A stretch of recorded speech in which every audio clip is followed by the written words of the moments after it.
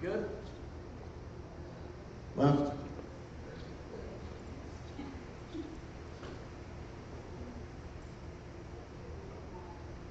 Are you talking in it?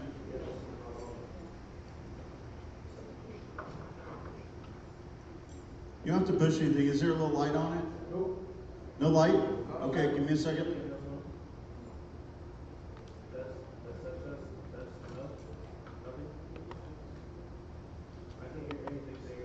Hey.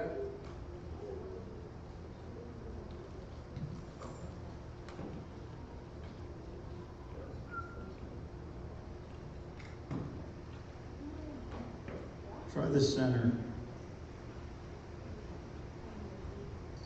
Test, test, test, test. Right center. To your right, your right. Test, test, test. All the way to the right. Test, test, test, test, test, test. Okay, let's go back left.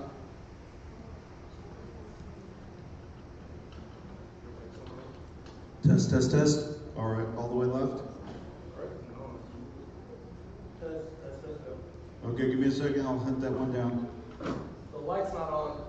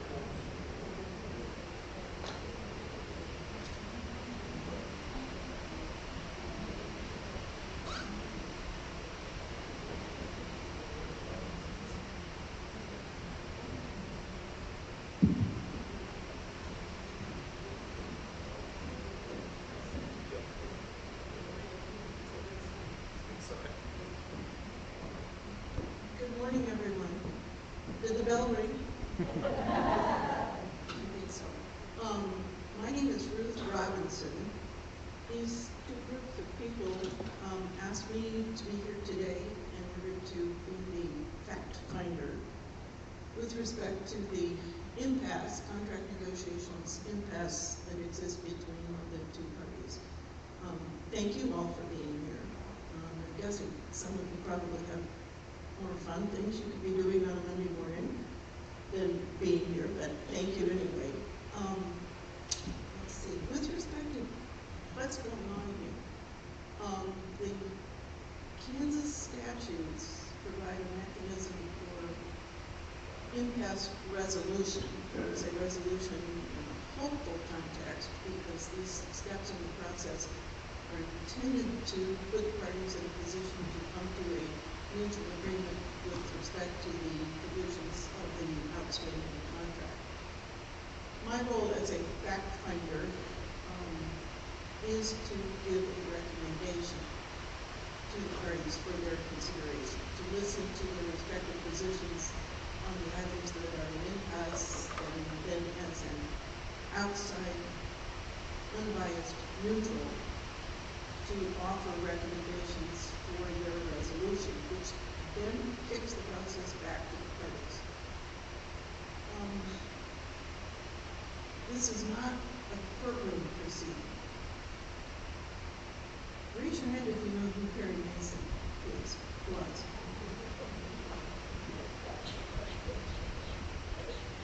Sometimes when I offer the lack of analogy with respect to some hearings in which I participate, in that they are not like what you see on more recent courtroom portrayals on television, or if you're in that age group, well, we remember seeing where Perry Mason was involved.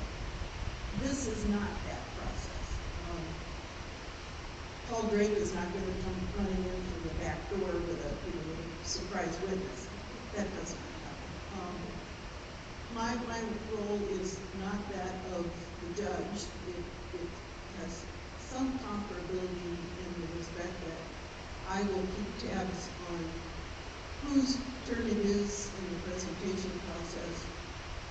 There won't be cross-examination, but depending on the parties' wishes and how the process goes, there may be an opportunity for a participant on one of the teams to ask questions of the other team with respect to clarification or other considerations with respect to the two presentations. I've been provided with materials in advance, so I think a lot of the binders that are up here, a wealth of material that I'm counting on that the two parties will help me through that material so that I can use that as a basis for formulating a recommendation. You all have a sheet that was also given to me.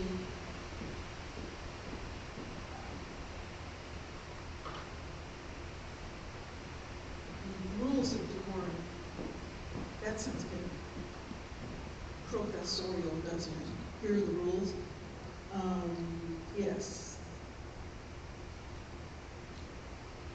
Yes, please. I remembered before I came in this morning to shut off my cell phone, and you will also all do the same. Please, for the sake, more as much as anything, for the sake of not creating some distraction factor for people who are watching this live stream or people who will be watching it later, don't leave miscellaneous noises getting in the way. Remember what they used to say in concerts and such? If you have hard candy wrapped in noisy little plastic, now would be a good time to unwrap your candy and not rustle with the plastic later. Yes, for the sake of whoever's responsible for maintaining this lovely auditorium, it's a good idea to pack out your trash with you. And of course you'll be courteous. What more needs to be said? Does anyone have questions about the process?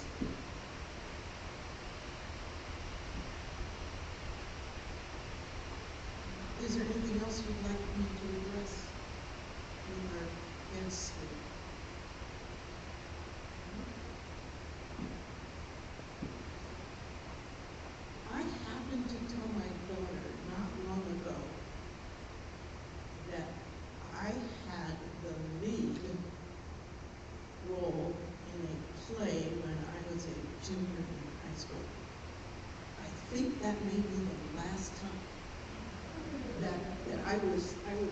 this kind of a stage environment. And let me tell you, my high school didn't have an auditorium that was nearly as big or as nice as this one. My daughter said, "You did what?" She said, "That doesn't sound like you. You don't know everything about it." And to that point, she didn't know that I had been a thespian when I was a junior in high school. Thank you for being here.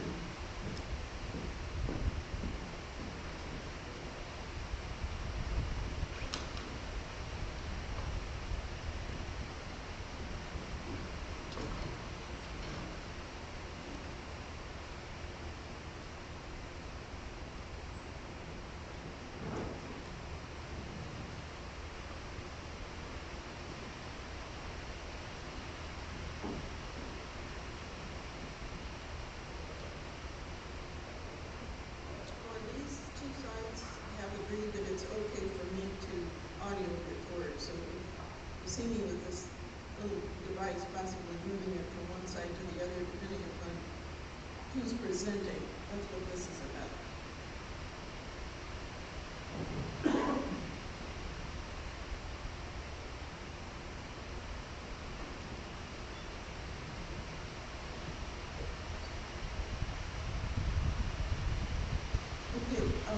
For the sake of the official record, which the parties have agreed is the recording of the live stream, this is the fact-finding hearing for the 2023-24 contract terms. Today is April 29, 2024. Hayesville Schools, USD 261, and the Hayesville Education Association. Would the two sides like your parties, like your presenters, to take an oath or affirmation? I'm not sure that it's necessarily applicable. I wouldn't deem it to be necessary, but if you'd like to have the fun of taking an oath or affirmation, I'd be happy to do that. Sure. Okay, so if you are, or you think you may be, speaking as a presenter, give me 1 second, my crib sheet is in here.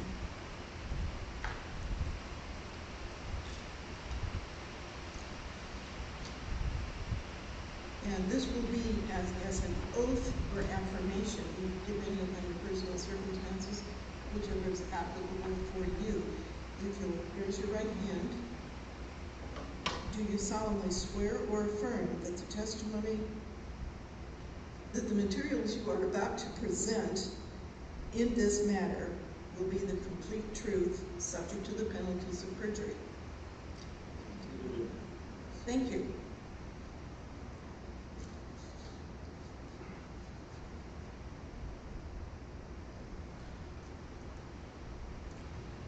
Now, with your indulgence, having gone through materials in advance, there are some terms that I need a little help with respect to clarification. So I have tagged with little sticky notes, and rather than to try to keep track of on which page the note exists, that would take a lot of time. Let me just ask some questions in general, and I'd be happy for either one or both of the parties to help me out, and I'll make some notes, and then we'll get to the presentation sequence right after.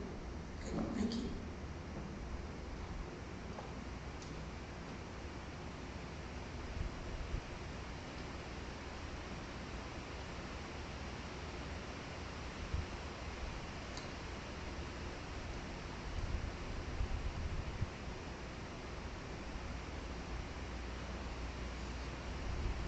I will read something that I highlighted and noted as a question for clarification on the use of the term aggregate. HA defines aggregate as the difference between money spent on 2022-23 salaries and the amount of monies the district budgeted for salaries 23-24. Help me know better how you're using aggregate.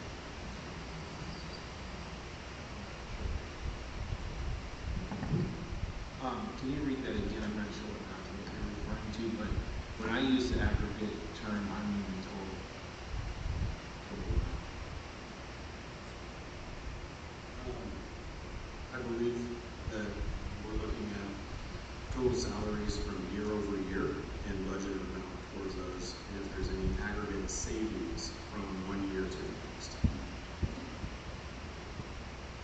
works right here.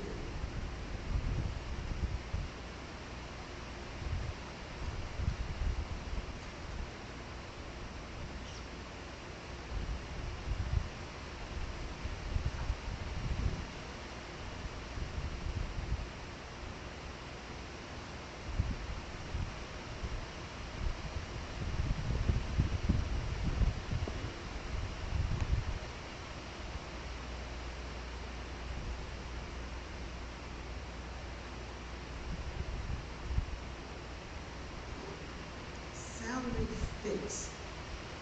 I think that's used in more than one application.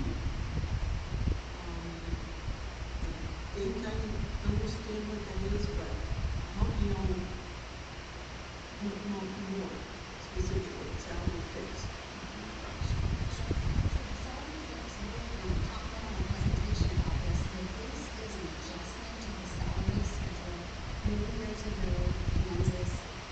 Districts across the state of Kansas imposing their salary schedule, and teachers and employees to students.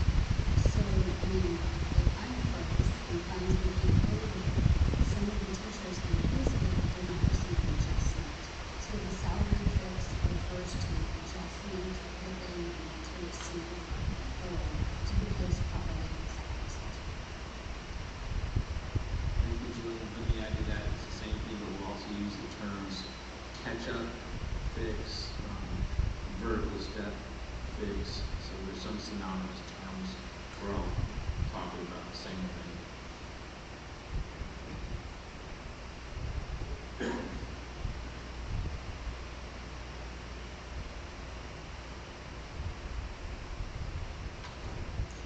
And you might notice that some of these, I'm flipping the page and moving on because I have a sense that I will pick them up in context. So I promise, if you see all these notes, I promise I'm not going to take your time going through each of these. We'll get to the end and any that I still don't understand, we'll come back and follow up.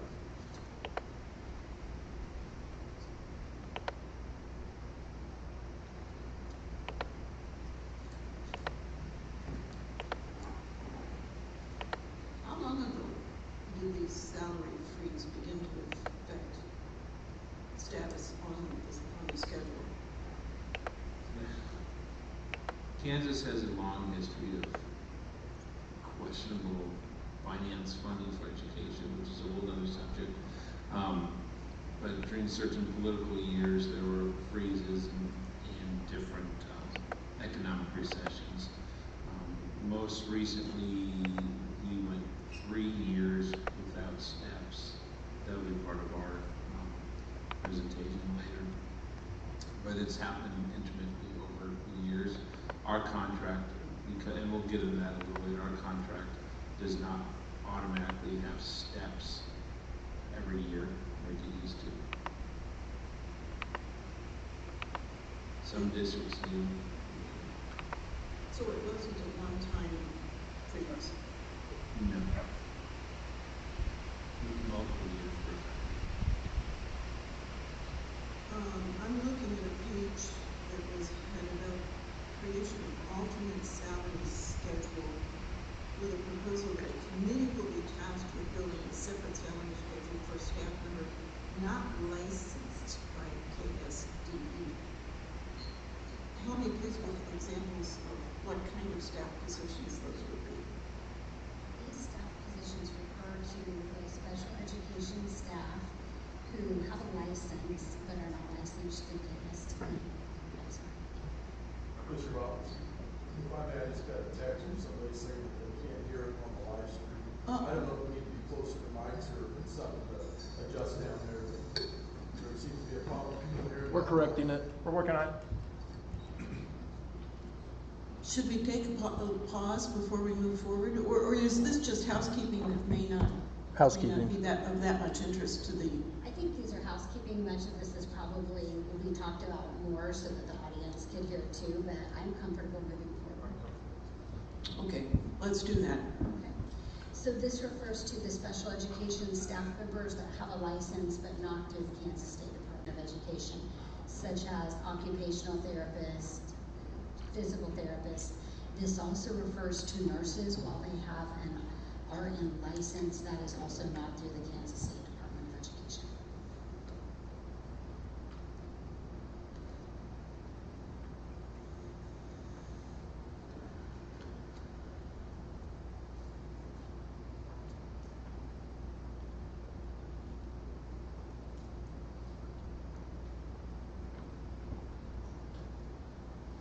I'll just read the sentence that contains a word for which I need clarification. Please, anyone who is currently misplaced will receive one additional step, and then it goes on. Misplaced, what does that mean? That refers to that salary fix, that adjustment that we discussed a few minutes ago.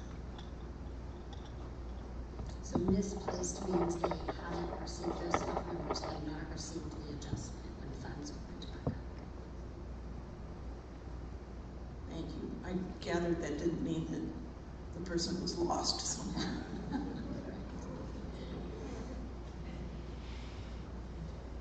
Gee, we don't know where that teacher is. The teacher has been misplaced.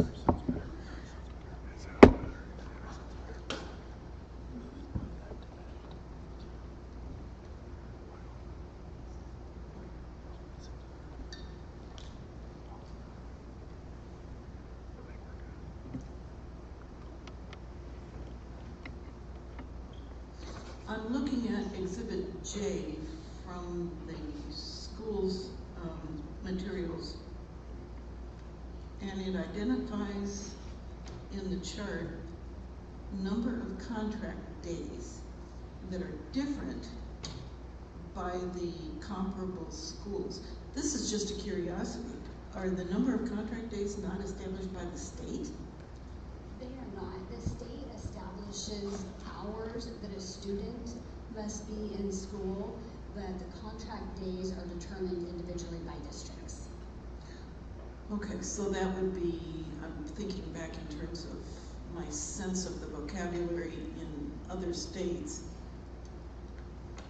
which would establish 180 days, for example, which I think is the case in Iowa, 180 days, school days. So the Kansas analogy is number of hours for the students rather than number of school days. Correct. If I could, and Mr. Robbie could correct me very possibly, I believe Kansas actually gives districts the options of days or hours, and then I think almost every district picks the 1,116 instructional hours as their option that way, especially in our rural communities. You can look at 4-day work weeks with longer hours. So some schools will do less days with long hours, other schools will do more days with 6 hours, something like that. That helps, thank you.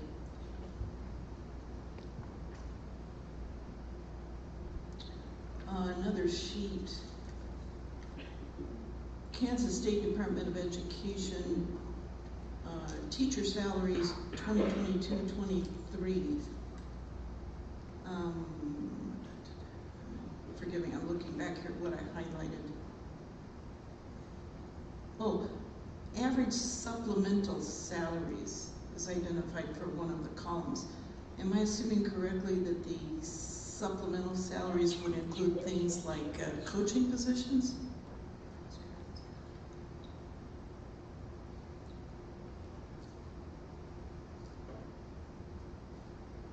And since this, I'm guessing, came from the state, you may not be able to answer this question, or maybe we can assume that average means average, not mean, rather than traditional average, total divided by number.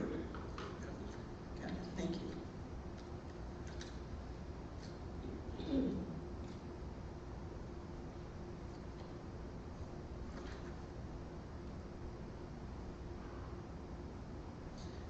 Then another sheet that I'm looking at, again with a source from the Kansas State Department of Education, contingency fund balances for surrounding districts. Please stop me if this is something that you're going to address in your presentations, but I was curious about the physical location in general of those comparable districts. Will you be talking about that, either of you? We will be talking about that. And Okay. those districts listed are comparable to our district in size as well as the metropolitan area. Some of these I recognize, I have a sense of where they are, but not all of them. So I would invite you to give me a sense of that at the appropriate time in your respective presentations. That was my last sticky note. How are we doing on the audio for the live stream? We're great. If you guys could just talk into your mics, that'd be, Jillian, that'd be good. Get up close. How's that? That's perfect. And then I guess we'll need to move the mic depending upon who's talking. Okay, shall we begin? Okay, good. By the respective parties' agreement, the district is going to go first. Okay, thank you. Thank you. Well, we'd like to first thank you, Ms. Robinson, for joining us. We know that you had to travel here, so we appreciate you taking the time to be with us. Well, and forgive me for interrupting. I appreciate the fact that these two parties had enough confidence in my background and my willingness and ability to be unbiased and neutral and to fairly study the materials and listen to the presentations and offer my suggestions to them for their further consideration. So thank you. Thank you. We would also like to thank HEA for joining us here again today and all of the meetings that we've participated in for the negotiation process this year and for setting up. We are unfamiliar with Campus High School, so we appreciate you all setting this up for us and ensuring that it's recorded and live streamed. We would like to thank everyone in the audience for coming today so that you can be part of this presentation as well and hear everything that is presented. All right, so the reason we are here today. Number one, I'd also like to say thank you to Ruth for coming this distance to help us complete this process. But the reason we are here today is because HEA and the district are $1,180,000 apart. HEA's last offer came in at $2,230,000, and the district's last offer was $1,050,000. Over the next several slides, we are going to show that the district is actually able to give about $950,000, but we have offered $1,050,000, and that the district does not have additional funds to commit to more than the $1,050,000. I'd like to start by talking about Kansas funding and how schools are funded in Kansas. To start with, we're funded in Kansas based on enrollment and weightings. Is this duplicated in the binder? This is in your white binder right up here at the front.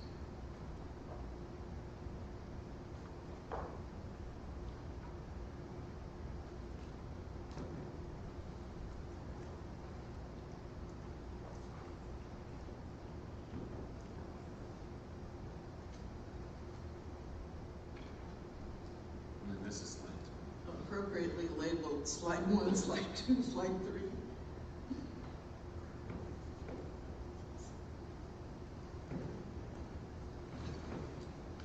Thank you.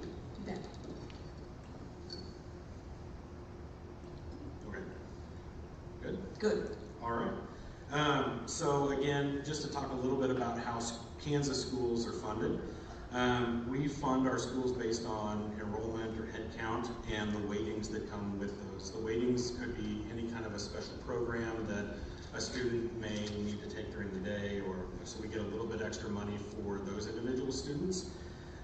So we have a count day on September 20th that we count our students to determine what our enrollment is going to be and what our weightings are going to be, so that we can then set our budget for the year. Then the Kansas State Department of Education comes in and they audit our numbers about January or February timeframe. And then the budget isn't actually finalized until June when we get our final legal max. That's our maximum amount that we have the authority to spend here in the district. So we spend all of our money for 12 months to find out how much money we have on the 12th month, basically. The last thing that I want to point out is ESSER funds. In the past, we've received ESSER funds of over $6 million over a 3-year period to help support during COVID. And this went towards COVID supplies, it went towards extra costs that the district would incur during this pandemic. Some of that money was spent towards $1,000 bonuses that we gave out to each staff member. That wasn't done in every district, but it was done in our district. We also spent some of this money on positions that help support students and their social emotional needs, such as social workers, school liaisons, psychologists, things like that. But that came at an amount of about $570,000 approximately. Total? Yes, yep, for those positions. Unfortunately, that funding was spent out as of June 30th of this last year, so we do not have ESSER funds this school year. So all the positions that we had must be absorbed into our general fund. So Was that federal money? it was federal money, yes.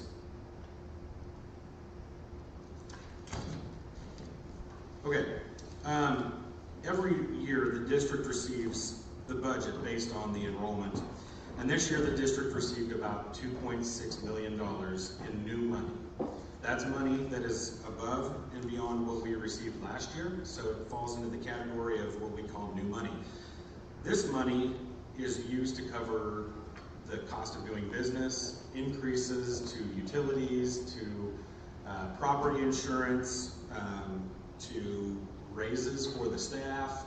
All the things that are above what we spent last year, we consider new money. So this is the category where we would talk about how we come to those raises for the staff, for all staff.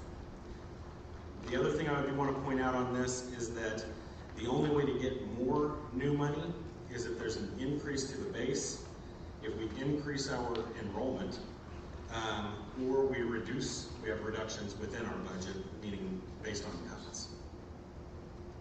And right now, our general fund received about $1.9 million, and our supplemental general fund, which is 33% of the general fund, came in at $646,000 for a total of $2.6 million, approximately.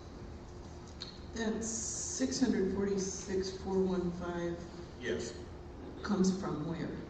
So we have what we call as a general fund. It's local dollars that we get 33% of our general fund to supplement our budget. Is that a given, or can the voters say no? At this point, our board has passed or approved that we use 33% of our general fund to make this supplemental general fund. So it is passed, and it is through. However, we ask every year to approve it again, but it has been approved year over year. And that's calculated again, you said, as 33% of the general fund. 33% of the general fund.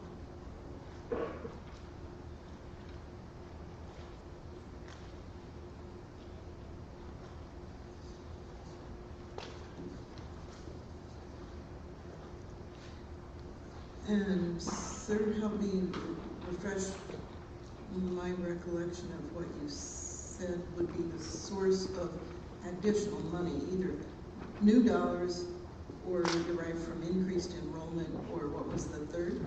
The third is reduction in budget, so meaning cuts. Cuts to programs, cuts to staff. Thank you.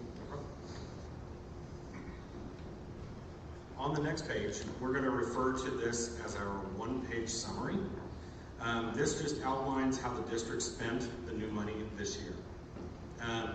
At the top of this document that you will see here on the left side, in the black, at the top, there's 4 positions that we added from last year to this year. The first one was at Hayesville Middle School. We added a math intervention teacher and a reading intervention teacher. But we also added an FAA special education teacher, and then we added a PE teacher to Campus High School. Those 4 positions were new positions that were just added this last year. Then we moved to our next section that is highlighted in red letters. These are all the ESSER positions that we previously talked about that have to be absorbed into our general fund. Those positions are 4 social workers, 3 school liaisons, a special education teacher, a special education instructional coach, a school psychologist, and a speech language psychologist. They are all in red, and they are liabilities to the general fund, which came out to about $570,000 approximately. What does a school liaison person do? So they help with, in short terms, they're kind of like a social worker. However, they bridge the gap between the county and the district, and they do some extra things on that side. Some social workers do some of that work on the side, so it's kind of a hybrid of what a social worker does. Thanks. Down below that in black, down below the red ESSER positions, I just show our work comp increase, our property insurance, our utilities, fuel cost.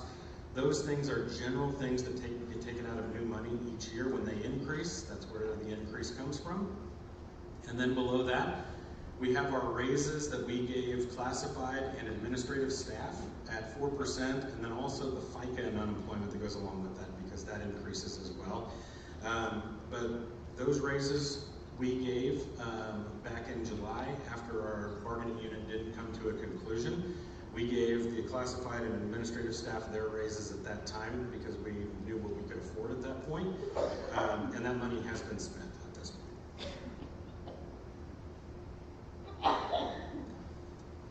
Ms. Robinson, I also wanted to point out that some of these documents are hard to see on the slide, so if we have any documents like this, the piece of paper right behind it gives a larger version of what we're talking about. Thank you.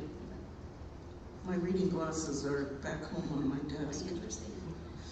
And then lastly on this, our practice is to give all different groups of staff the same percent raise.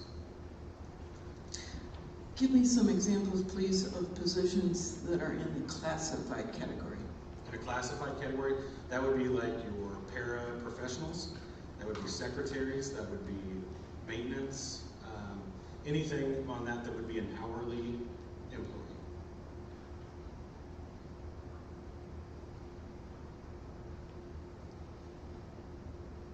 Good.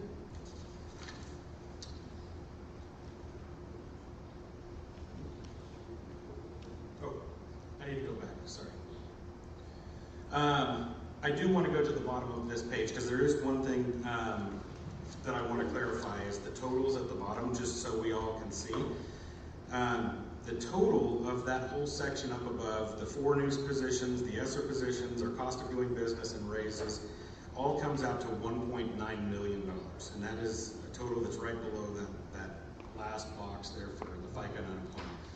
We also, the box below that is less, $285,000. That's administrative positions that we they retired and we hired at a lower rate, or we had administrative positions that we did not fill the position for moving forward. But that came at $285,000, so that is actually taken out of the total, making our estimated total $1.6 million approximately. Then below that in the green section, the light green section, that just outlines our new money. The general fund getting approximately $1.9 million, and the LOB, or supplemental general, getting $646,000 for a total of $2.6 million. If we take that $2.6 million and we subtract out all the expenses and the raises that we gave classified administrators, you have the estimated new monies that remain at $985,000 approximately. And that is the total that we based off of to give raises to our certified staff, but we offered more than this to get to 4% to make for sure that all groups were receiving the same percent. Would you say that very last part again? Mm-hmm.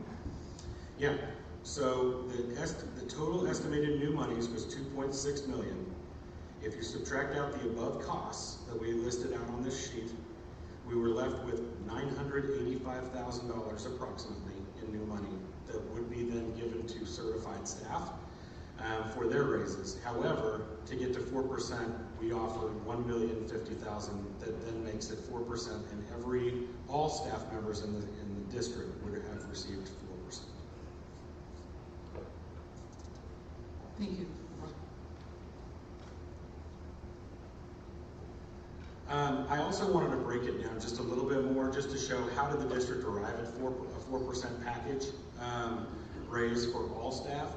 And if you look at the top here, I can't see on the screen. That's okay. I'll use this. If you look here at the top, the $2.6 million in new money, if you take out the expenses minus the raises for classified and administrators, you actually get about $1.6 million approximately left. And that $1.6 million was split out amongst classified, administration, and certified. Classified receiving $457,000, administration receiving $157,000, and certified receiving $985,000. When we split it out, again, to get to 4%, that actually has to go up to $1,050,000 for the certified side of that. But that's how we were able to get to 4% for all the different groups. We took it and we put them all in that $1.6 million, and we split it out to say, does 3% work, does 4% work, does 5% work? We just had this amount of money to work with. 4% was the golden number, and that's what we gave all the groups. Okay, we'd like to move forward with the negotiations timeline, just to give you an idea of the time frame for the 23-24 school year.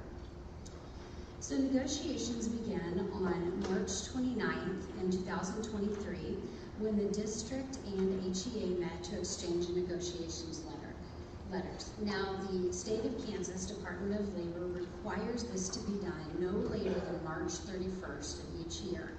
And the purpose of the negotiation letter is for both sides to list topics that they want to address during the upcoming negotiation session that will affect the next school year.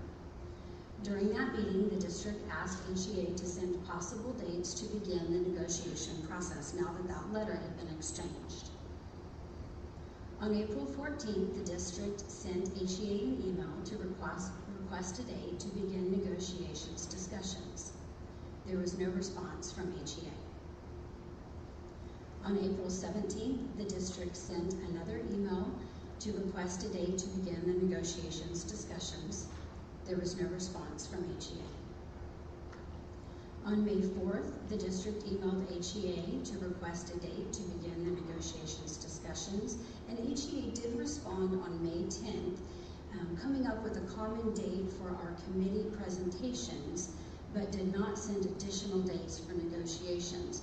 Now, these committee presentations did take place in May, and where those committees came from is the previous negotiations year. There were several questions that came about at the table from both HEA and the district. So we formed committees for the following spring to research that information and make a proposal to the negotiations team on what they thought the recommendation should be. The negotiations team did move forward with one of the proposals for supplemental salary schedule, and that's a schedule you asked about earlier that affects coaches and extracurricular activities, but HEA chose not to move forward with the other committee recommendations. On May 11th, the district reached out to HEA and asked to begin the discussions for negotiations. There was no response from HEA.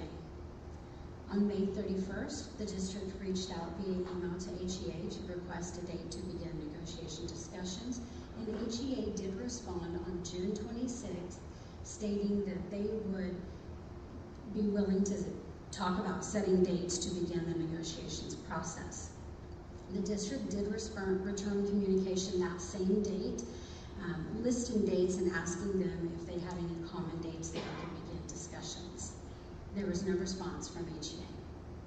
On June 28th, the district reached out again to set a date to begin discussions. There was no response from HEA. On July 5th, the district sent an email to request a date to begin negotiations, and HEA did respond on July 11th, and at that time we were able to begin discussing common dates to begin the negotiation process. Now, I do want to state here that the expectation for the Kansas Department of Labor is that negotiations for each upcoming year is settled by July 1st.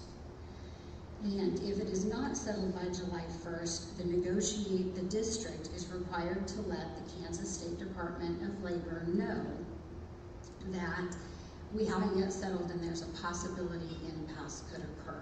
So by the time we were able to choose dates and start meeting, we were past this expectation deadline from the Department of Labor. Before we go into our next section, I do want to define a couple areas just so that we're all on the same page. First is the bargaining unit. So anytime you hear bargaining unit, that consists of all certified or licensed staff members who are covered under the negotiated agreement. And the Hayesville Education Association, HEA, negotiates on behalf of the bargaining unit regardless of whether or not the members of the bargaining unit are members of HEA. So the individuals that are elected by the bargaining unit represent the entire bargaining unit. For our district, USD 261, the bargaining unit consists of the following members that you can see listed there: teachers, counselors, social workers, OTs, PTs, speech pathologists, librarians, nurses, school liaisons, instructional coaches, hearing specialists, and communication specialists. What's an instructional coach?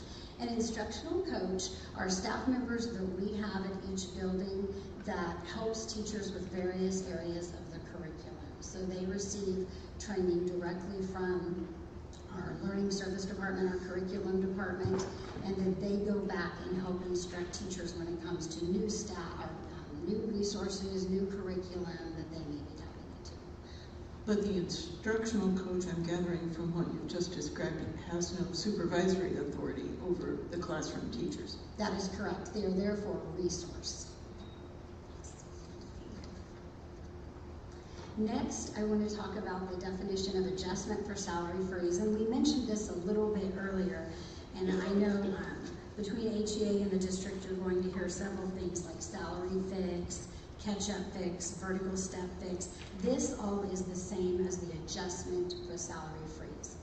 This comes from, as we discussed earlier, many years ago, districts across the state of Kansas, their salaries were frozen. They were not given a raise due to those limitations of school funding. So when districts began annual raises again, the salaries of the individuals impacted were not adjusted. The Board of Education and the district is committed to adjusting those salary discrepancies within the Hayesville district. Another definition I'd like to discuss is one-time money. You'll see that come up in future slides.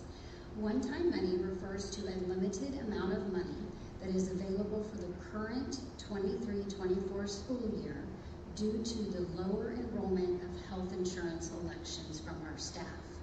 The district has offered to utilize these savings, as you will see in upcoming slides, to adjust the salaries of staff who are retiring at the end of the 23-24 school year to make sure that they are eligible for an adjustment due to salary freeze. This will positively impact not only their salary, but their CAPERS benefits. And the district has chosen not to budget savings from one-time money toward ongoing annual expenses. As a matter of curiosity, and as background for why I'm curious about this kind of circumstance, in one of my prior career lives, I spent a lot of time looking at benefits issues. How did it happen, if you know, how did it happen that you had a lower enrollment in health insurance elections? Sure. I would say that the rising costs in premiums affected that based on our claims from our previous year. It's based off of a 12-month claim period, and as it rolls, it depends on how much is there as to whether premiums increase or decrease. We did offer a third option this year for a lower premium cost, so that we could try to adjust on that side, but we still ended with lower enrollment numbers. So no particular demographic change that would have precipitated that lower enrollment? No, not that I know. Thank you. Sure. Another term you will see come up in future slides is tentatively agreed upon items. So tentatively agreed upon items are components of the negotiated agreement that the negotiations team, both HEA and the district, have agreed upon already for the 23-24 school year. These items, however, have not yet been ratified by the bargaining unit or approved by the Board of Education because they are bundled into the package that is taken for a vote, and we have not yet settled our current negotiation sessions. But you don't consider the items that have been tentatively agreed upon as items at impasse that you would like me to address? That is correct. These have already been agreed upon by the negotiations team. And those tentatively agreed upon items are as follows. We have agreed upon an increase for pay for mentors, and these are mentors that mentor our first and second year teachers new to the district, and of course first year teachers new to the profession. An increase in the supplemental salary schedule, ongoing longevity pay, so our district offers longevity pay to staff members who have been here 3 years or longer, and an increase in the amount of days paid for separation pay such as retirement, resignation, and termination. Now I'd like to present the different offers that the district has presented throughout the negotiation session. And I want to first begin by looking at the current salary schedule. This is the current salary schedule actually from the 22-23 school year. Since we are still working off that contract, that is the salary schedule that we are looking at. And I want to point out two terms that you're going to see brought up. The horizontal column movement refers to the columns in the white box at the very top. So as staff members take additional credit hours and work toward their master's degree and then beyond their master's degree, they are eligible for horizontal movement.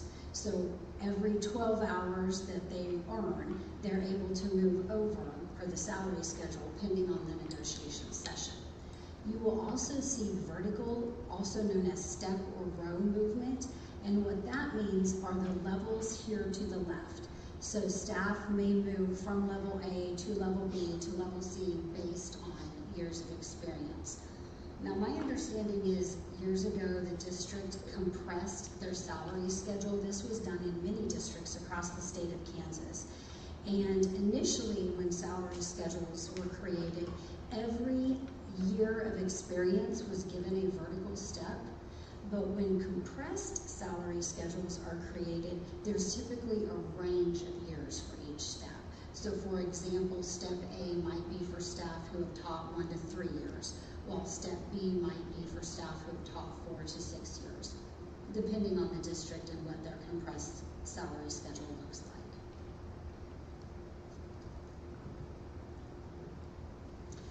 Offer 1 that the district made to the negotiations team was presented on September 6th of 2023. That offer consisted of a straight 4% raise to the base. Now this was our initial offer because this was the exact offer that was made and given to administration staff and classified staff members at the beginning of the school year. So we have offered a straight 4% to the base. This would mean that no matter where staff fell on the salary schedule for their horizontal placement or their vertical placement, they would receive a straight 4%. This is crucial because we have heard that staff have been very frustrated that they have not received the 4% raise that administration and classified staff has received. But this was our very first offer made on September 6th. This offer was not taken to the bargaining unit for a vote and was rejected by HEA. Again, we're going to look at that current salary schedule because I want to compare this to what that 4% salary schedule would look like. So for example, if you are a brand new teacher to the district, fresh out of college, no years of experience, you would be hired in at $40,519. Now I'm going to flip back and forth between slides, Ms. Robinson. If you'll look at slide 17, this shows what a 4% raise to the base would look like. So those brand new staff members that are fresh out of college and 0 years of experience with a 4% raise would be given $42,000. In comparison, let's look at where many of our staff fall, which is kind of the middle of that range. So let's look at a master's degree step F.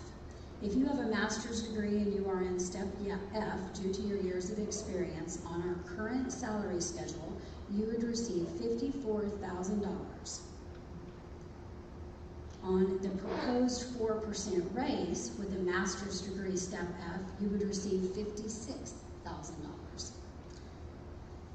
We also have staff that are clear over to the right and have earned their doctorate degree, and many staff, we have many experienced veteran staff in their district, which is a phenomenal aspect to our district. And some of those staff are on step M due to their years of experience. So if you look at staff who are all the way over in the columns and all the way down on the steps, on our current salary schedule, they receive $84,646. On the proposed 4% raise to the salary schedule, those same staff members would receive $88,000. So the district really felt compelled to offer the 4% because, as mentioned, that is what had been offered to the administrative and classified staff and given to those staff members. And we do feel that this is a fair and equitable raise for all staff members, including for the bargaining unit, of course. Moving forward, on September 13th of 2023, the district provided 3 different offers on that date. So we'll break those down individually for you. On offer 2, horizontal movement was offered, and again, this is for staff who are eligible for movement due to the college hours that they've received. This includes a vertical step for all staff on the salary schedule, and these figures are based on our current salary schedule. This also includes a 1% increase to the base, so every staff member on the salary schedule would receive the 1% increase in addition to their vertical step and their horizontal movement if eligible. This also includes an adjustment to the salary freeze for retiring staff. So as we mentioned earlier, it's very important to us that we adjust the salary for our retiring staff because they're leaving the district. They will not be here next year if we work on that process with HEA. And we also want to make sure they're positively impacted in their capers and their retirement set forth from this point. The total package for this is $1,022,000. Now, because that does fall under the $1,050,000 that we've offered, some additional items that the negotiations team could consider are the tentatively agreed upon items or even adding more money to the base. HEA did not take this offer to the bargaining unit for a vote, and this offer was declined by HEA. Pardon me for interrupting. Yes. With respect to the salary freeze adjustment for retirees, how much would that adjustment be for a typical retiree, give or take? For a typical retiree, I'm not sure, it depends, but what we have figured is for the staff that we presume will be retiring, we figure that amount to be about $50,000. Now, we are not 100% accurate on that because staff are actually still retiring and we don't have that complete list and what their salary is. And it also depends on staff members. Some staff in our district are appropriately placed and some are misplaced. So it depends on every individual. That, when we talk about the one-time money, going back to our definitions, That would come from the one-time money. So whatever the cost would be to fix those retiring staff, this would not be included in the package that we're offering HEA. That is above and beyond the package that we're offering. Offer 3 was made that same date on September 13th. This also included horizontal movement for staff who are eligible, as well as a 3% increase to the base. And so that would total just under $800,000. This would also include the adjustment to those staff who are retiring, and again, that would come out of one-time money. This total package equals just over $1 million. So again, to get to that $1,050,000 that we've offered HEA, we can discuss the tentatively agreed upon items or adding more money to the base. HEA did not take this offer to the bargaining unit, and this offer was rejected by HEA. Offer 4 was made the same date on September 13th.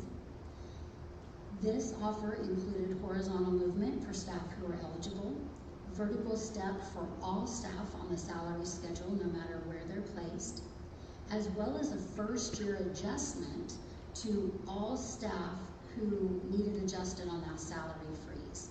Some staff, when we discovered the adjustment, some staff were more misplaced than others. So this would give everyone an extra vertical step who was misplaced on the salary schedule. And that total with the current salary schedule that we're working from is $336,000. This, of course, would also include the full adjustment to the salary freeze for retiring staff, which would come out of that one-time money. And this package actually exceeded what our offer was, and it was just under $1.1 million. HEA did not take this offer to the bargaining unit for the vote, and this offer was rejected by HEA. Offer 5 came from the district on October 11th of 2023. This offer included horizontal step for eligible staff, vertical step for all staff on the salary schedule. All of the items that we previously discussed, those tentatively agreed upon items, that package comes up to just under $90,000. This also included a base increase of $300. Now I do want to pause and talk about a base increase of a percentage versus an amount. So when we offer a percentage such as 4%, that is a 4% raise to every staff member. When we're talking about a dollar amount, such as $300, that dollar amount applies to the staff who are in the very first column, very first row, that's $300. And we have a formula that triangulates through the salary schedule. So the further over you are horizontally and the further you are down vertically, that amount becomes more. It's almost a 2.0 factor. So the staff who are clear over as far as you can get on the horizontal schedule and the furthest down on the vertical step would receive approximately a $600 raise if $300 was given to the base. This also would include the adjustment to the salary freeze for retirees, again out of one-time money, and this amount falls just under the $1,050,000 that has been offered to HEA.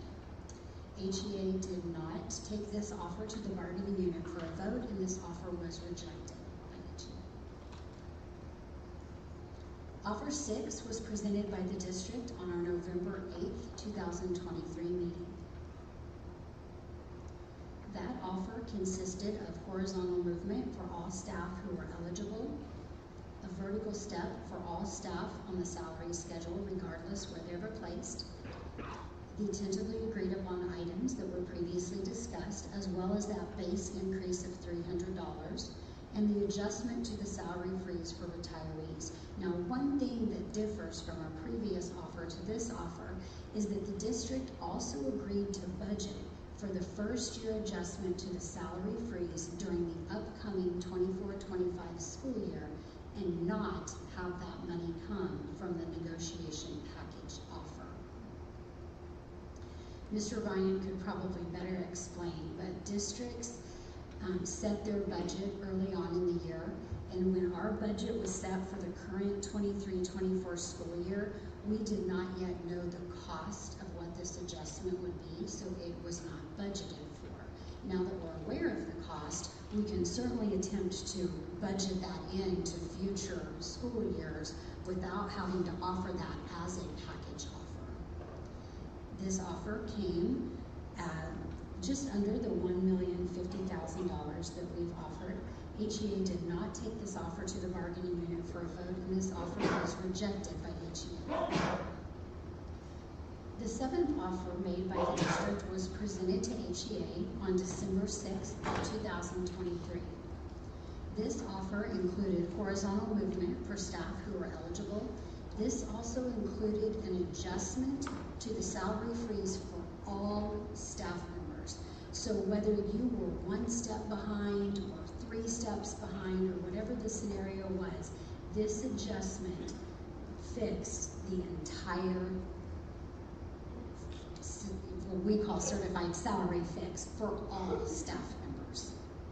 We are anticipating, as we mentioned, that about $50,000 of that would be one-time money for the retiring staff, but again, we are not positive that that amount is accurate. This would also include the tentatively agreed upon items that we have already agreed upon at the negotiation session, just under $90,000. And to ensure that every staff member in the district received some type of increase, as you know, some staff are eligible for horizontal movement, but some are not. And some staff would be affected by the adjustment to the salary freeze, but some staff are accurately placed, so they wouldn't receive that adjustment. We also offered a one-time $1,000 bonus to any staff member who did not receive monies from the adjustment or the horizontal movement. This ensured that every staff member received some type of fiscal increase. And again, because that's one-time money, we were able to do that without taking it out of the package offer for HEA. That entire package offer came just under $1.1 million. HEA did not take this offer to the bargaining unit, and this offer was rejected by HEA. At this point, the district had offered 7 different offers throughout our negotiation sessions, and all of which were not taken to the bargaining unit, and all of which were rejected by HEA. So we came back to the table and thought, what are those resonating factors? What are those areas that HEA is telling us are very important to them, and that their HEA leadership team wants to ensure we include in our package? So we sat down and went through step by step what that would look like. So if our district is offering a total of $1,050,000, we have heard HEA say horizontal movement is very important to us. HEA feels that if teachers spend their own time and their own money going back to college to earn those college hours, they deserve horizontal movement. And the board and the district absolutely agree to that. So if you deduct that cost of what the horizontal movement would be, that now brings our running total to $837,000. HEA has also stated on multiple occasions that vertical step is important, and that would be for all staff members, no matter where you're at on the salary schedule, to receive at least 1 vertical step. And the district and the board agree that that is important for staff to be compensated for their years of experience. So if you deduct what that cost would be of $546,000, that brings our new running total to $290,000. Again, we would include the adjustment to the salary freeze for all retirees, which would come out of one-time money, so that's not an expense that would be included in this package. Looking at that $290,000, there are some options that we can look at what to do with that. Some of those options include continuing with the tentatively agreed upon items that we've already discussed, or looking at a first-year fix or an adjustment to staff. The first-year fix will cost $336,000. Now, as you can see, we do not have that entirety of those funds available, but we certainly could do a portion of those. The other option the HEA could choose from are the various increases, some of which we've discussed. A 4% increase, 3%, 2%, 1%. We've broken down the cost of each of these off to the side to know what those amounts are. So, taking into consideration the factors that we feel that HEA has communicated to us, horizontal move bank, vertical step, the district came up with an 8th offer that was presented to HEA at our final negotiations meeting on December 13th, 2023. This offer included horizontal movement for eligible staff, vertical step for every staff member on the salary schedule, no matter where they were placed, the tentatively agreed upon items that we previously discussed, and a partial adjustment for the first year fix for staff who needed that adjustment. We would be able to allot about just over $200,000 for that. This, of course, would also include the adjustment to the salary freeze for retirees, which would come out of that one-time money. This totals the package that we have offered from the beginning of negotiations at $1,050,000. HEA did not take this offer to the bargaining unit, and at that point, the district and HEA decided to file joint impasse with our negotiations sessions. Now, I do want to state that at our last meeting on December 13th, the district had made a comment to HEA that if they did not like the 8th offer, if they felt that one of the previous 7 offers were better for their bargaining unit, we would be willing to go back and honor any of those offers that were made and rejected by HEA. However, each of those offers would include some following factors. 1, a salary schedule placement for the retiring staff. And this goes back to that adjustment that we've talked about, ensuring that our staff are retiring at the end of the 23-24 school year. We want to make sure that those salary adjustments are made so that those staff go into retirement and into capers with the accurate salary. Next, the creation of the alternative salary schedule. This refers to our staff members who hold a license or certificate not through KSD. We talked about that a little bit earlier today. These include the special education staff members such as OTs, PTs, social workers, but it also includes nurses who hold their own license and certificate, but again, not through the Kansas State Department of Education.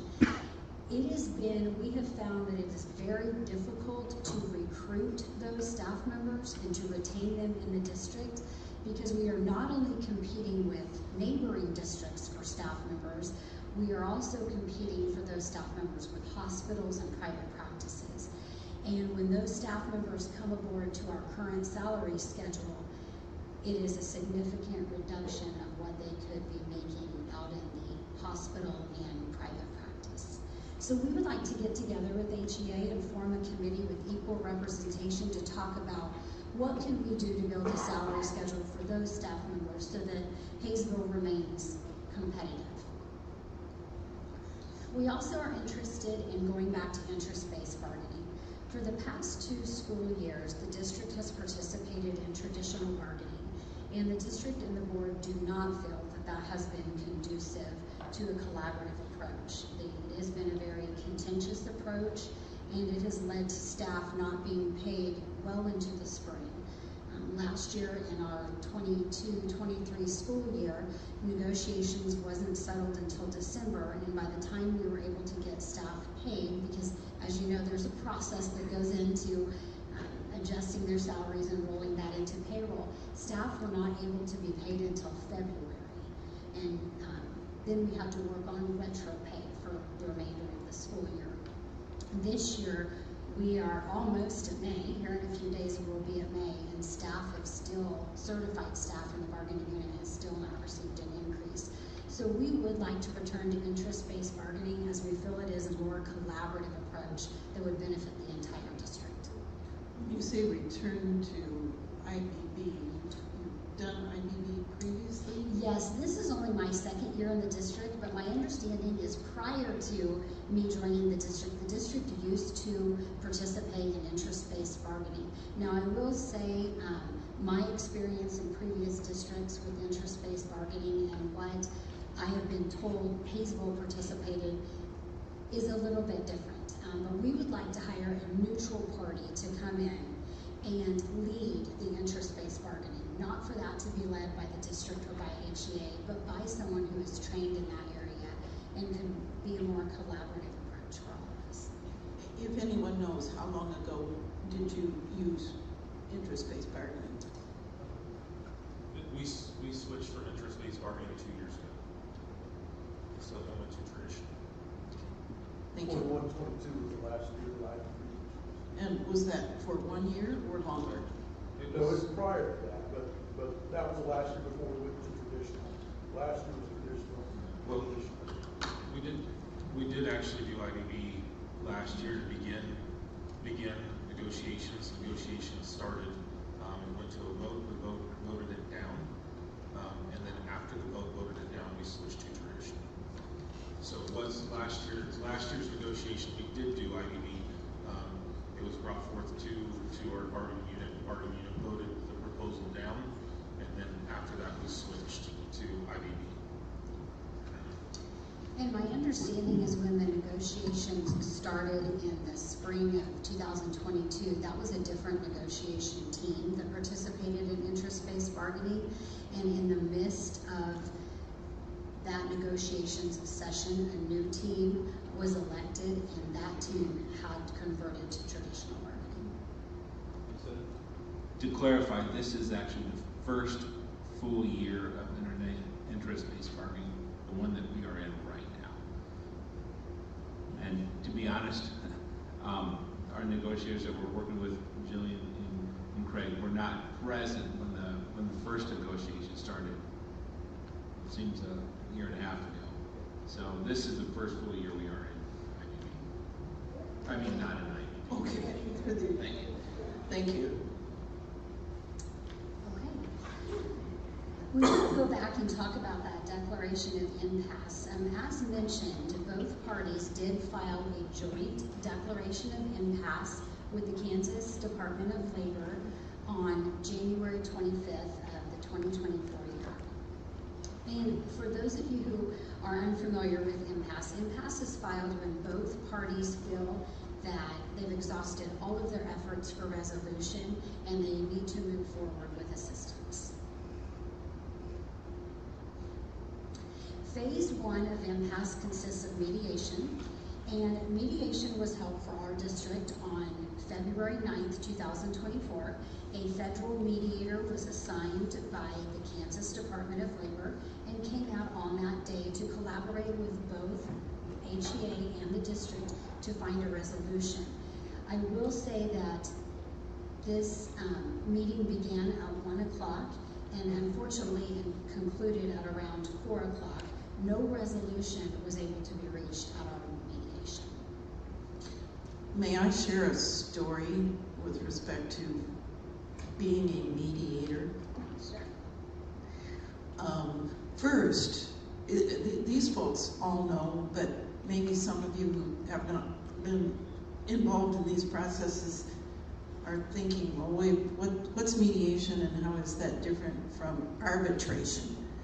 Sometimes I get to play arbitrator, and as an arbitrator, it's really more like being both the judge and the jury in a court proceeding. Typically, under the contract terms, if parties have agreed to kick a dispute to an arbitrator, then the arbitrator says, okay, you're right and you're wrong, or vice versa. You're right and you're wrong, and here's what you're going to do. As opposed to mediators. Mediators really have no power to effect anything other than to try to talk to the parties about their differences, or try to talk to the parties about other factors that may result in the continuation of an impasse, and to cajole or to plead with or to encourage people to look at their respective positions in order to try to reach a resolution.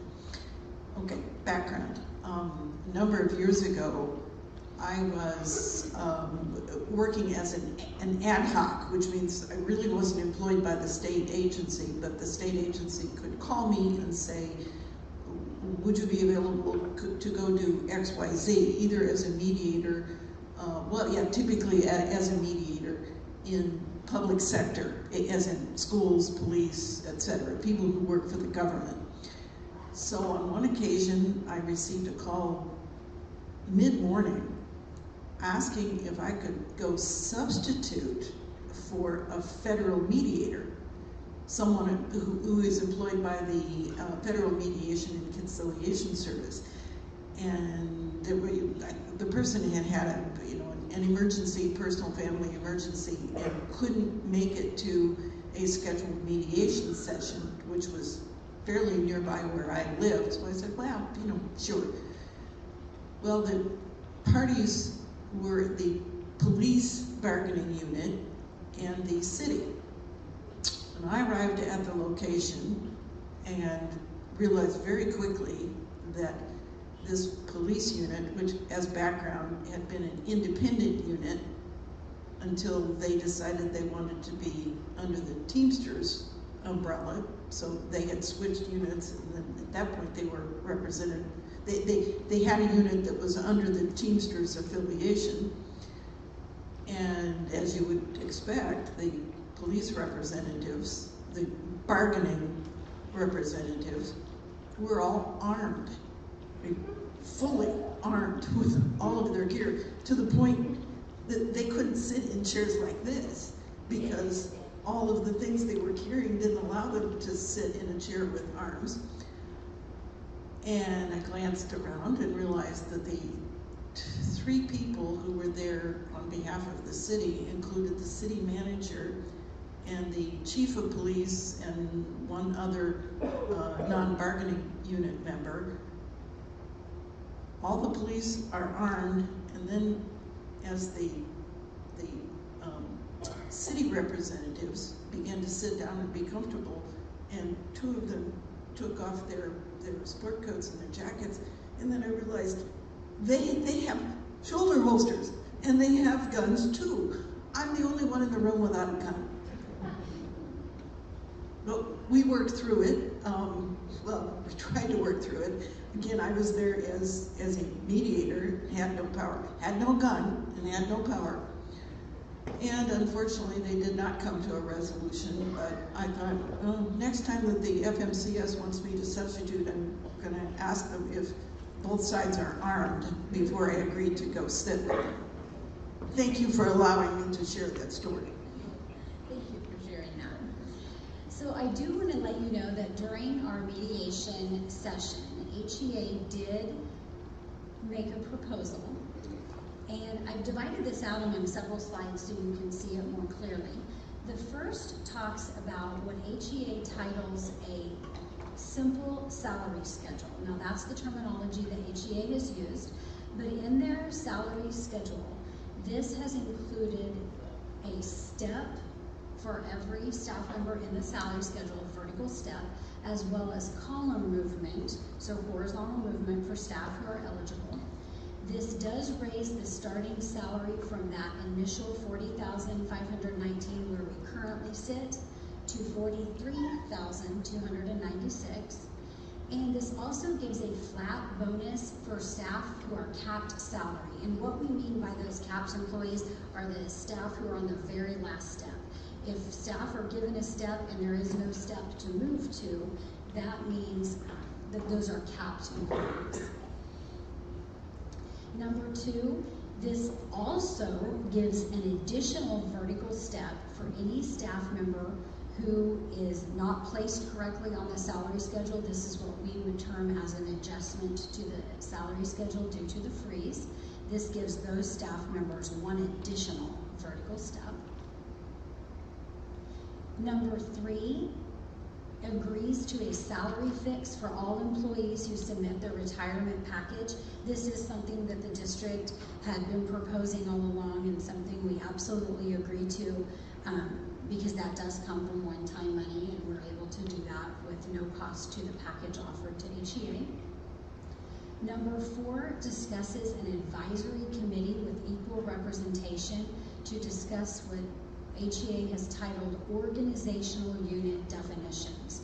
So throughout the negotiations process, both HEA and the district have come up with different definitions and terms that they'd like to further discuss. Some of this does include the definition for those special education staff members like occupational therapists, physical therapists, and so they are proposing that. Number 5 is asking the district to agree to a 2-year contract while ensuring a vertical step and eligible column movement for both the current school year and the upcoming school year, as well as a $1,500 increase to each cell for the upcoming school year. Now, I do want to point out this is not a percentage increase or an increase to the base. It's a flat $1,500 to every single cell, no matter where you are at on the salary schedule. Bear with me, I've lost track of which This slide. is on slide 40. And behind what the sheet you are looking at is their entire letter in one form. Thank you. You bet. Number 6 is asking the district to agree to a November reopener for the 24-25 school year if enrollment changes more than 4%. Now, in our current negotiated agreement, we do have an agreement to reopen in October of each year if changes are made that need to be rediscussed. Number 7 also agrees to a reopener for the upcoming 24-25 school year at the close of the legislative session if the legislative funding formula changes for the school year. I'll let Mr. Ryan explain the breakdown of that proposal. Before we move on, Yes. when would the end of the legislative session take place? Do you know? That changes each year. John, do you have an answer to typical? This year it should be tomorrow. Thank you. You bet. Okay, so I wanted to give a breakdown of the estimated cost for the first year of the 2-year proposal by HEA. And you can see at the top here, just to move to the new salary schedule that was presented by HEA. So basically moving a staff member from our current salary schedule over to the new salary schedule. So cell A to cell A and so forth all the way through would cost approximately $1 million. That's just to move on to the new salary schedule. If we took a vertical step, that would be an additional approximate $650,000. Then if we included horizontal movement, that'd be an additional $250,000. And then if we include the first year of salary fix, that's approximately $330,000. Now that's our calculation on that. HEA has some different calculations that they calculate the first year fix to be. However, our calculation is approximately $330,000. And then the retiree salary fix, that is an unknown cost, but it would be a cost that would be included on this list, but we do not have that cost. For a total approximate cost for HEA's proposal at $2,230,000. That's equivalent to an 8.42% package.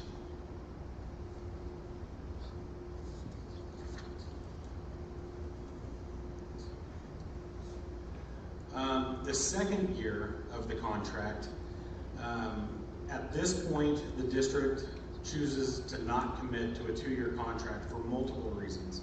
Primarily, USD 261 is experiencing a decline in enrollment. We lost 228 students this last school year. Also, the Kansas legislature it's created an atmosphere of uncertainty around us, and we haven't even set the school budget yet.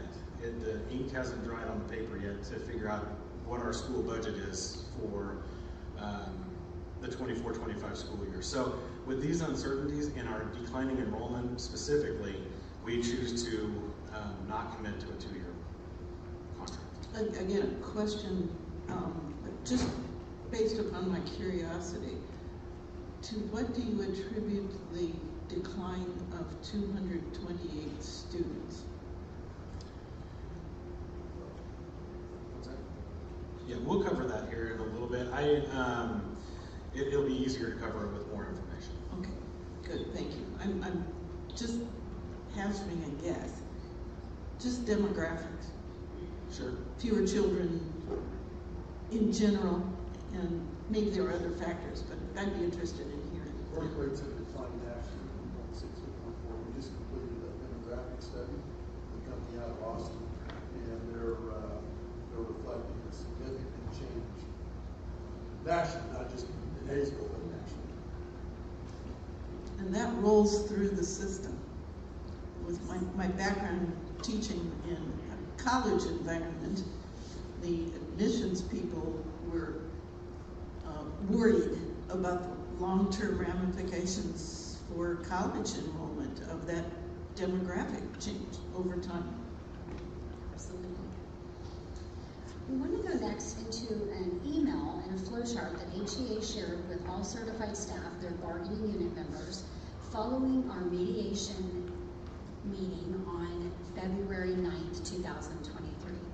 So that meeting began at 1 o'clock, and as you can see, this email was sent to the bargaining unit at 4:20 p.m.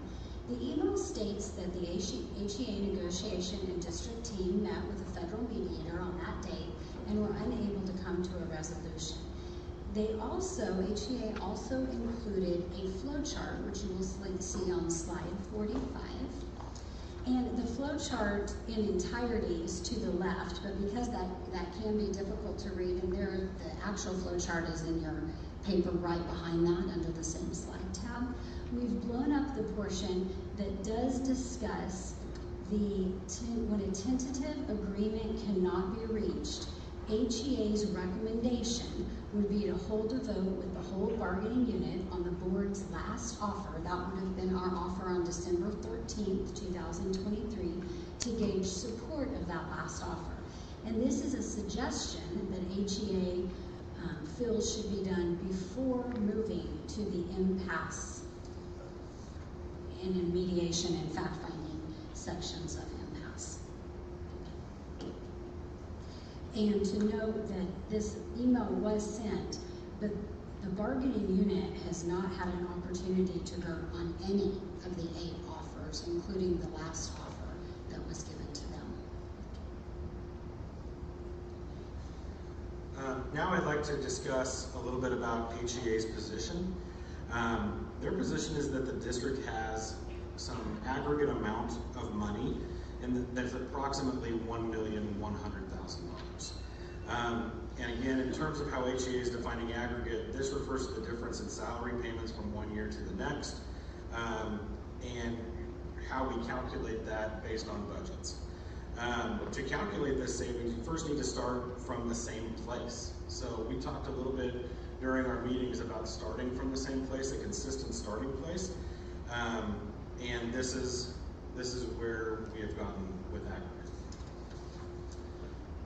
So to start with, we have to understand the accounts. So the certified salary accounts in our budget, they include a number of different positions, a number of different teaching positions, a number of different supplementals, but this is a list of everything that comes out of certified salary account lines. And it has teacher salaries, supplemental substitutes, administrative salaries, director salaries, coordinator salaries, social workers, extra duty pay. All of these things come out of these account lines, and we have to be able to take the same group of people as opposed to the next year to show it's the same category. So it has to be a consistent view of year over year. So what I've done on the next slide here is that I've taken the contracts from fiscal year 23 and fiscal year 24. These are the contracts for all this subset of teachers, and I've taken the same categories for each year. Now, I excluded nurses, OTs, and PTs because early on in our conversations, there was discussion about removing them from the salary, from the bargaining unit, so we were coming up with an alternative salary schedule. So I've done that, and in my early conversations, this is where our number comes from. But if we look at the fiscal year 23 teacher contracts, we can see on here, these are all of our people: media specialists, parents as teachers, counselors, liaisons, teachers, all the way to the bottom. These are all the contracted amounts of money until we get to the very bottom here where we have $26,627,000. So in the presentation, the second set of data that I pulled was the fiscal year 24 contracts. So in the fiscal year 24 contracts, the same group of people, not different, but the same, because you have to look at them from the same place. That same group, and I'll pull them up here. This is the fiscal year 24. This is this school year. We have facilitators, learning specialists, counselors, teachers, all the way to the bottom where we have $26,295,000 total.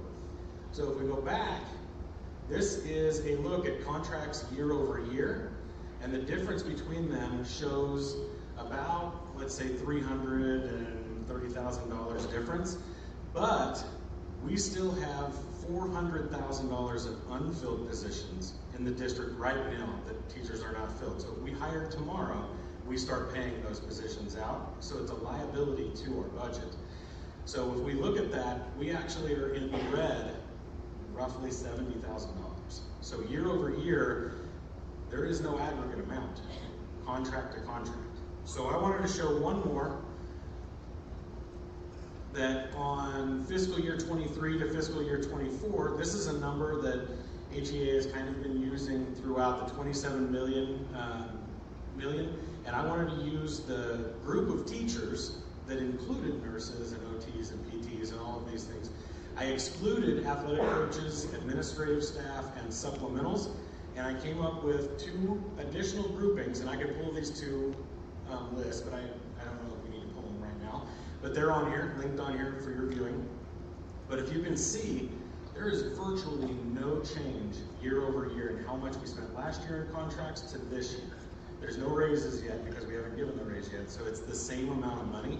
The only difference is we have $400,000 in unfilled positions, so we're still in the red on that side. We don't have an aggregate savings as what has been mentioned by HEA.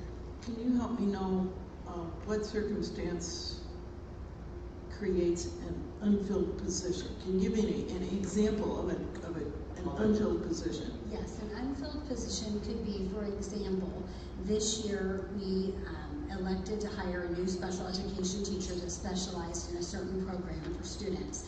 But it is very hard to find special education teachers that are licensed in that area and that will come to our district at the salary we are offering. So that's an unfilled position we have. The position is still open on our website. We are actively recruiting and trying to hire for that. And so if we were to hire, we would need to start their salary immediately. So that's a position that you would like to fill but doesn't currently exist. Well, the position exists, but no one occupies the position. No one occupies the position right now. Some of those we are able to fill throughout the year, but some of the harder to fill positions are difficult. Thanks. So the previous slide compares fiscal year 23 to fiscal year 24 teacher contract totals. This exhibit shows that there is virtually no difference between the 2 years. There is simply no aggregate amount upon which HEA has been basing their offers. There is only new money set forth in the above slides. The next slide that I would like to show you is an HEA exhibit that they put up, a spreadsheet that they made showing different actual salaries and budgeted salaries. Now these are spreadsheets that they made, they're not directly off of the system, but if you look on the bottom left, it's the 22-23 actual salaries, and then they have all of the different funds down the side, 06, 07, 08, 11, And then they have different categories, 3 different categories going across. The 1000s category, the 2100 category, and the 2200 category, with a total down in the bottom right. And they're asking where this budgeted money went to. So what I'm going to show you is a breakdown of where these numbers came from. So if we look on my spreadsheet here, what I have done is taken their numbers directly off of that sheet that they presented in their presentation. This $10,925,000 is directly from the spreadsheet that they created. This is our 06 line, and it's our 1000 account line. It includes, because again, we have to talk about these different groups of teachers. If you include this group of teachers, you got to include this group of teachers. In this, when we're talking about bargaining. This is slide, Ms. Robinson, 52. That one slide. Yeah, it all merges together. There you go. And then that's a link to what this document is here. And directly behind that piece of paper on the same tab. On the same tab. Come help. No problem. So right behind here are the forms you showed. I have it, thank you. There we go. And there's more links embedded here, but I'm going to click on these just to show. So the HEA numbers that they put in here, that $10,925,000, that's directly off of their form that they put together on a spreadsheet. And it shows the teachers, it actually has supplementals, summer activities, substitutes, extra duty. So I'm going to pull up this spreadsheet just to show it. This is directly from our system, and it shows a total of $10,925,000.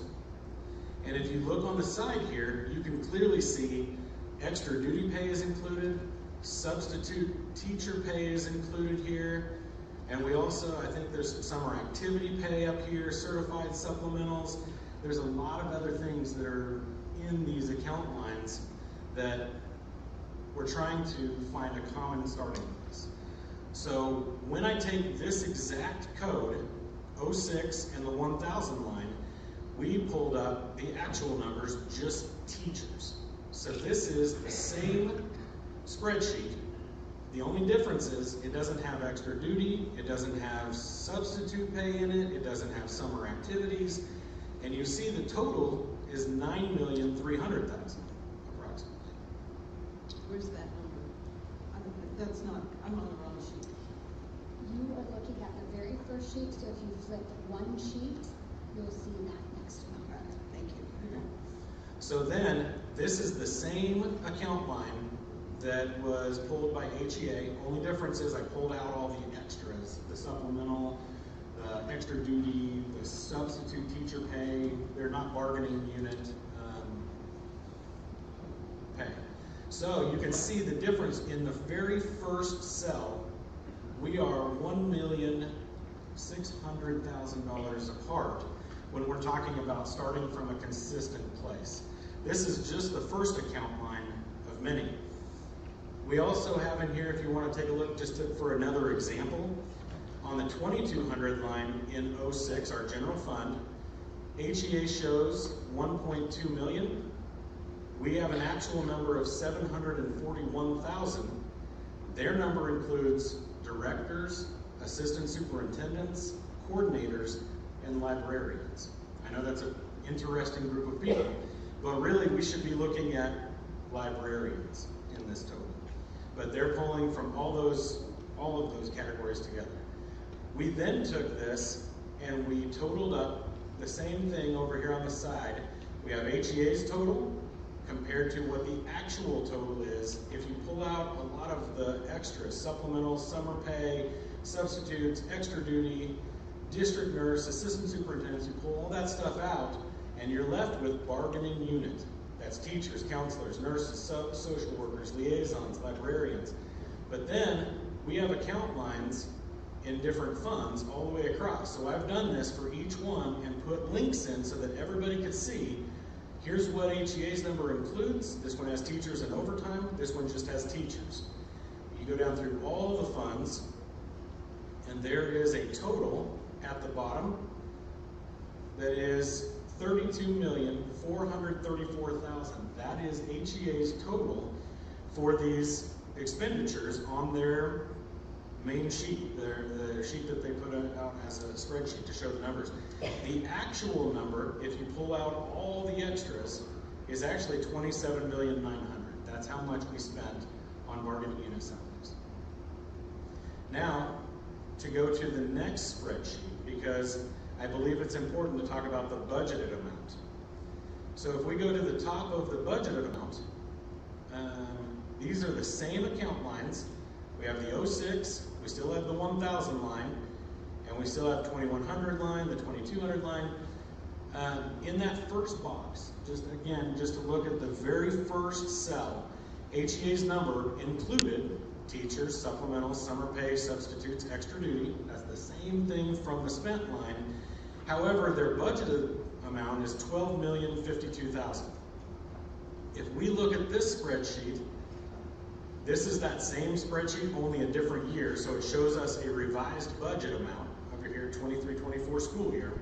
It has your summer activities, it has supplementals, it has substitute pay in here, it has extra duty. The budgeted amount is actually $11,300,000. So I'm not exactly sure where HEA got the budgeted amount of $12 million, but that's a number I could not figure out where the budgeted amount came from, how they did their calculation. However, that's with everything in there. If you take the actual, which is just for the certified staff on this side, the actual budgeted amount is $9,700,000. So this is a big discrepancy on what numbers we're actually looking at. This number here, if you can see on the side, I'm not including substitutes, extra duty, summer activity pay, none of that stuff is included. This is just teachers. So again, we find the totals over here on the side, just in our general fund alone. They're at $15,400,000, but that includes all the extra stuff. And mine, the actual total, includes teachers, counselors, nurses, liaisons, and librarians. It's at $11,900,000. That's a $3,500,000 difference in what we're talking about budgeted money. And then we have to go to the bottom down here. These are all the other ones that I did all the links on. And if you come to the bottom, the budgeted amount that HEA has in here was $35,382,000. That's what they show as a budgeted amount. But the actual amount is $28,892,000. The interesting thing about this is that once you pull all these things apart and just have the bargaining unit in our certified salary lines, you actually get to see what was really budgeted. We spent $27,900,000 last year. We had budgeted this year $28,892,000. So the difference between the two is what we've budgeted for certified salaries. We budgeted $953,000. There's no extra additional money budgeted for certified salaries. We are at $953,000. So to go back to our one-page summary, to show again, and I've put up here at the top, this is the budgeted amount for certified salaries in the fiscal year 24 of $953,000. If you look, I blew up the area where we calculated how much money was left in the new monies for certified raises. The district has actually offered $1,050,000, which is approximately $100,000 more than what we budgeted. We're already giving more than what we have.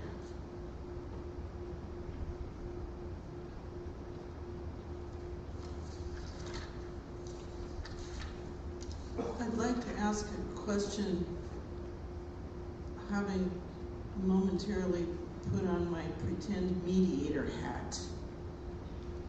And I would leave it to the parties to decide, and maybe you want to kind of back away from your microphones, and you decide whether or not either one of you wants to answer the question.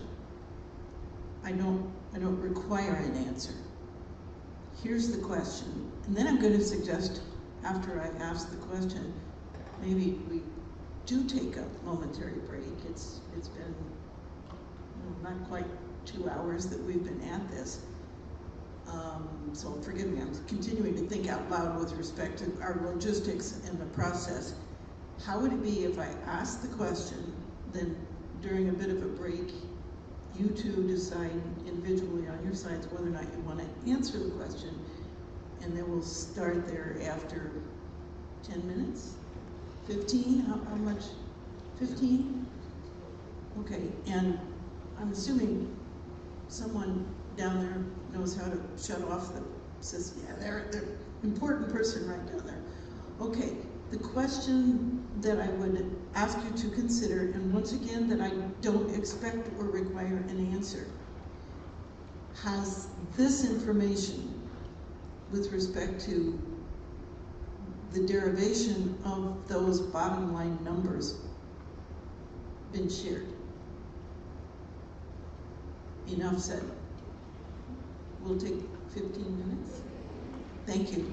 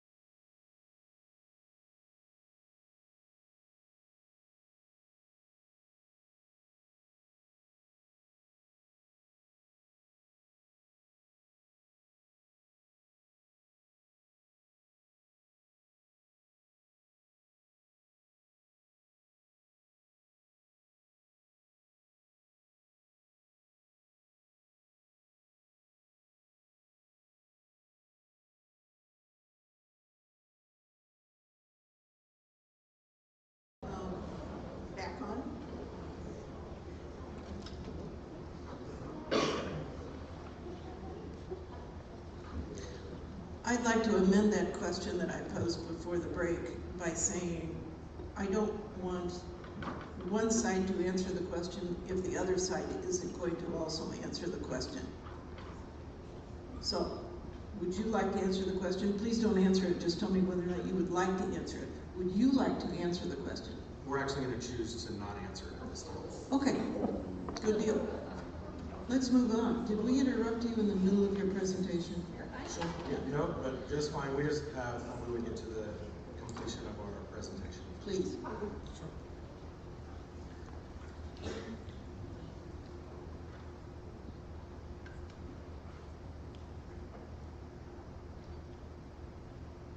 Go.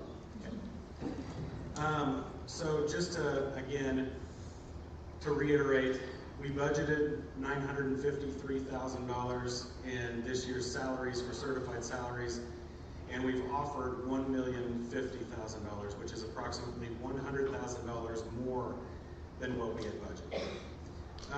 Throughout this process, throughout the negotiations, HEA has had some questions regarding our activity funds and not receiving our audit. Here recently we completed our audit, our financial audit, and we presented it to our board. And we wanted to make the statement and share an email that we got from HEA just congratulating us on a clean audit. And I wanted to make for sure that that you were aware that there were questions throughout the process of what our financials look like, and we did receive a clean audit, and HEA did congratulate us. Who audits the school budget? We have a private firm do that, Alec Gibbs and Hulick, and they do our audit for us on the outside. Okay. Thanks. We would now like to go into reviewing how the surrounding districts compare to Hayesville. Let's start by looking at contract days. So contract days are the days that certified staff that are covered under the bargaining unit are contracted to work for that school year. For Hayesville, our staff is contracted to work 178 days each year. The districts that we have listed in comparison here are districts that are similar to us both in like size as well as near in our metropolitan area, and these districts are our greatest competitors that we all compete with teachers and various staffs from each other. So as you can see, the Hayesville School District contracts for 178 days. The next closest district to that would be Goddard at 181, and over 10 additional days than what we contract. When this number was brought up during our negotiation session with HEA, one factor that they had concern is, they said, yes, we agree that we do have one of the lowest contracts as far as days in the metropolitan area. However, we feel like we work more hours per day, and that would make a difference in overall what a teacher makes. So we went ahead and pulled that data for those same districts that are in our metropolitan area. And as you can see, the majority of them do work, are contracted for an 8-hour a day. The only exception would be Goddard at 7 hours and 52 minutes a day. Looking at base salary among those same districts that are like in size to us as well as near to us in our metropolitan area and our biggest competitors, the Hayesville district starts our salary for brand new teachers fresh out of college with 0 years experience at $40,519. The district closest to us is Andover, about $4,500 more on their base than what we have. This is a concern for both HEA and for the district. We agree that that starting salary for our new teachers is extremely low, and therefore it's hard to recruit those brand new teachers. The only way to improve that is to add money to the base, whether it's adding a dollar figure or adding a percentage. We need to add money to the base in order to get that base salary up. That money or percentage will also increase and improve salary for everyone on a salary schedule. This is why it was so pertinent for the district and why we really wanted to offer that straight 4% package to our staff members, because it would raise that base salary significantly, but it would also give all of our staff members, regardless of where they fell on the salary schedule, a straight 4% raise. Again, we want to glance at that beginning salary schedule that we've offered, because not only do we want to look on where our base salary is, but we also want to look at where the majority of our staff lies throughout the salary schedule. Can I Yes. interrupt you? Forgive me. Would this be a good time to talk about the physical location of these comparable school districts? Absolutely. A couple of them I do know, but not all of them. So without asking you for a map specifically, can you describe where these other places are? Absolutely. Closest to us is the Derby School District, and Goddard is close in the other direction. So those are probably the two districts that we compete most with. Andover, Mays, and Valley are all within a 20 to 30-minute drive around us. They were considered to be that Wichita metropolitan area, similar to Hayesville. And each of these districts are very similar in size regarding the number of students and staff members that they have.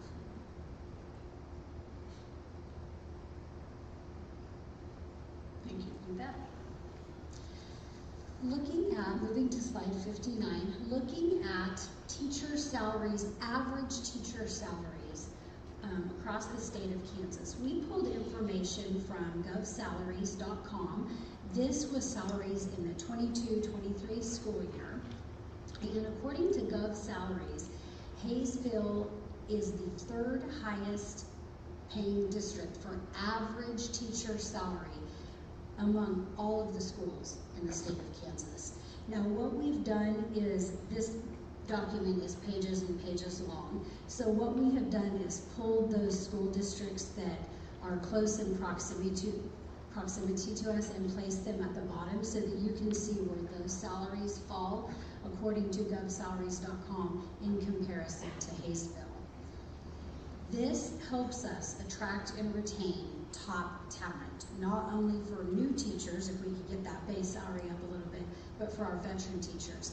In fact, I will say my first year here, one of the very first teachers that I met came from one of our neighboring districts, and being new to Hayesville, I just asked her, what was your attraction to Hayesville? Why did you leave a prominent school district to come to this prominent school district? And she said, I've taught for over 20 years, and I received an $8,000 increase in my salary coming from a neighboring school district to Hayesville, and that did not include the benefits package, which was a better benefit package than the district she had previously been in. So this information was pretty eye-opening to me, being in my first few years at Hayesville, to see where we compare to other districts. Now, to make sure we pulled different sources, we also gathered information from the Kansas State Department of Education. And this information is submitted in the superintendent's report that is done every fall of each school year. And so this is information directly from school districts and the data they are required to collect from KSDE. And as you can see on this sheet, again, this document is several pages long, and you do have the document in full in your following pages. But we've highlighted and put on the screen Hayesville, and according to KSDE, Hayesville's average teacher salary sets at $68,000. The average state salary in the state of Kansas is $65,000. And then, of course, we have listed the other districts that, again, are close in proximity to us. So as you can see, we are above not only the state average, but we are above the competitive districts around us from both sources that we gather information from. I do want to point out that under the 22-23 contract, you will notice that Hayesville in this section, in the top gray section, has zeros. That is because at the time the data was pulled for the 22-23 school year, Hayesville had not yet settled their negotiations, so they couldn't fully report what that information was. The other districts do have that filled out because their negotiations had settled at that time. If your starting salary for the brand new teacher is low by comparison, yet your ranking on slide 59 is third down among the first three schools, including Hayesville. Is that attributable to the fact that, is that attributable to my assumption that you have a more senior group of teachers? Yes, it is. And as you move over in the teacher salary, both in column and in steps, our district has an incredible salary schedule. Not for our brand new teachers, but for our more seasoned veteran teachers. In fact, Dennis Tabor, who's part of KNEA and helps represent our district, made a comment in one of our negotiation sessions that regarding our veteran and experienced teachers, we have the best salary schedule that he has seen. So it's a richer schedule as well as a demographic influence. Correct. Thank you. We're moving to slide 61. So this talks about insurance benefits, and again, it shows with our neighboring competitive districts who are like in size and near to us in that metropolitan area, as well as our biggest competitors, what that board paid benefit is. So for health insurance, our board paid benefit is $545 for those who choose to take a single plan, and $845 for those to take a family plan. As you can see with the surrounding districts, our board paid benefit is higher than any other neighboring district around us. I also want to point out something extremely unique in Hayesville that I have not seen in past districts that I've worked in. If you have two spouses that work in our district, the spouse that carries the insurance receives the $845 benefit for the family plan because they're carrying the family plan for their entire family.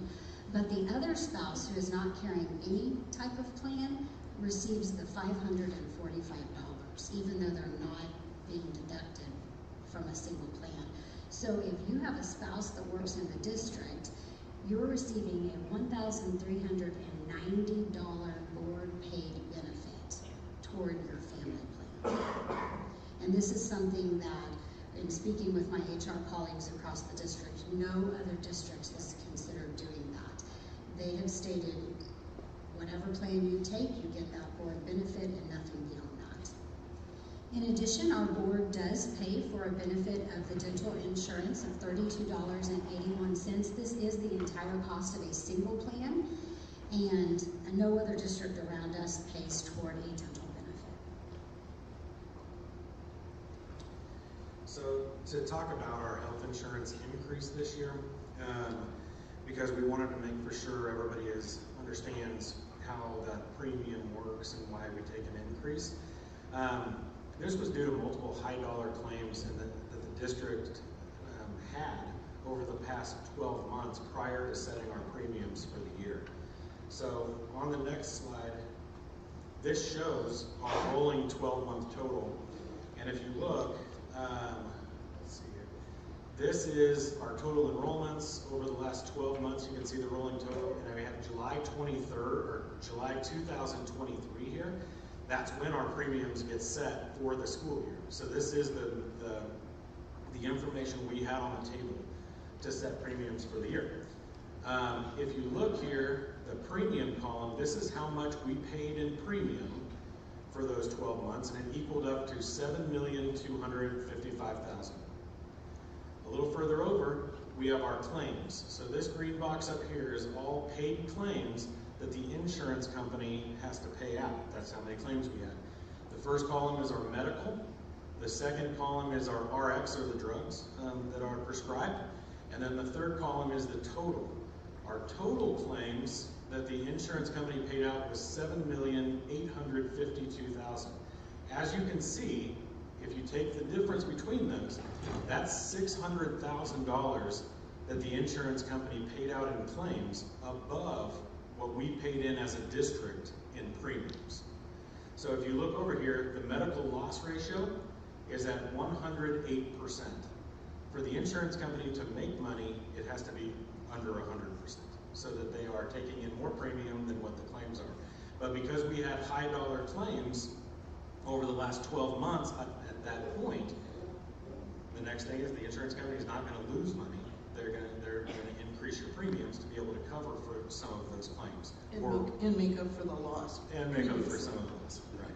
So I just wanted to clarify on that so that you understood kind of where that premium change comes from, and then also for everybody sitting out here today. So you're fully insured, you don't have any self-funding? No self-funding. We also were curious to look at the surrounding areas that we've been talking about, those areas that are like in size and near us in the metropolitan area and our competing districts. What was their average percentage package for their bargaining unit over the past 3 years? Now, I will tell you, being new last year to Hayesville, I was unable to provide or find in notes the exact percentage that our district had for the 21-22 school year, but I was able to provide or find that they were given horizontal movement, vertical movement, $200 to the base, and staff on step L received a $1,000 one-time bonus, and that staff L at the time was the lowest step that staff could move to. We since have added step M to that. Last year, our district settled and staff were able to be paid in February at a 4.6% raise, and this year, of course, we're offering an 8% raise. So just looking at our last 2 years, I'm sorry, a 4% raise. So collectively, for the past 2 years, we have offered an 8.6% raise. If you look at the neighboring districts around us, you can see comparables to what they were able to offer. Goddard did offer a similar package combined over the past 2 years than what we have offered, but other districts have fell short of that. Mays, we left up there because we've been collecting information for them, but they were unable to pull this data for us in time to put on the slideshow, so we do not have the information from Mays. And then we also wanted to show, just as a point of reference, the last 10 years of inflation rates, because I believe that's a topic of conversation when you talk about raises and things. In 21-22, that's where our inflation rate kind of went crazy there for a couple of years. Went up to 7 and 6.5, but it actually has smoothed out a little bit since then. In the 23 and 24 years, inflation rates are below that 4% range. And just to make a point of context, we're offering a package raise of 4%, which is above what the inflation rate is.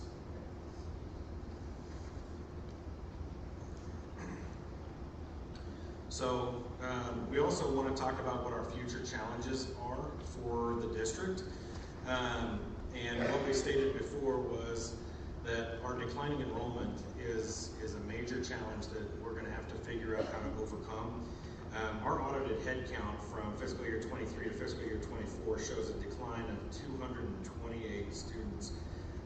This is easily our #1 challenge, because when we get our funding based on how many kids we have here, that definitely presents challenges if we're declining in that enrollment. You mentioned earlier that just demographics that affect all schools accounts for that kind of decline. Do you have experience that would suggest there are other factors? For example, do you have students who are, or families who are choosing to homeschool? So there are a lot of factors that we are looking at right now. One factor that wasn't pointed out, the 10-year projection for Kansas is a 9% decrease in all public schools. And as I stated earlier, a lot of this is based on the birth rate nationally. As I stated earlier, prior to us completing the demographic study, it was about 0.6 per household. So for every house, you'd expect to get a little over half a kid. For multi-family homes, it's about 1.058. Don't quote me, but it's less than 1.1. So for us, you have a situation where we're starting to see some growth in housing, but the number of kids who will be in those houses is declining as well. You look at our kindergarten class coming in and our senior class that's leaving, there's a significant difference. I don't have it at the top of my head, but it's a significant difference. I want to say it's around 100 kids, don't quote me, but that's ballpark. And that seems to be the trend. I worked in another district that prior to coming here that had grown for 34 straight years they've grown. This year they declined for the first time. So this isn't exclusive to Hayesville. It is an issue statewide. DeSoto is another district that's up around Kansas City. The Panasonic plant's going in there. Their superintendent told me this year they declined 60 kids. So even with a new employer. yes, and again, nationally, as John can share, the data is by the year 2030, we will see 9% less students in our population, just based on birth rates and the changes there. So there's a lot of factors, but for us, those seem to be the key. My question about the effects of families choosing to homeschool was sort of triggered by some information I obtained recently in doing a school case in which the number, some part of the enrollment decline, they attributed to families' experience of online during COVID times, and people who began to say, well, I can do, the adults in the family began to say, I can do this. I have personally the utmost respect for people who would take on the responsibility, the challenge of homeschooling. I don't think I could ever do that. But the experience that was described to me in this other case was that families said, hey, this has some advantages. And those sometimes cause families to say, we would just as soon continue to homeschool, which affects the enrollment count for the schools. The other piece that we are planning for, Ruth, is in Kansas this next year, the legislature has dictated every state, every school district have an open enrollment policy. And so our board did approve last month our open enrollment policy, and our projections right now would be to take up to 240 kids, if I remember, give or take a couple of kids. And if you look at a net gain or loss from what we lost this year, that's an increase of about 12 kids that you would see from when we were higher last year. If everybody shows up, and not everybody's going to show up next year, it's going to take a few years, I believe, for that to filter through. So hopefully, if that occurs, that will be additional new monies that we wouldn't have. But we won't know that till September of next school year. And I think I heard something on the local news yesterday about numbers of vacancies or numbers of spots for some schools that were named, but the schools that would be willing or able to take on open enrollment, they don't provide transportation.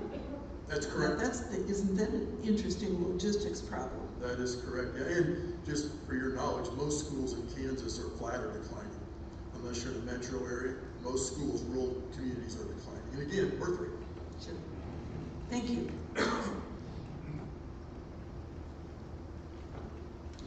Okay,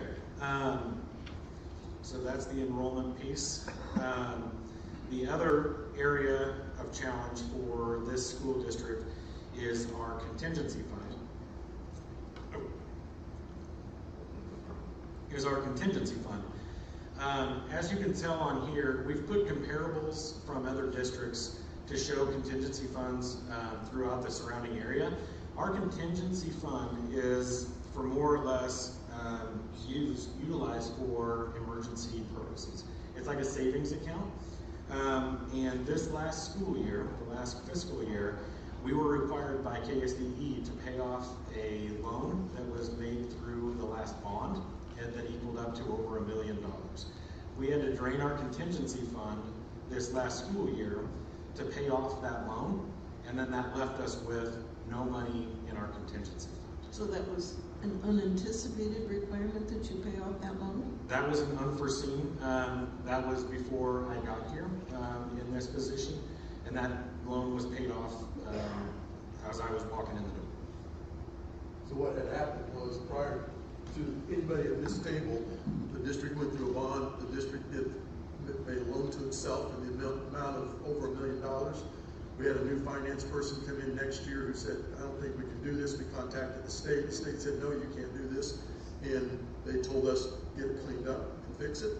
So we utilized all of our contingency money plus some money from capital outlay to fix that issue. So that's why we have no contingency. So in this comparison, again, we have a comparison of surrounding area schools. You can see that Derby, just right over here across the road, is at $4 million in their contingency fund.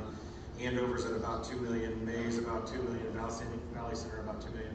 We do not have the health of what some of those other districts are showing right now, and we need to put more money back into our contingency fund so that we can take care of emergency or unforeseen circumstances that come up in the district.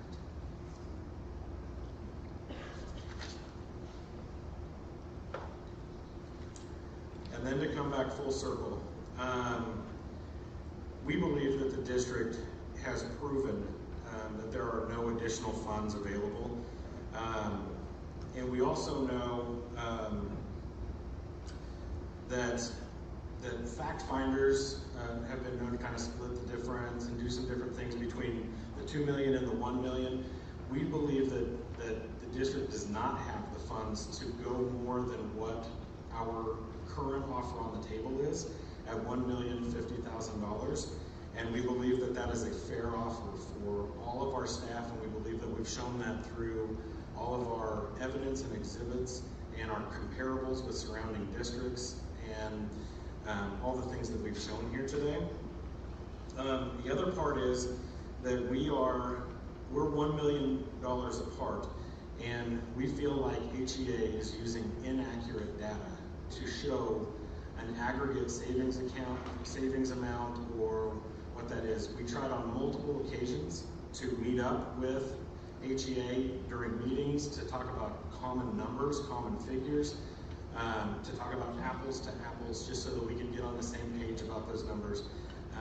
We believe there might be some trust issues on that side that came out, and that's why they did not want to use our calculations on some of that. But as you can see today, we've shown with factual documents straight from our system, showing the actual expenditures to the actual budgeted amounts, that we show that there is no actual aggregate amount of money that we can pump up our offer. We have $1,050,000, and that's a stretch on what we've actually budgeted. That's $100,000 more than we budgeted. So earlier you had asked the question, how's this information been communicated? Yeah, and that's answering some of your questions. If this had been communicated between us and the HEA negotiations team, and I would say that there's been an effort to communicate all of these things. We have not shown in such a way, like the slides I have here today, but we have talked about our starting position, and we were starting at 26 million in some, they were starting at 27 million in some, and that we could not come to the same starting place. And we talked about it multiple times, including a meeting that we had on the side with HEA negotiation team. We had 2 members, Marvin and Walter came in and talked with myself and Jeff to try to get to a same place on numbers, and still could not get to the same place.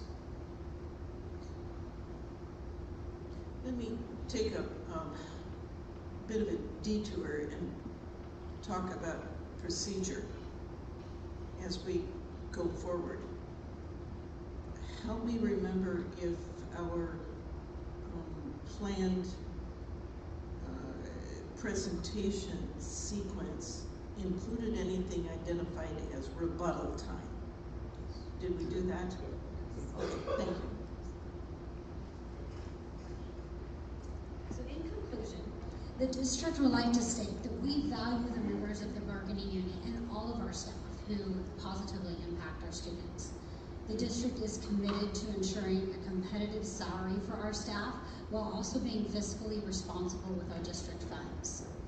The district must ensure the long-term fiscal needs are considered when committing future dollars. The district has limited new monies that have been offered for staff raises and even to account for an emergency within the district. The district has no contingency fund available for expenditures or when faced with an unforeseen event. The district has explained its position and how it arrived at a 4% package for all members of the bargaining unit. The district feels we have made reasonable and affordable offer for staff raises and have offered these funds to HEA in multiple ways. The district believes we have made multiple good faith offers that are fair, equitable, and competitive with surrounding districts. That is the conclusion of our presentation, and we'd like to ask Ms. Robinson, do you have any additional questions for us at this time? Not at this time. Thank you. But I reserve the opportunity Absolutely. later on to ask you to perhaps say, would you explain that to me one more time? Absolutely, we're happy to do so. Thank you. Thank you. Are we ahead of schedule? I don't know if we're going to schedule or not. I'm thinking, there you go. Thank you. I'm thinking we said, until 1 o'clock. Yes. Now, I'm guessing since we're all here and you have your materials, would we Yes. like to sequence directly into your direct presentation? Sure. Okay. Is everybody okay with moving forward without another break? I'm flexible about breaks. Okay. Thank you. I need to switch binders.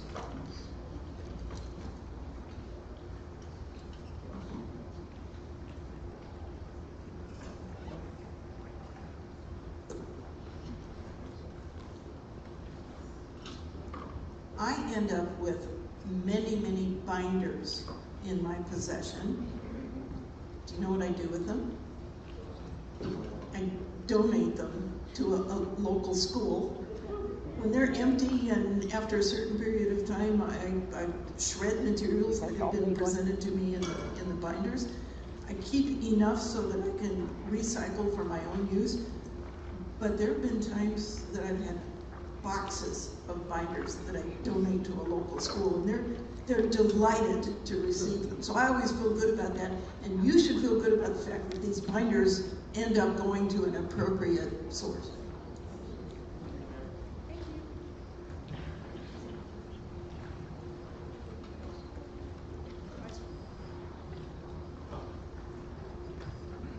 Is this working? Okay. Before we begin, is it possible to ask for a copy of your presentation? Absolutely. We'll place that in the shirt. I'm not sure if that's working. We'll place that in the shirt.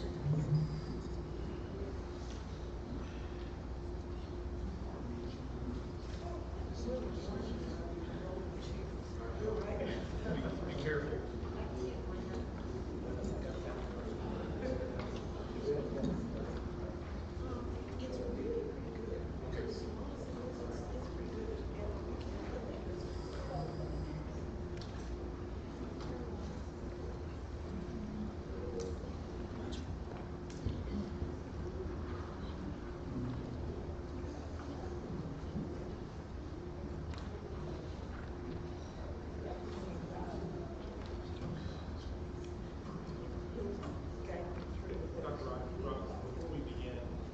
Is this on?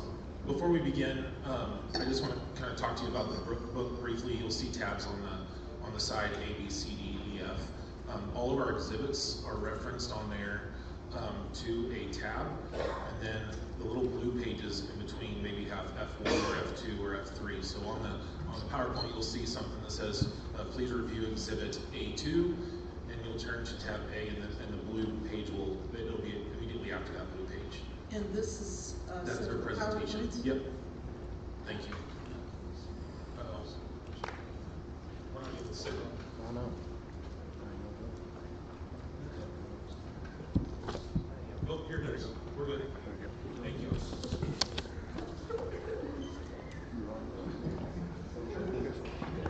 Everybody like your joke? I didn't joke on the screen. It's a visual. I am Amanda Lynn. Whoa, I am too.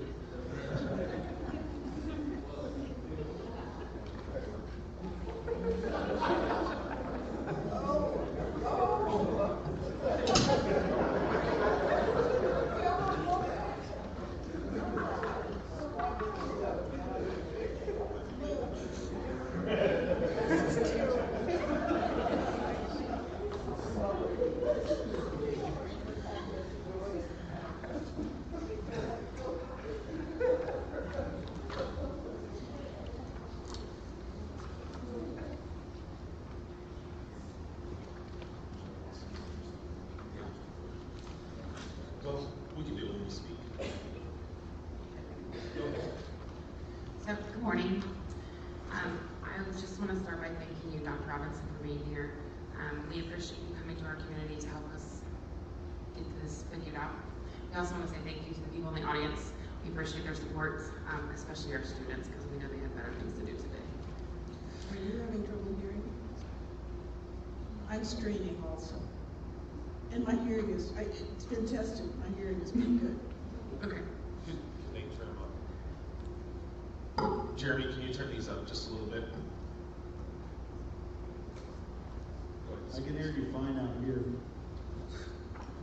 Oh, yeah, is that okay? Use my teacher voice. Teacher voice.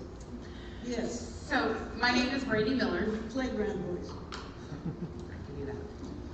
And I am a teacher here in Hayesville. I teach 8th grade at Hayesville Middle School. This is my You are a brave person. I feel the same about my kindergarten colleagues. So, this is my 21st year of teaching, and I also have the privilege of being the president of the Hayesville Education Association. Our association works for advocating for our fellow educators in Hayesville through collective bargaining. That is our honor and that is our privilege. Today, my team and I would like to present information to you that will assist you in making a recommendation. The fact-finding process is new to all of us, so we ask that you be patient. It's been a very stressful experience. We are educators and we don't generally speak in front of this kind of an audience, so we just ask that we have some patience. We are elected and appointed volunteers, so this is not our general working.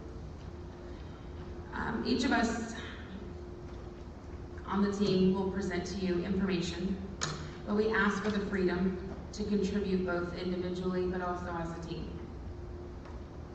As we begin, I want to take note that after 12 bargaining sessions over the course of a 13-month period, we've gone through mediation and other further attempts to find an agreement. We find ourselves before you trying to argue for the professional employees that we represent and that they deserve a stronger compensation improvement over our salary schedule. This salary schedule governs our pay, but also the board's offer simply does not meet the needs of our educators. Both the board's team and our team have agreed to set aside all of our previously accepted, our tentatively agreed, and just work on our compensation changes to the salary schedule. So in our presentation today, we intend to show you information about our salary schedule. We intend to explain and show the inequities that are created by frozen steps, both the board and the association's desire to fix this step problem. We will also show and explain how our proposals to both fix the inequities and add to the overall compensation, despite what we believe the board has moved the goalposts. And throughout this negotiation process. We also plan to show and explain the affordability and the reasonableness of our proposals. Before I hand this off to my colleague Dennis Monk, I would like to share with you the education, or HEA's goals and our beliefs that have driven our work throughout this entire negotiation process. Our goals. First, we absolutely want to work collaboratively with our board and with USD 261. Our second goal is that we do want to increase base salaries for new to the profession teachers. Every one of us was new to this profession at one point in time. Third, we want to increase the salaries of all current veteran teachers. And then finally, our last goal is to provide a fair and equitable salary fix.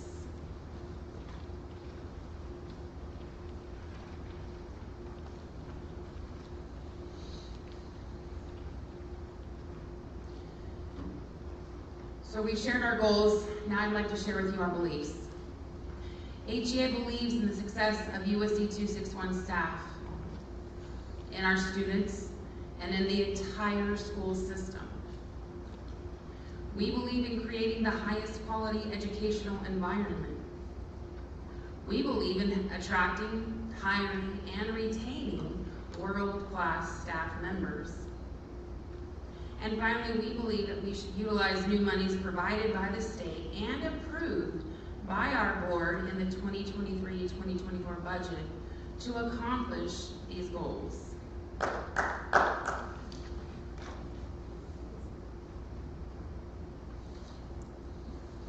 Our HEA proposal has 4 parts. 1, we'd like to increase base salary to attract new teachers. Those new teachers are our colleagues, and we do know we need them. Second, we would like to address salary discrepancies, which is what's been referred to as step fixes, catching up, so all of those things we discussed in the beginning. Thirdly, we would like to provide each teacher an appropriate raise. Fourthly, we would like to show that we respect the teachers that have furthered their education by compensating them with appropriately with horizontal movement. We believe that a teacher spent the time and the money to get further education. They deserve to be compensated for that. They're investing in their education, so we believe that's important.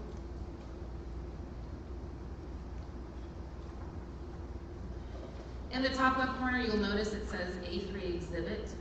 So the book that you have in front of you, if you'll go to tab A, and right behind the blue page that says A3, you will find this list of definitions as well as acronyms that will be used throughout our presentation. So we've listed just some definitions at the top of this slide, but like I said, you will also notice that you have an acronym list there, and we felt it was important that you understood the acronyms because we understand that we use different acronyms in different states. So our definitions listed. What happened? There it goes.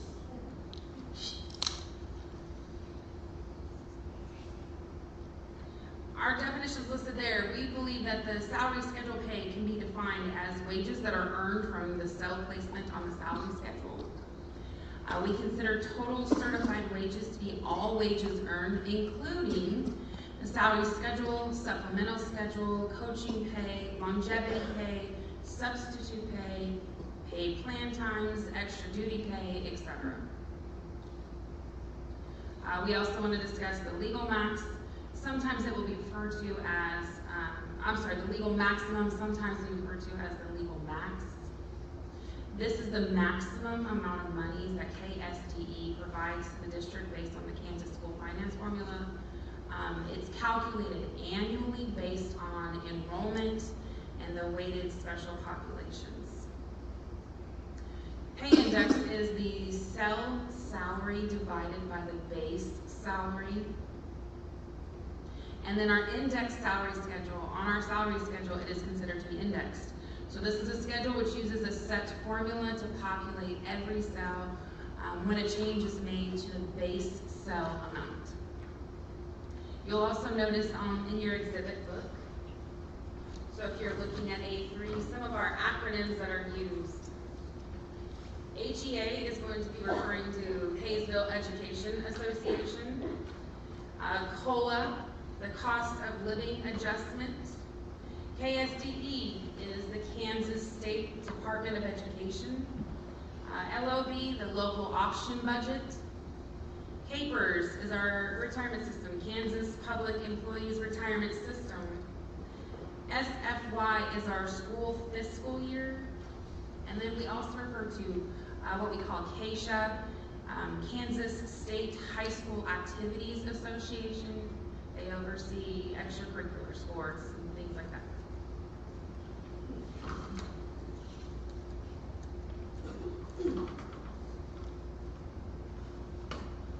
Do you have any questions so far? I don't have any questions, but I would offer a reflection. You have appropriately identified by what you said that this has not been fun. And I think both sides would agree that this is not the most enjoyable part of anyone's work life. I respect that. I wish it could be otherwise, whether it's YouTube groups or any of the other situations in which I find myself attempting to the best of my ability to sort out the differences between parties on opposite sides of a particular position. It's not fun. And I respect and appreciate that you've, on behalf of your respective organizations, you've done the very best you can to compile the information, to do the research, to portray your position.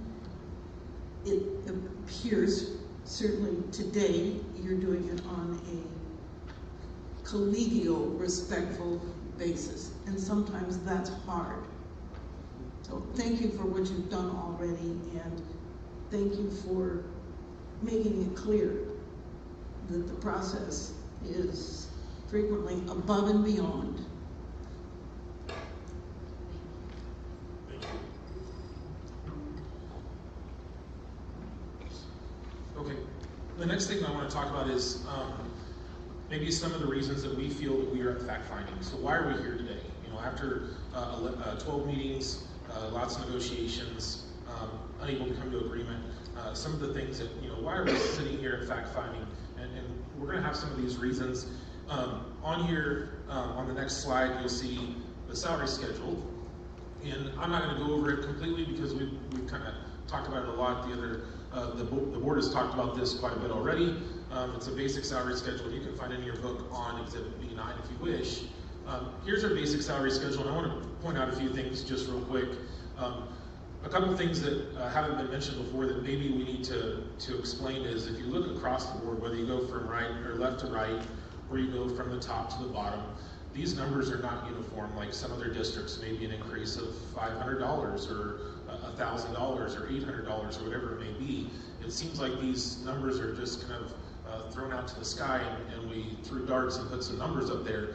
But all those numbers are indexed. So your index is a 1 or 1.0 when you get to 40,519. Now, as you move over or move down, everything is multiplied by whatever that index is, and it's not on this salary schedule because we didn't want to bombard you with a whole bunch of numbers. We will show you some of that indexing later on how that works. So how we get to 40,519 all the way to the very bottom, if you have your doctorate and you're on level M at 84,646, that is a 2.08 multiplier or index to get to that point.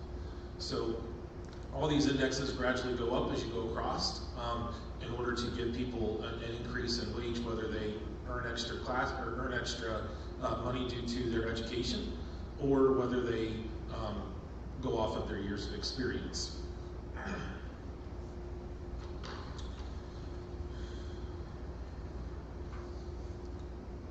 So I'll start with reason number one.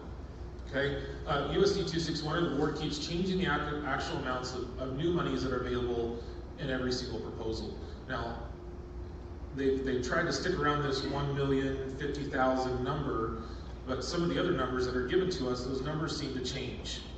And those numbers can go up and down and make those things more difficult for us because, you know, we're trying to request this information from them and make sure we're getting actual numbers and information that's coming to us.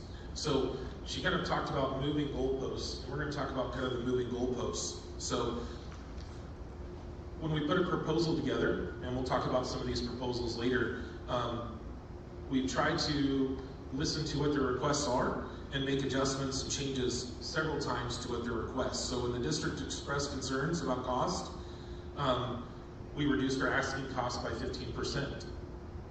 When they asked us to stay around 1.1 million in costing, we did. When they stated we could use that 1.1 million any way we wanted and craft a proposal that addresses our concerns and our teachers, we tried to do so the best we possibly could to represent our teachers. When the teachers said there was not enough money to increase the base and they thought that was important, we crafted a proposal or a way to increase that base to help attract new teachers. So we've tried to come up with lots of different ways to try to meet the needs of all these different things with each one of our proposals, and they were very carefully crafted. Reason number two. Reason number two is it's kind of become very clear that we have a fundamental disagreement with costing and some of the math involved. And some of that difference comes with where the starting points are. We have always used, with our numbers, fiscal year dates, last year's numbers versus this year's numbers. We also use percentages of legal max that has been approved by the board and accepted by the Kansas Department of Ed. So they set forth those legal max numbers and what money is put forth to our district, and we try to use those numbers. Historically, new monies provided by the state were added to the existing actual funds from the previous year.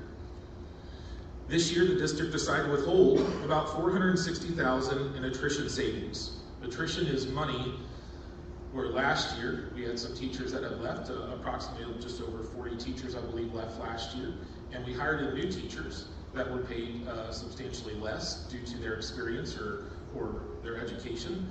And so there's a cost savings of $460,000. Traditionally, those savings are used to increase the base wages of the schedule to ensure that new teachers are being paid at a comparable wage. The district stated several months into negotiations that the $1.1 million of new monies would be reduced by the attrition savings, really leaving about $600,000 of new money available for these increases. The district argued at one point that HEA did bad math. Several weeks later, after requesting multiple times, the district finally agreed to meet with us on October 11th, and they met with us and acknowledged that HEA was indeed correct because we were calculating from the actual fiscal year cost.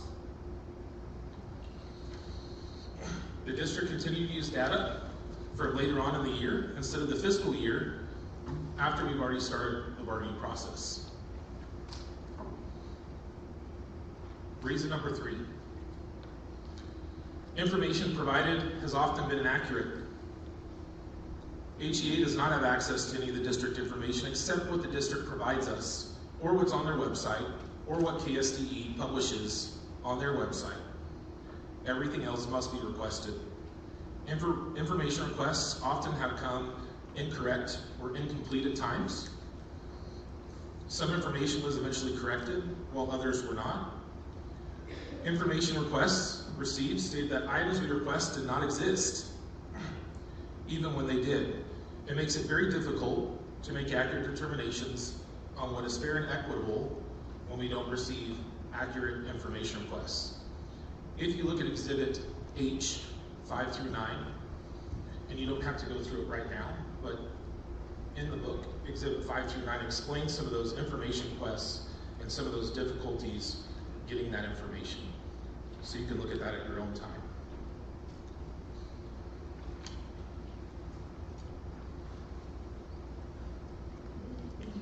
Reason number 4, although this is not a direct reason, we are here today, but I believe it's somewhat of an indirect reason. The central office has some instability with 3 CFOs over a 7-month time frame. We lost our former CEO and had an interim to finish out the year, and then Craig Ryan joined us in July. I do believe Mr. Ryan is working very hard to understand our complex budget. I do believe that, but we do feel that this contributes to some of the difficulties that we are currently having. Reason number 4, while they make a proposal, go ahead and turn to Exhibit E1, please.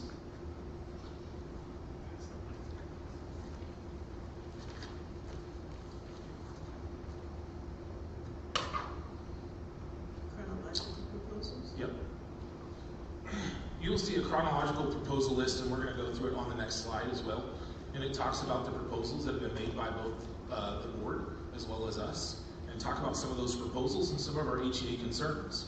Some of those concerns are making sure every single teacher in our bargaining unit gets a raise, making sure every teacher gets an appropriate step, making sure anybody that receives education gets compensated for that appropriately, making sure that we attract new teachers by increasing our base teacher salary.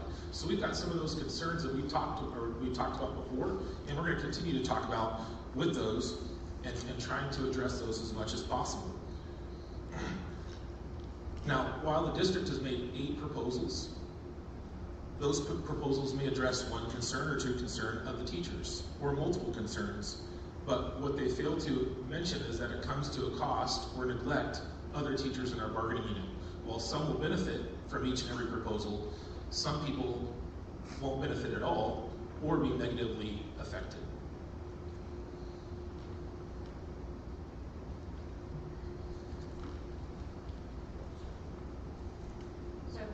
What you're looking at here is a chart that shows our proposal history, both the board's proposals and HEA's proposals in a chronological order. What we have done is listed on the far left side the categories that HEA believed we needed to have in a proposal in order for it to best meet the needs of the bargaining unit. If you're looking in your exhibit book, exhibits E4 through E11 are going to break this information down for you, and it will be a much more in-depth explanation of each of the proposals.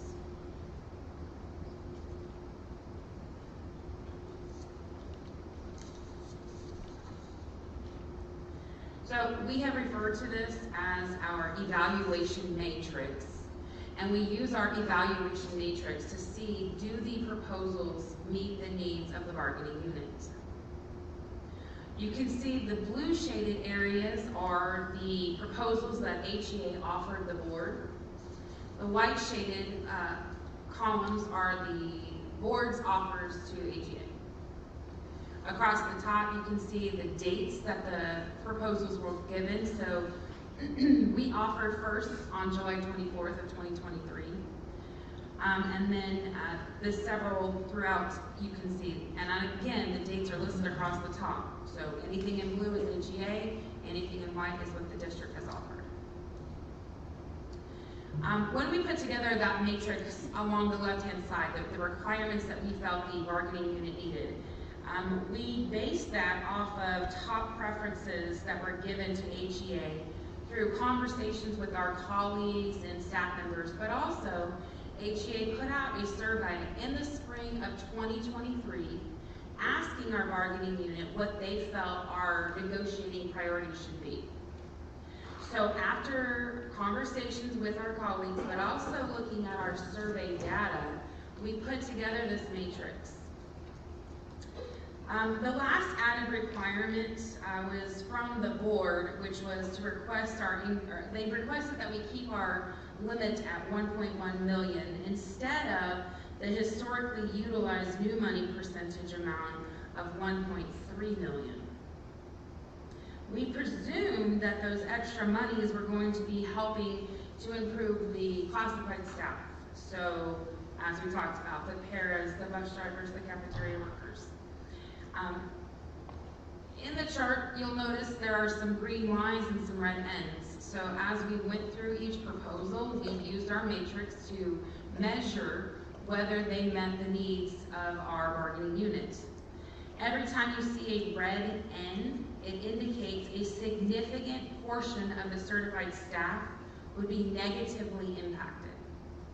So, if we're looking at the base salary category, a red N under that category negatively affects attracting new teachers to our district. Our current base salary schedule is so low that a newly graduated teacher with a bachelor's can make more money beginning in May than a teacher with a bachelor's who has 6 to 7 years experience teaching in Hazel. If we look at the all sales category, a red N in that all sales category means that the sales either had a 0 increase or a decrease, which would negatively impact all employees. I'm sorry, you said the also category? All sales. Oh, all sales. Sales. I'm sorry. If we look at the steps category, a red N in the steps category shows that this would negatively affect all the employees in the district, but most specifically, those 109 employees who have bottomed out on the salary schedule. That would be those people that are on step M. If you're looking at the fixed salary inequity, so this is when we talk about that catch-up or that fixing the misplacement of teachers. If we look there and we see a red N in that category, this shows that it will negatively affect 178 employees behind in the salary schedule by not addressing their valid concern. Finally, that district added requirement. Put it near $1.1 million. A red N would show that requirement indicates that if the proposal does indeed provide additional monies over the last fiscal year to the bargaining unit member salary schedule. The very last row that you see is our index rate. And on an index rate, this would show that if we look at the base, and we'll just use a round number like 10,000, if our base were to make $10,000, that means someone over, across and down on step M, all the way over at a doctorate, should be expected to make $20,000. So our indexing is approximately at 2, but you can see over the proposals, it adjusts. And we both agree that it is important to make sure our index decreases. So when we are making proposals, when we are evaluating proposals, we are using this matrix based off of our survey results and the conversations we've had with our colleagues. We believe that the index rate shows that a person at the bottom of the schedule should the smaller number indicates that we should have a reduced wage gap. And again, that is something we have both agreed on, both sides. You'll notice at the bottom of this slide, there is a green tab. That is something that you can click on for further information. And we're gonna do that. This kind of goes back to our proposal number 5, okay? No district proposal that we have kind of fixes all these solutions that we feel are necessary to address all the concerns. While one of them fixes one group of population of staff, it's going to not help or hinder some of the other population, and we don't feel that that is the way that we can represent our population of teachers, and that's why we have not taken any of these to a vote yet, is because every single one of them hinders or hurts some group of people, and they don't benefit from what the proposal is.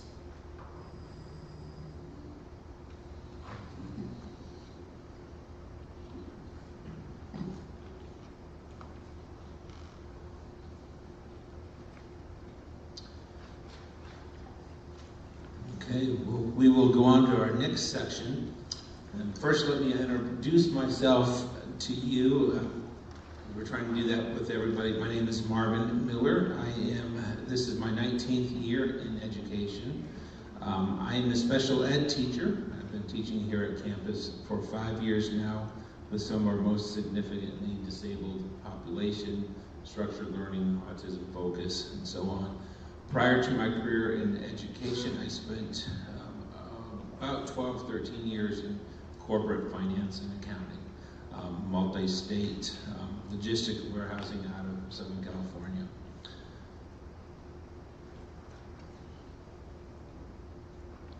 Today what we're going to do is go through our proposal, and we're dividing it into two parts. I'll cover part A, and Casey will be covering part B.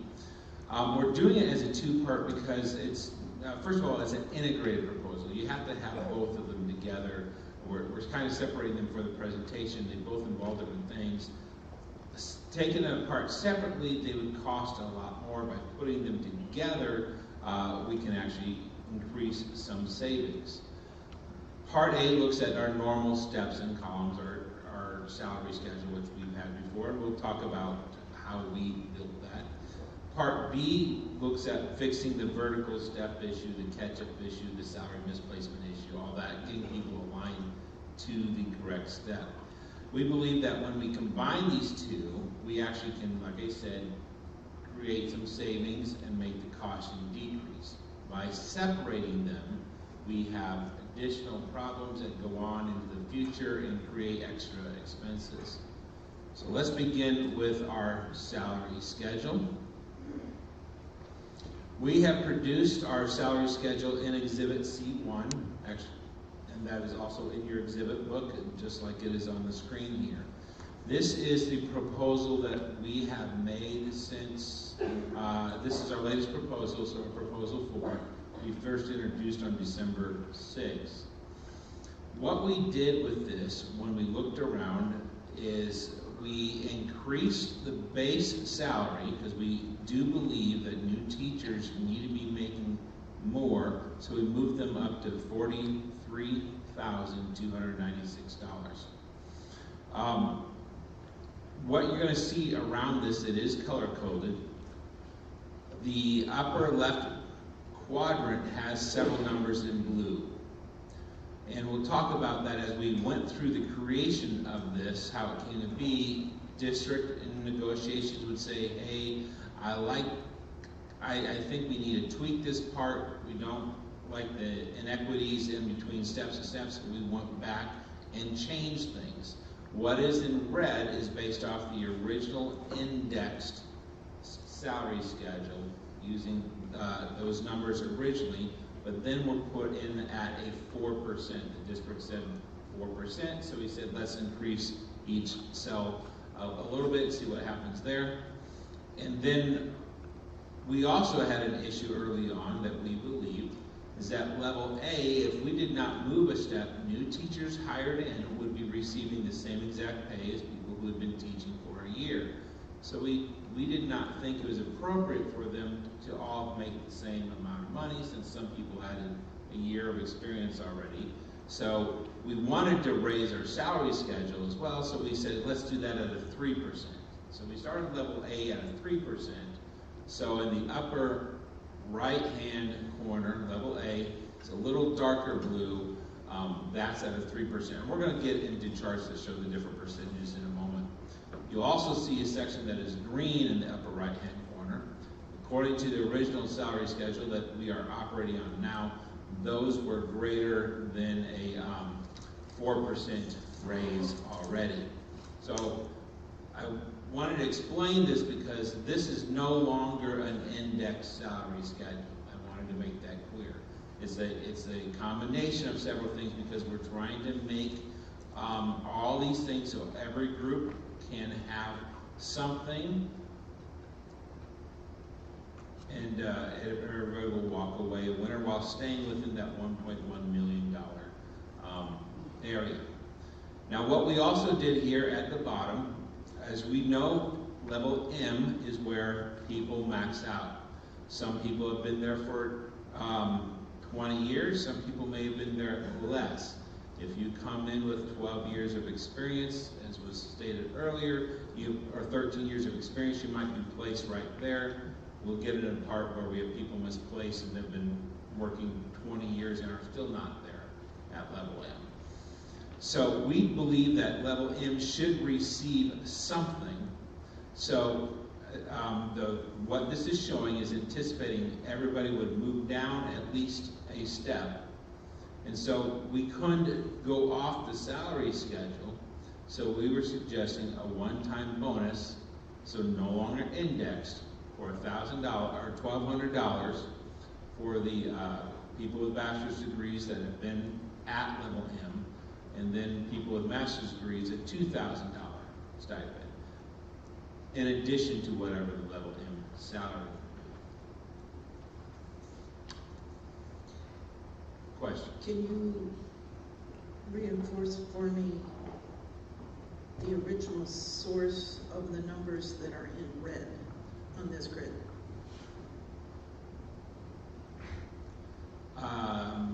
Yes, that is the district's salary schedule, which I'm trying to remember what, that's a district salary schedule plus 4%. Well, not plus it is. The next slides will kind of show that, I think, and then I'm hoping that will answer your question. So what we did is we made sure that we wanted to give everybody at least a 4% raise, and then we capped it at, we moved it up to 4%. So the salary schedule is at 3%. We wanted to, we let everybody move down a step, and instead of getting both a step and a percentage raise, we made sure it was only 4%. So I think that's part of the costing issues where the difference is. We've noticed that it's not at 4% in addition to the step, it's that the step is 4%.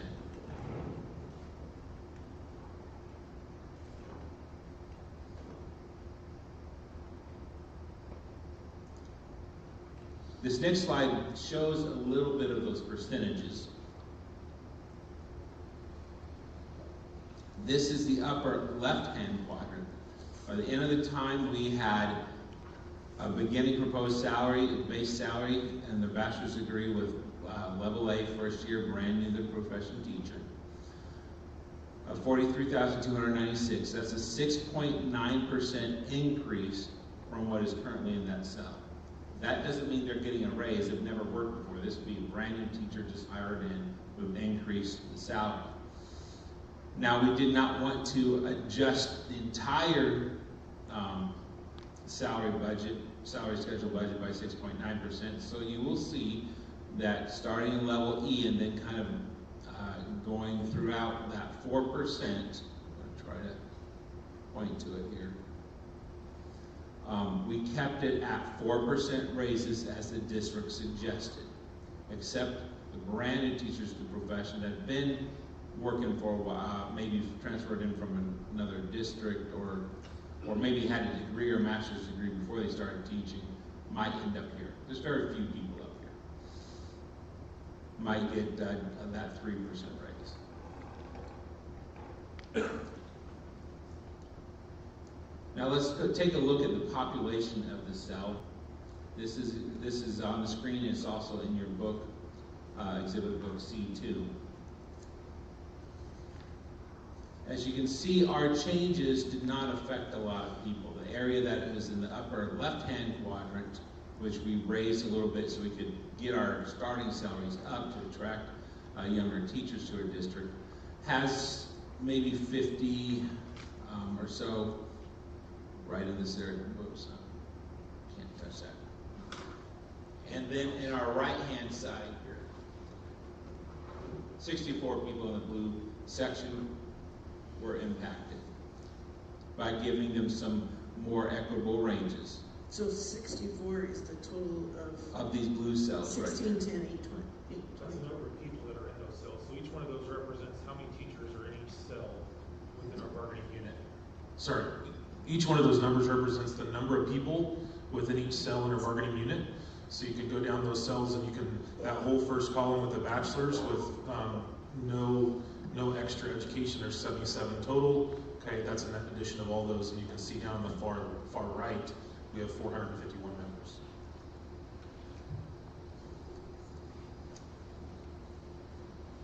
Then over here in the level A, where we said let's just keep it at 3%, only affects 2 people moving in brand new. And then several of these others that are in green, quick add, I think that's 5, 6, 7, 8, 9, 10, that the original salary schedule already had a little higher percentage than 4%. We kept them at that slightly higher percentage. So we made these tweaks just a little bit so we could give some raises to people new to the profession to attract incoming teachers. Okay? This includes all 451 of our bargaining unit members. We've already discussed all the different people that are in the bargaining unit. We had 451 people in the bargaining unit last year as well, so that number has not changed. What we see here down here, frozen, is 10 people, and those are the some of the nurses, I believe, some of the OTs, PTs that were on work agreements previously, who the district placed onto the bargaining unit, I think, a year and a half or 2 years ago, based off something unstated. Tell me what a work agreement is. It's a independent work contract. It's not part of the bargaining unit. I believe a legal determination was made that they should be part of the bargaining unit, even though historically they had not been. So they were placed into the bargaining unit in our last bargaining session. That's what we are working on, moving some of those out that we've had mutual agreement that we can do something and put them into another category. So those 10 people are frozen at a certain section, and that varies all over the place, so we didn't include those in that calculation. We know how much money that is about, but they don't fit into that current area.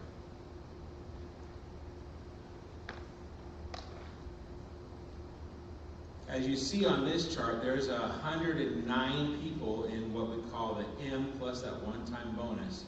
So if we do not do steps, there's 109 people that do not get any money, additional raises. That's why we suggested those 109 people at least get something, whether it's $1,200 if you have a master's degree, or a $2,000 flat bonus if you have a master's degree.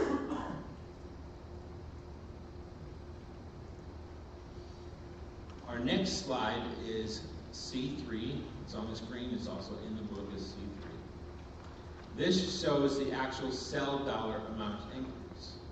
Again, you'll notice in the upper left-hand corner in the dark blue, we have the level A. That cell increases $2,777. Again, all part of an effort to attract new teachers coming out of colleges and coming in here. You'll see the rest of the red numbers sort of follow the index with the percentage. That's our typical 4% raise to those cells that you can see. And then the almost black, dark blue numbers in the upper right-hand corner on level A, that's that 3%, which, as we said, I think only affects a couple of people. You'll notice, I'll go back here, when we talk about maxing out, we do have several people with doctorates, only 4 of them, so, and no one's down there at that bottom M level. This is even if we did a step this year, we would not be maxed out.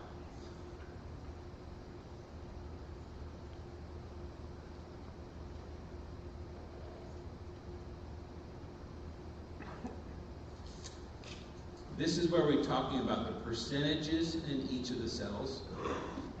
Again, I showed the close-up one of the upper left-hand quadrant earlier, showing that 6.9% to try to attract some new teachers early on, and then it moves down into that 4% cell increase.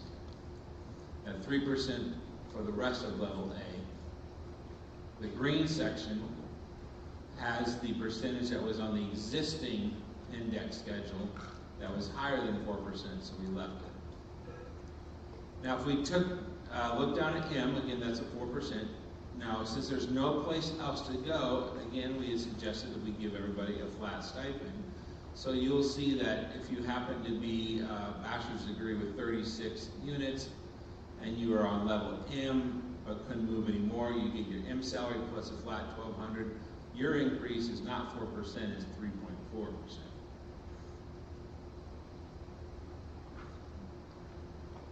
If we go all the way to the doctorate where there is no one there and they had been frozen and are capped out, and they were to move down and get a $2,000 added to their income level, they would have only gotten a 3% raise.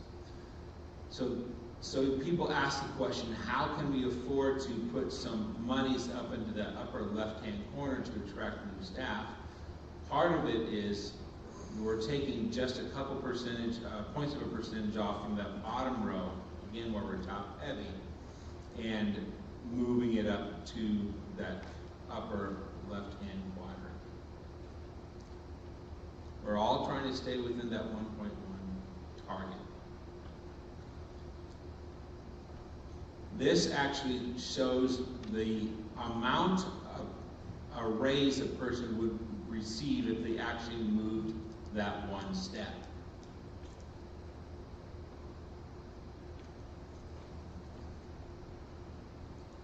Again, someone that this would be their second year of teaching and they move down a step, they'd make an additional $3,000 over what they were this year, or this past year, and that's their raise. Again, we're trying to increase the raises for the people that are new to the profession. You'll see the rest of the raises kind of equalize themselves out based on the index. You're still having larger raises. Let's look at level H, or step H, level H. At the bachelor's degree, moving there would be $1,844, but if they had a doctorate and moved down that one step, it would be $2,739. So we are still rewarding people that have more experience and more education.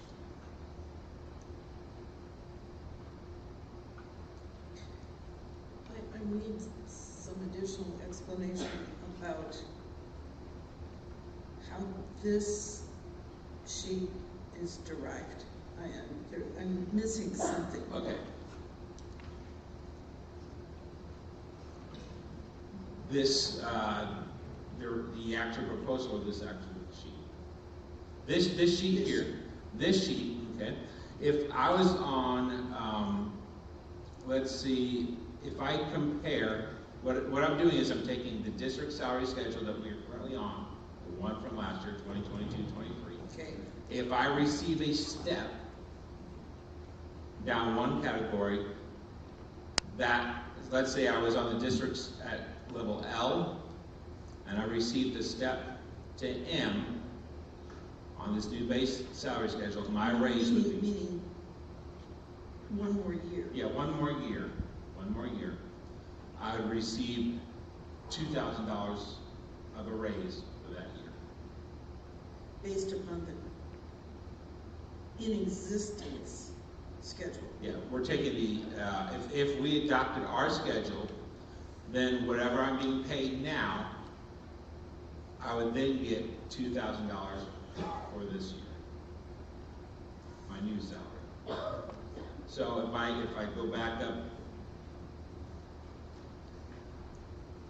to this big one here, the old cell, I'd have to pull out. We have 2022 salary.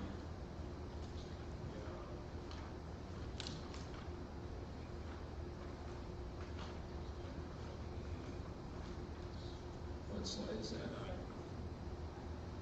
Yeah, I'm going to go back right here. That was slide 7, sorry. Okay, so here's the salary schedule that we're working on now. So we'll walk through this one, and I'm going to use level, for convenience, I'm going to use bachelor's degree G. Okay, That's what I was paid last year, 46,000. Yeah, bear with me, B9 in here, or? Sorry. It's slide 7. Slide 7 in your packet. And it's also in your. Are these numbered, what's the slide number? Yeah, on the bottom.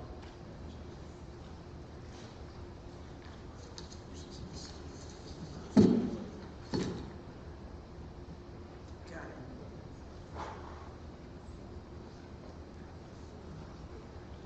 So this is the current salary schedule that we are using right now that has not changed.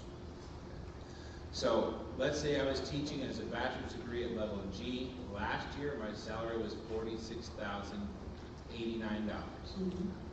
If using my salary schedule or our HEA proposal salary schedule, and we move down one step, our new salary would be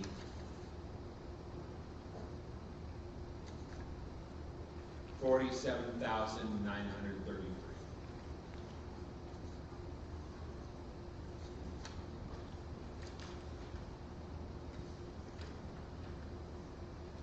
And if it's easier to compare, we can use the big book, keep your page, your salary page there. Thank you for bearing with us. This is very complex numbers and confusing. I understand. Or maybe the reason we're going through this is that on a given page, I don't understand. You can compare these two right here. This is the one we're proposing. This is the current. And let me mark that with a sticky.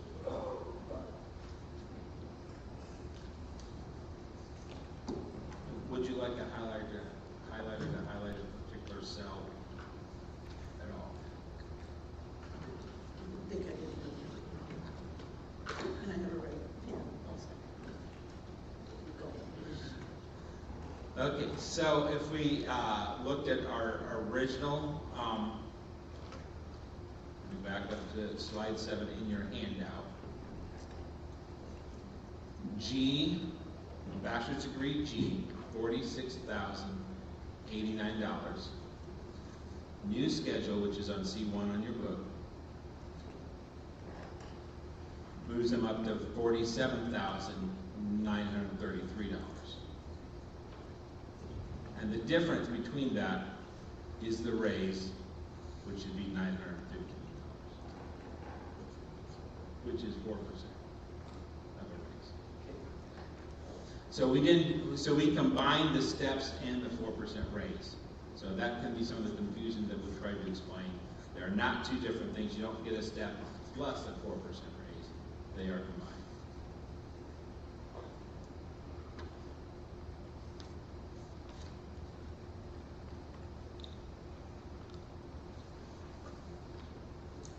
Or I'm sorry, the screen I was just showing here, the raise is 1,844. The 915 was not the raise. That was the amount of the cell increasing from the prior.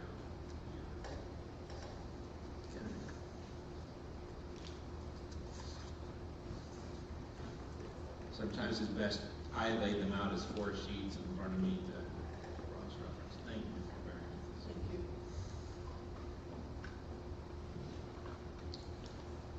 This is a close-up of our proposal. Can I ask for Yes. just a 20-second break? As many of you get a little indicator if you have a phone call, and I glanced at the area code, and I want to be sure that that's not something that I need to deal with right now. Bear with me, please.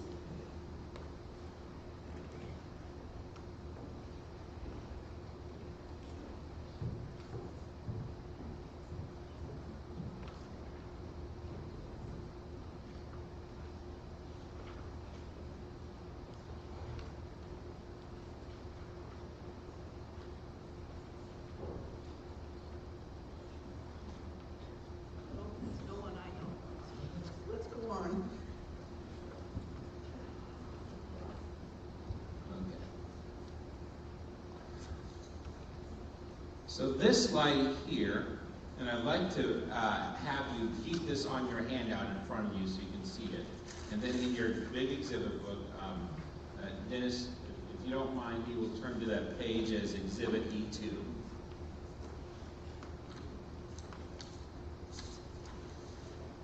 And you'll see on Exhibit E2, we try to explain what each of these cells are because all these numbers do get confusing after a little while. We have the levels with the new cell amounts, how many people might be in there, the percentage of the increase. When it was an index schedule, we show the index. Right now, this is not an index schedule, but we can still determine what the multiplier factor would be as we change things around to figure out what the index would be if we move towards that. So this exhibit under E2 is really helpful when you're looking at this next page. And on your handout, E2 is the P in the book, yes.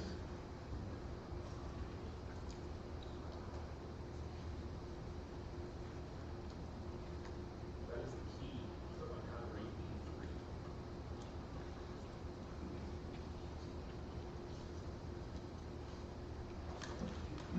E3 is a full printout. Go ahead and flip to the next, over the blue, past the blue. It's a printout of the entire salary schedule. It's very big, so You need binoculars to read that. Which is why we blew up a portion of this on the screen so we could see it. On my desk, I have a magnifying glass. That would be good. So what we do, and I blew this up here, you'll see the bottom part, and I didn't show the whole thing, but just so you see how it works, again, using the key. We use this as our costing analysis. We take every person, put them into every cell, figure out what it was last year, what it was this year, and come up with how much we actually moved. So, if I was at, right my mouse here, on a PhD level, this would read level L. PhD would receive $82,331 would be their new salary on the schedule. There would be one person, this is the population, the cell population, that would be moving the cell. Again, this is assuming everyone moves down. And this also accounts for our horizontal movement, so we receive the information from the district who's moving over, and so we place this in there too. So this is our latest updated information. So there's one person in that cell. That cell, that person, just by moving down, it's not a step and 4%. It's a 4% from what they received in K the prior year. So the prior salary schedule. That's what that 4% is. This little number here, which I think is green, is the multiplier factor. I'm not going to call it the index anymore because it's no longer an index salary schedule. But if I take our base salary, which on our proposal is $43,296, we divide that into the $82,331, we see that this is 1.9 times. So this cell is 1.9 times whatever the base rate is. I've highlighted the index for level M. This is our cap. So if we take $85,180 and divide it by our new base salary of $43,296, our new index, our final maxed out index is 1.9674. As we've talked about, we're trying to reduce the index rate by increasing our divisor. So that decreases the wage gap between the new people and the old people. I don't want to say old people because I'm an old people now. Between the new to the profession and the veterans. More or less experienced. Yes, thank you. One of the reasons why we look at You said something but I thought it might be important for me to jot down the effect of using your multiplier is what? You had a conclusion. Okay, in an index, okay, if we use our multiplier here to determine if we are getting too much of a wage discrepancy between our beginning teachers and our more experienced teachers. If we don't want our experienced teachers to be making 3 times the amount. Our previous targets have been 2. What happens when you do an indexed schedule like we've had, and you do a flat percentage raise, a person at $10,000 is making a $400 raise at 4%, a person at $100,000 is making $4,000, and over a course of 10 years you get very discrepant salary points. The way to do that is to make sure you increase use either a flat dollar rate, that's one way to reduce that, or to give greater percentage increases to your new to profession teachers and smaller increases to your veteran teachers. We want to be equitable for all.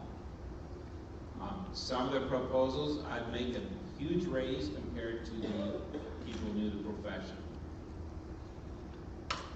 Can I interject just for a second? So I think just to kind of break down, I'm Casey Reese, by the way. Okay, I'm kind of I'm the simple minded of the group here. Okay, so I always need, I'm always the guy that's like, hey, hang on, can you break this down for me? No, that's not simple-minded. If it is simple-minded, me too. Okay, well, gotcha. So I'm gonna. So honestly, so I frequently have to stop people, as I'm doing with all of you, when there's a piece of paper that has this many numbers on it, I just go. Yeah, me too. My eyes roll back, and I say, wait. You're going to have to go through this a bit more slowly for me. Please. Yes, I'm right with you there. So, okay, just to kind of just highlight what the issue is here. So, and if you can believe it, I have a granddaughter who is an accountant. Where she derived the ability to do that kind of work, well, clearly it's from her father. She is my daughter's daughter, so it came from somewhere else, not from me. I'm with you there. I already struggled to help my 8th grader with his math. So, anyways, but so the issue is with the current index salary, right? So, one of the district's first proposals was just that flat 4% raise. So the problem is that only ends up being a couple thousand increase for your first cell, whereas all the way to the bottom right-hand corner, where it was at the was 84,000. That ends up being an increase of twice as much. All right, thank you. Thank you. Yeah, so they're getting like a $4,000 increase. Right? Now, if I'm on that bottom right-hand corner, yeah, I would love that. Okay? And I would love to see our veteran teachers get a percentage raise like that. But the issue is, a lot of the money in raises ends up going to that bottom right-hand quadrant of teachers, and what we're creating is we're making the problem worse for our district, which is we're struggling to attract and retain newer teachers, so we're going to float that bottom right-hand corner while still keeping that top left-hand corner far behind other districts that we're competing with. Anyway, so what we're trying to help the district close that gap so that there isn't such a wide range there between that top left new teacher and the bottom right-hand corner, because that's one of the issues that we have with costing and giving raises to teachers. When you have lots of veteran teachers and we keep doubling the amount of, percentage amounts that they're getting every time we add a percentage raise, it makes it hard to it makes it hard to give raises. And we'll talk about this later on, but that also compounds the issues of why we're in the situation we're in with the vertical step movement, because it becomes difficult to afford moving teachers down the steps. And so, although that $85,000 number looks really sexy, right? Like we're, state of Kansas, it's up there in high numbers of salaries. The reality is, for a lot of us, it's like a pot of gold at the end of the rainbow. We can't obtain it. We can't reach it because we have to freeze salaries because we can't get people there. So you either had to have been working in this district for a really long time to reach there, or you moved into the district and got placed on that spot. So I'm kind of getting ahead of us in the presentation a little bit, just trying to create context for why why this is being talked about. So Thank you. The context is useful. Okay, I apologize if I created more confusion. Thank you, Casey.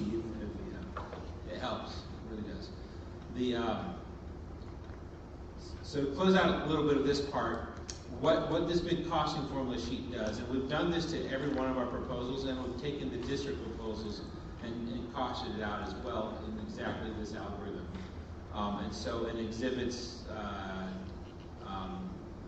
E4 through 11, and I'm probably getting ahead of myself, you'll see all the district proposals costed out in this very same manner. The one thing that we will always start out with, and I do want to illustrate here because we will talk about this, is last year's actual monies used on salary schedule wages. And I want to make sure we're clear on our definitions. This is salary schedule wages. What the district told us this past year, and this was probably even prior to Mr. Ryan getting here, or right by the time he got here, so I'm not sure when we got this data, but this is what we've used, is $27,344,999. I think it's very similar to the new number that he showed us today, off by a little bit, but pretty much close. Okay, our proposal that says if we take that money that was used and expended in real dollars last year for salary schedule wages, that was $27,344,999 in real dollars spent to our 451 bargaining unit members. We're suggesting with our proposal, using some of our attrition savings as well, to make sure that everyone gets something here, this will only cost $804,326 more than it did last year. That's about a 3% total increase from the actual data reported to us from the district. That's how we get to our $28,149,325. That's our total salary schedule pay, our estimated cost. Now, we also use this number and we compare it to the district legal maximum. Again, we talked earlier today about what KSDE's legal maximum is. They provide the money to the district so we can spend it. Our total teacher salary schedule wages of $28,149,325 in our proposal is only 44.96% of all the monies that they get to spend for everything in the school.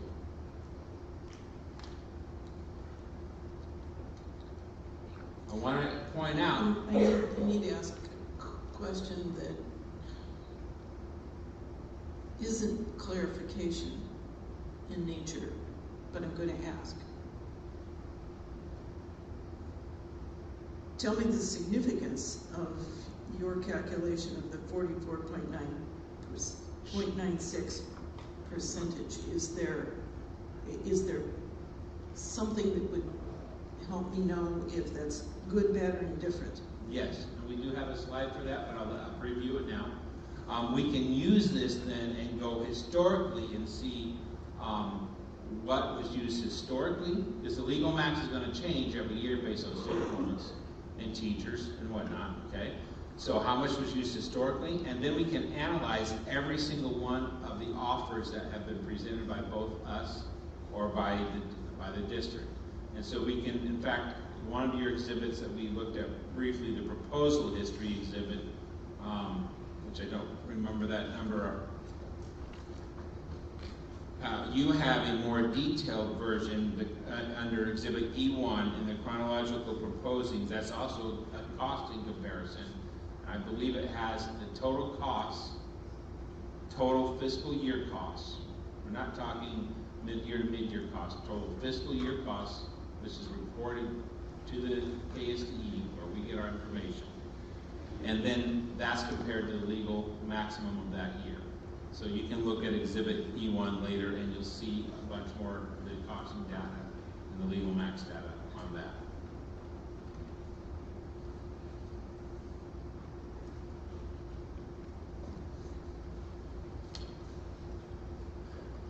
So what we've tried to explain to people that we have our $804,326, that's actually only a 2.94% increase over last year's bargaining unit cost reporting on that general ledger line.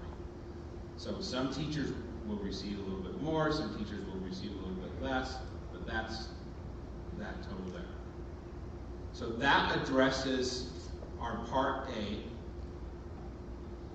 which is our salary schedule pay. Okay, and this assumes that there is a step. And why it assumes that there is a step, and we'll get that into our Part B, is that's going to actually fix some of the people that are stuck or have been misplaced because they're going to get to our M and max out. They can't go anymore, so that's going to take some people off the list right away there. So some of the monies that I believe the district showed that fixing the first list was about $336,000.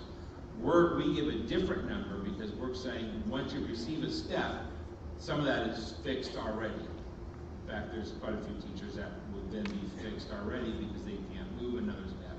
They're down at the bottom of the schedule. That's why this is an integrated proposal. So I'm going to turn it over to Casey, who's a lot more sexier in his presentation than I am. And he will talk about Part B. All right.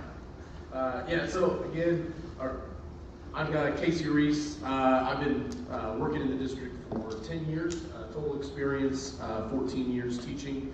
My wife and I have both been in this district. My wife has been in here in this district for the entirety of her career. We're also members of the community and are raising 4 children currently in the district. So, What do you teach? I'm a history teacher here at Campus High School. So, anyways, all right. So, bear with me here. I tend to. They like to tell me to stick to the script because I kind of tend to talk in circles a little bit. So I'll try to explain as good as possible. But if I start kind of going off a little bit, feel free to stop me and say, "Hey, you're losing me." It won't offend me in any way. So, all right. So my task today is going to be to talk about the vertical step fix. So when we say vertical fix, and I think we've talked about this quite a bit already, but we're referencing moving down the schedule for years of experience. The problem is we haven't always been given steps every year. And yeah, some of this goes back to, sure, during recession period when a lot of districts were frozen in steps, but we've also frozen steps beyond that when other districts were not freezing steps. So that has compounded the problem of people being misplaced on the salary schedule. And so what has been created is a problem where, I'll go next slide here before I get ahead of myself, where we have teachers with less years experience who are being hired into the district at similar or even lower steps than veteran teachers.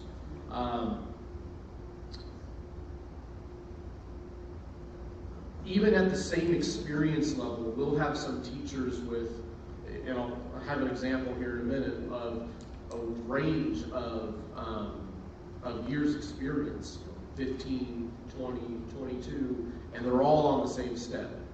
And that's really created an issue that has been known for a while, and HEA has been, this is kind of one of the big issues for us this year that we feel it needs to be fixed, or at least we need to take significant steps towards fixing this problem.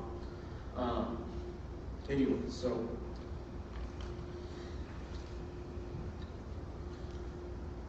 now this is a problem that the district has also agreed is an issue that needs fixed. It was first discussed between district leadership and HEA leadership back in so it would have been December of 2022. And then when both the HEA and the district exchanged letters for negotiations last year, it was on the district letter as well as the teacher's letter that this salary vertical issue needed to be fixed. So HEA was really hopeful that the district was going to come to us this year with a plan and a proposal to start making strides towards fixing this problem. Can you tell me what circumstances or background precipitated your second bullet? Okay, so, typically what is told to our negotiation teams and to our teachers is that it's a money issue, that the district doesn't have enough money. It's the same, what we're being told this year. We were told this last year. It's always the district doesn't have enough money to be able to give proper raises and step movements. And so oftentimes, teachers have agreed to this to their detriment as a way of, really just out of good faith for the district. We have a district of good teachers who work hard and, they want to work for students. And at the end of the day, when we're being told there's no money, we've often been willing to forego some of these step movements. And it's really just reached a point where at some point we have to say no, like it's enough. And teachers have paid, because when we look at this issue, it's not just about the raise that those teachers can get this year. Okay? We also have to look at what has been the cost to some of these individual teachers over the years of these step movements. When you look at potential career earnings, we have some teachers in the 20-plus years category who have foregone thousands, tens of thousands of dollars in career earnings as a result of these steps being frozen. Let me restate so that you can confirm that I'm understanding it correctly. Mm-hmm. There have been years that another district saw increases in its schedule that hypothetically another district, yours or some other district, agreed to a contract resolution that didn't provide increases. Correct. So that's what you're describing in the second bullet. Yeah, correct. So a teacher would be moving on the schedule, but the movement on the schedule didn't give that teacher more money. No, they wouldn't move at all. So they would stay on the, I might be able to further explain this in my next slide. Okay. So if I don't, please come back and tell me. Okay. I'll try to re-clarify. But anyway, so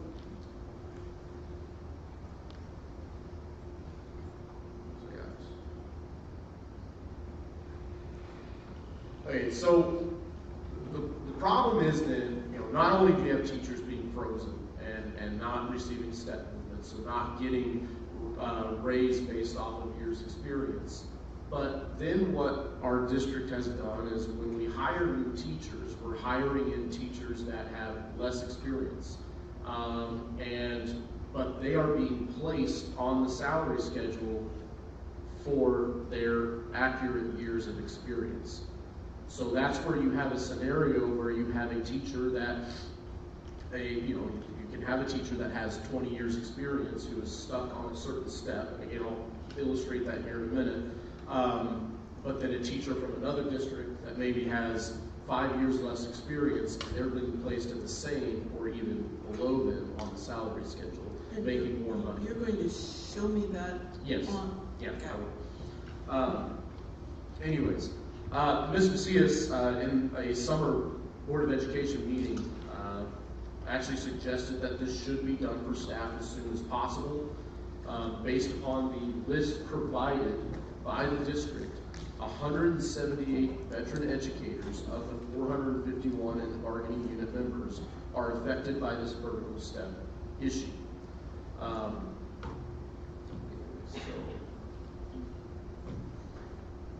And then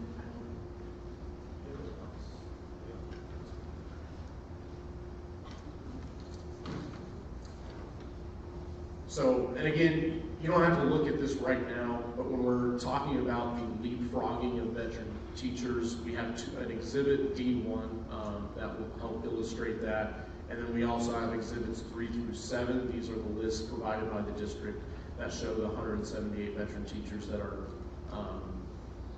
not on the correct step. So, creating a fix will address the inequities between veteran teachers earning less, while some less experienced teachers are currently earning more.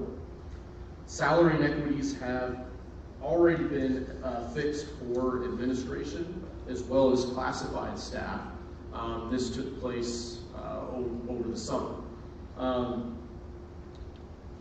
And at this point, I do kind of want to take a time, even though this isn't, there'll be some things that will certainly will be in, during the rebuttal time, but the district provided a timeline of events as far as during spring negotiations last year. And I feel it necessary to address that right now because, I don't know that there was any other goal other than to try and discredit this group and what we've been trying to accomplish over the past year. And honestly, like that timeline grossly misrepresented some of the exchange between the district and HEA as far as why we did not start these negotiations until late July. I'm sorry to interrupt. Yeah. But I suggest that sounds more like rebuttal. Okay. And both sides have that opportunity to explain one side's view of something the other side has shown or represented. Let's keep it in that flow. Fair enough, and I can do that. I think it's more just within the context of, we did see administrative staffs and raises happen over the summertime prior to teachers even beginning negotiations. But we can talk about that this afternoon. Anyway, so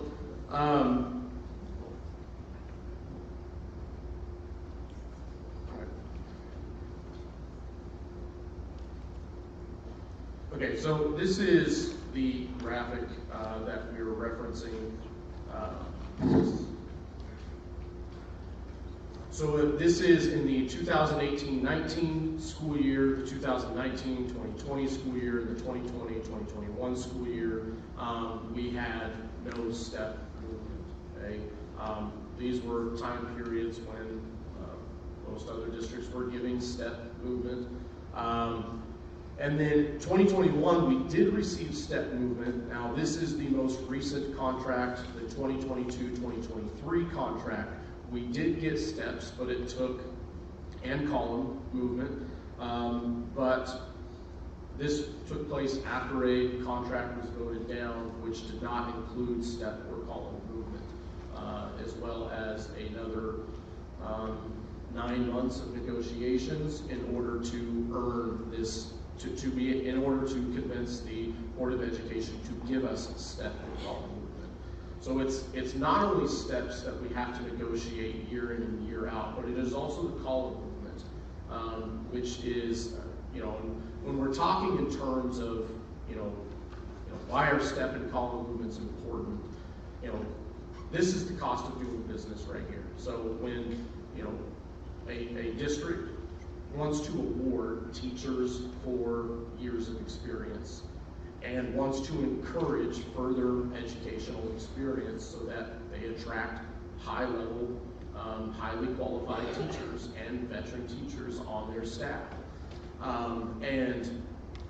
So when those things aren't awarded, it becomes difficult to keep those staff, which is bad for the district, it's bad for the students of our district if we're unable to keep those highly qualified staff members.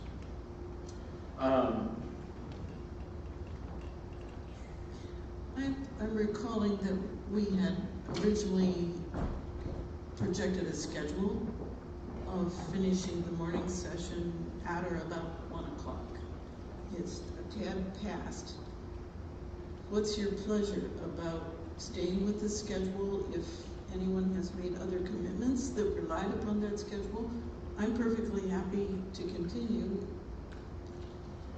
as opposed to interrupting one person's presentation, which seems rude.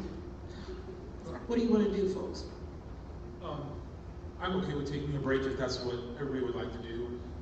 There is a good stopping point in a couple slides. If we could let him finish and then we could have that stopping point, that would be great, if that's okay with you guys. Yes, I think our concern is if we don't get through your presentation, it's going to be hard for us to get a rebuttal together during our break. If the Education Association finished its presentation, what would your best guess be about the amount of time you need? Probably 30 or 40 minutes, maybe. Sounds good. We're going to go ahead and allow the EA to finish its presentation, and we won't hold you precisely to 30 or 40 minutes, even if it goes, what do you think, an hour? And then the sequence as revised would be that both sides have presented their primary position, and rebuttal would be reserved until 4 o'clock? Was that what we had agreed to? Excellent. Thank you.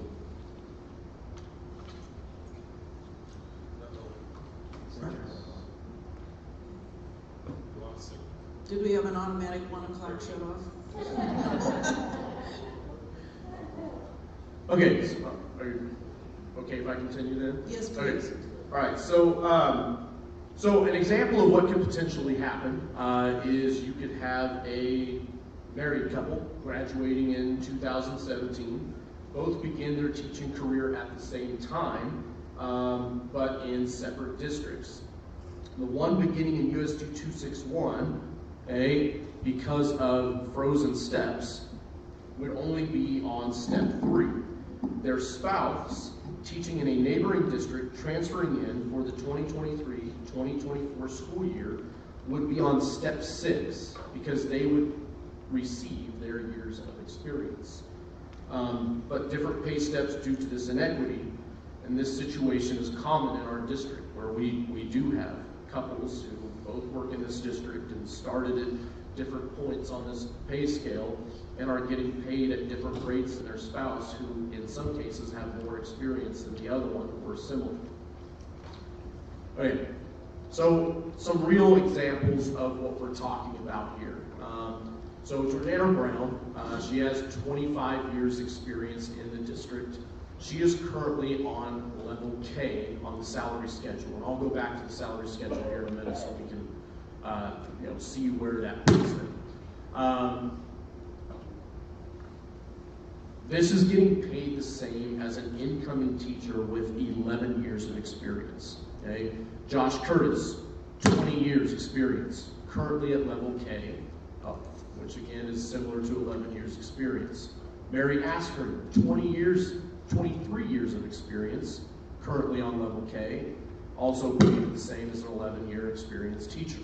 So even right here, we see we have 3 people with 3 different sets of years experience, but all on the same level, but all 3 not being paid at the correct step that they should be at.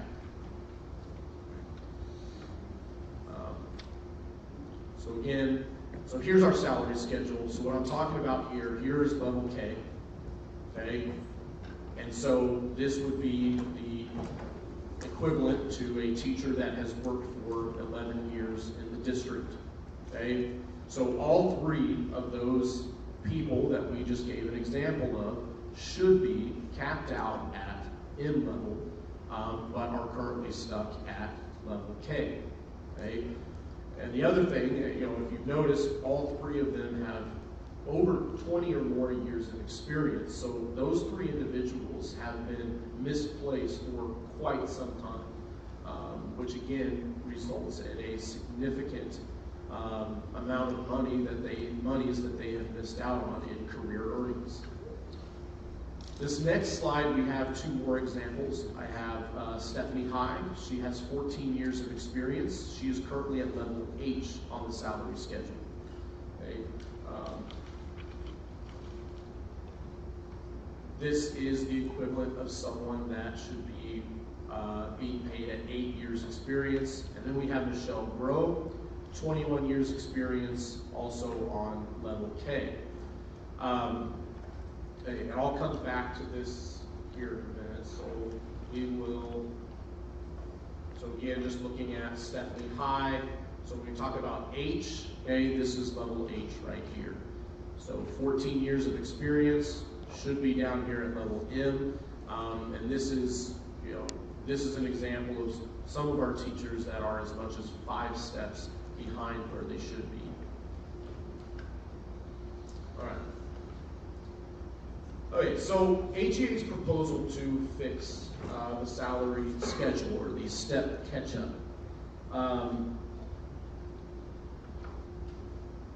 It's comprised of groups. Okay, we've got 3 different compartments of this proposal. So the first part of this proposal is that each person currently misplaced receives 1 extra step. So that would be, for this school year, you would receive 2 steps rather than just the 1 to help try and catch up to where you should be at. Okay? So again, to kind of give an example of what we're looking at, so we'll look at Stephanie High or Michelle Grove. I'll go back here. So Stephanie High, who is currently on level H, would get moved down to level J instead of just I. Okay, so we're not. We understand that it might not be feasible to just fix everything all at one time. Part of our proposal is trying to take steps towards fixing it, but also leave money for other teachers who are maybe not impacted by the vertical step issues to still receive a raise. All of those teachers that we talked about on step K, okay, they would receive 2 steps this year, so that would already fix them. They would get caught up to where they need to be by being moved down to level M this year.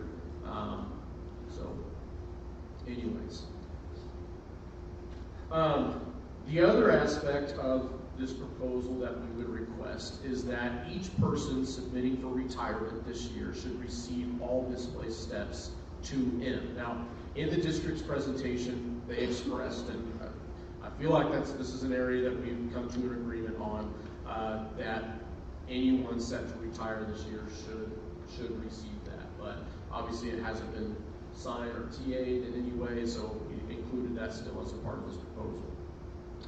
The third aspect to this commitment is to fix placement for all remaining displaced people in the school year of 2024-2025. Okay? So again, going back to our examples, Stephanie High, 14 years experience, who's on H. She would receive 2 steps, okay? So she would move down to step J, all right?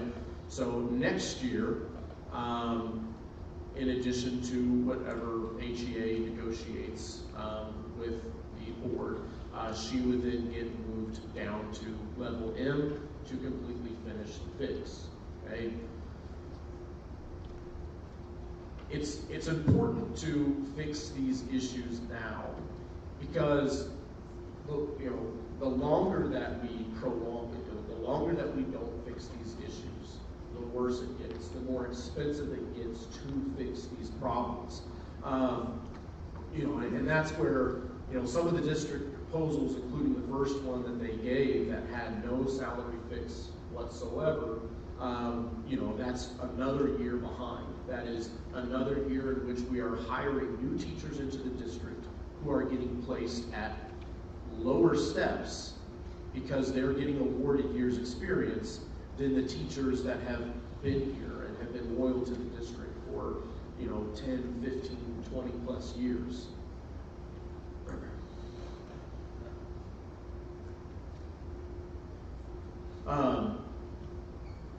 Some of the other district proposals also did not include giving any step movement at all this year.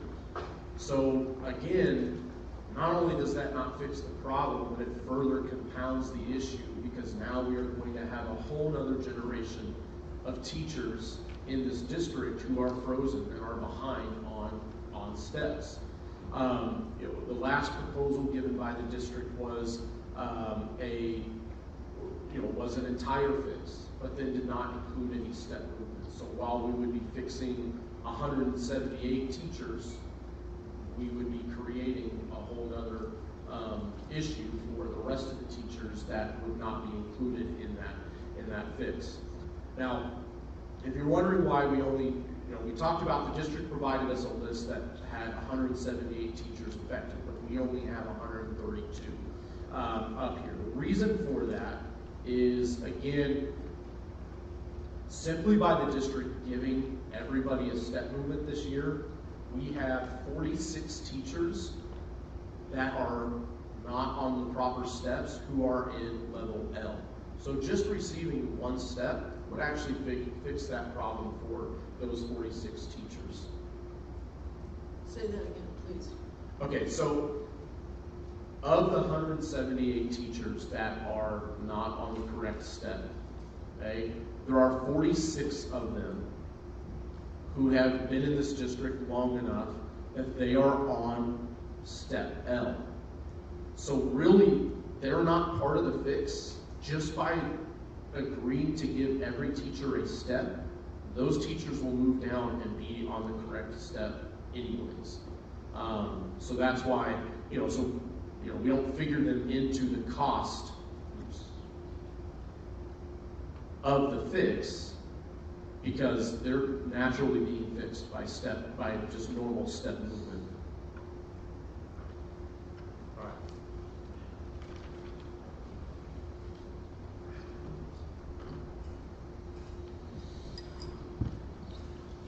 So we've explained our proposal. Our proposal is twofold. Yes, we need to fix this salary schedule in a way that attracts new teachers, but also rewards those veteran teachers that are working hard in our district for our students of our community. But it also is a way to fix some of the salary discrepancies and issues of people that have spent their lifetime working for this district, but yet are paid significantly less than someone that just moves into the district with half the amount of education or half the amount of experience. And so the question is this affordable? And so I want to go over this little math map for you. Okay, you can look at it on Exhibit E3 if you wish. Yep. It's the same thing as up here, but it's just a hard copy.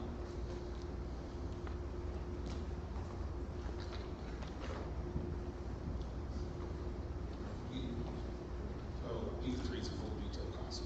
Okay. So we've broken this down into this math map.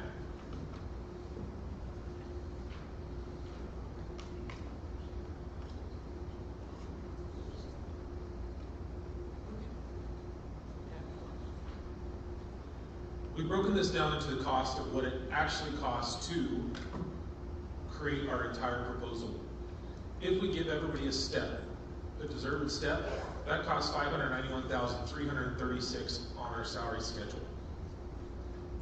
If we reward everybody with column movement that has completed that education, that costs us $212,990.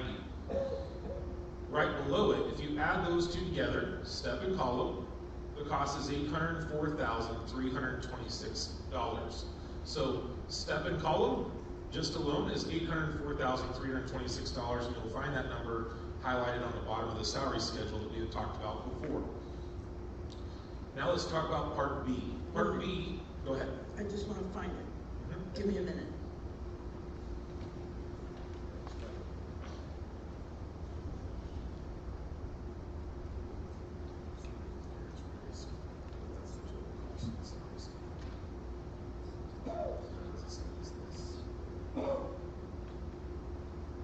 This is the step cost, that's the cost of the column, this is the total cost, and that right there is the total cost.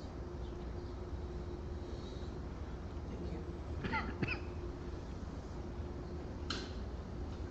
So this math mat, the first three boxes over here on the top left. You're calling it a math map?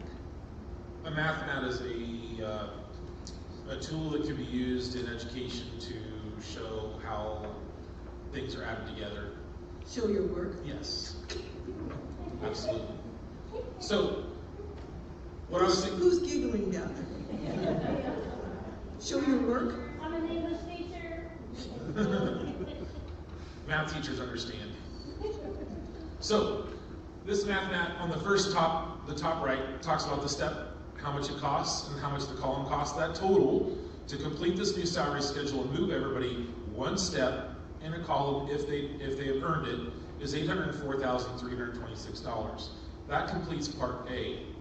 Now our Part B of our proposal is giving those people that are behind an extra step.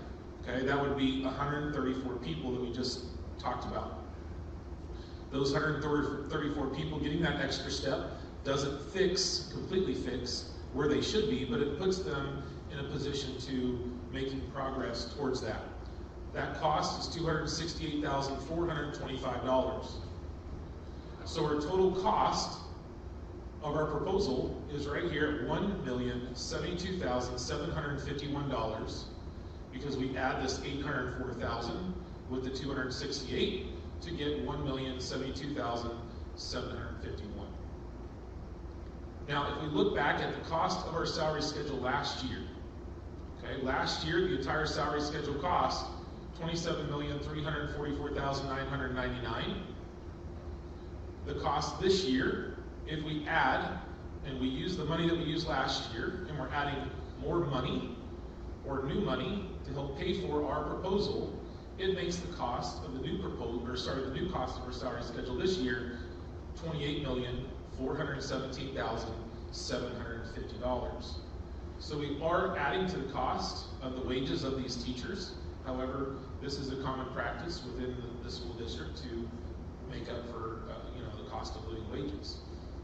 So our proposal increased from last year's $1,072,751, which comes below the $1.1 million.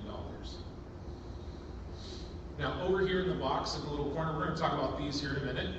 In the little red, it's a little bit hard to see, but this is the percentage of legal max. We're going to talk about that legal max in a minute.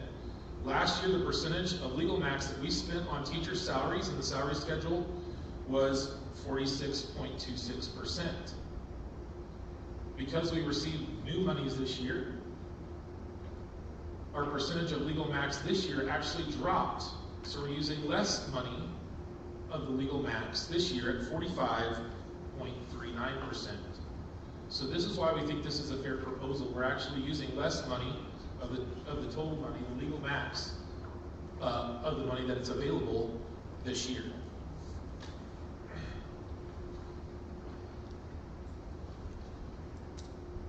So the question is, why is this proposal super important? It kind of goes back to our matrix that we started with. Number one, it increases the base cell to attract new teachers. Okay. Number two, it increases all the cells to make sure every single teacher, all 451, receives some type of raise. It allows teachers to get steps, which, as Casey explained, steps are super important because if we don't allow those steps, people get behind. It fixes the salary inequities and making sure that everybody starts working towards getting paid more equitably, so we don't have teachers with 11 or 12 years experience getting paid more than someone with 18 years of experience. And the other thing that we haven't talked about is the index. So we talked about it a little bit. We talked about how the index on the current salary schedule is 2.08. One of the proposals that the district said is they would love to bring the index down to 1.75. And we are in favor of that, but there's steps that need to be made. And with our proposal, this brings that index down to 1.96. So we're making ways to work towards that 1.75 index.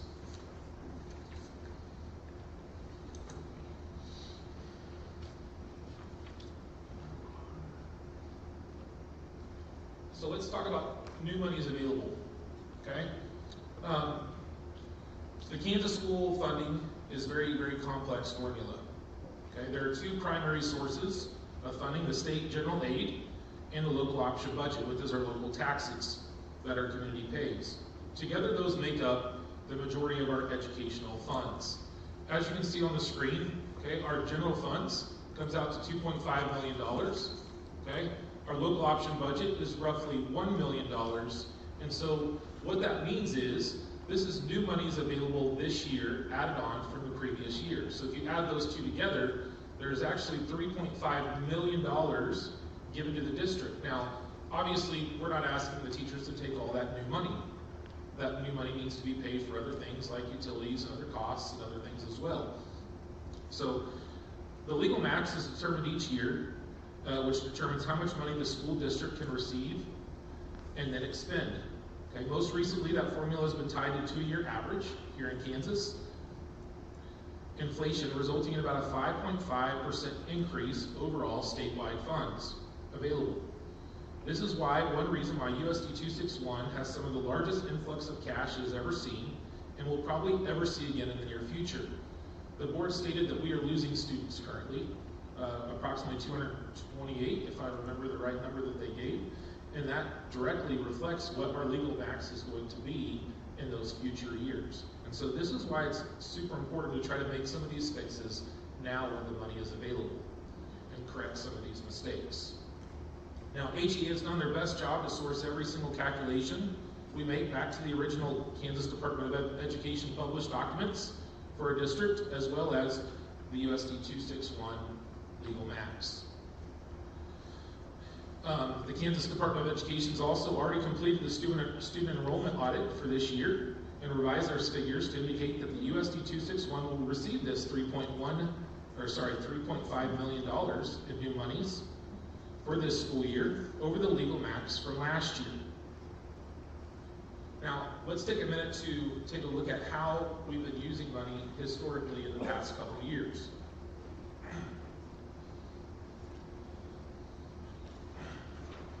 So the first thing I want to talk about is the budget. Okay, and this is the budget for our district. If you look at the budget for the school fiscal year of 23, the budget was set for $434,982 for teachers. That includes the salary schedule, but it also includes other things that they had mentioned before, like supplemental pays and sub pay and extra duty pay and all those extra duties that go along with it.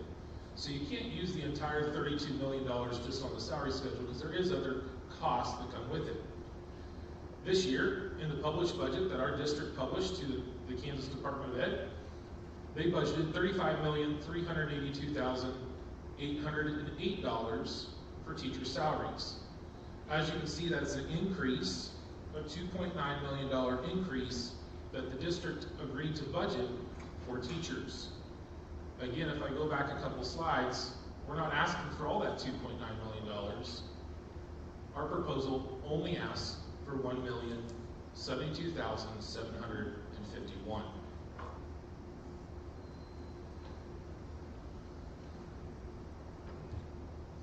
Now this is kind of a confusing slide. It's a little bit busy, so I'll do my best to try to explain it as easy as I possibly can. Well, you have slides in here that are much busier than this one. Okay. I didn't have to present them though, so that's good, right? Understood. Okay. So this slide kind of talks about some of the history of our school district, all the way back to 2018. Okay? In 2018, we used approximately 53.7% of the legal max to pay teachers' salaries. Okay? This is all certified people. Okay? If you look at 2019, it was a little bit less, 53.1. Okay? 2020, 53.1. 2021 went up to 53.3. 2022 went to 56.8. 54.9 last year. Okay? And this year, what's budgeted is 56.5. Now, if you average those throughout the last 6-7 years, and you average those out, it comes to an average of 54.2%. If you take 54.2% of the legal max, you will come up with $1.9 million. So if we kept the same trend that we have done in the past couple of years, of money that's awarded to teachers to help pay for salaries and retain teachers, that would be $1.9 million, or 54% of what the legal max is. Again, we're only asking for $1,072,000, which is substantially less than what that 54.2% is. Certified as opposed to classified. Correct. So certified as opposed to classified means your hourly versus your salary. So the board gave a list of all those people. That includes your OTs, your PTs, your librarians, your nurses, your regular ed teachers, your special ed teachers, all those support staff that fit on the salary schedule.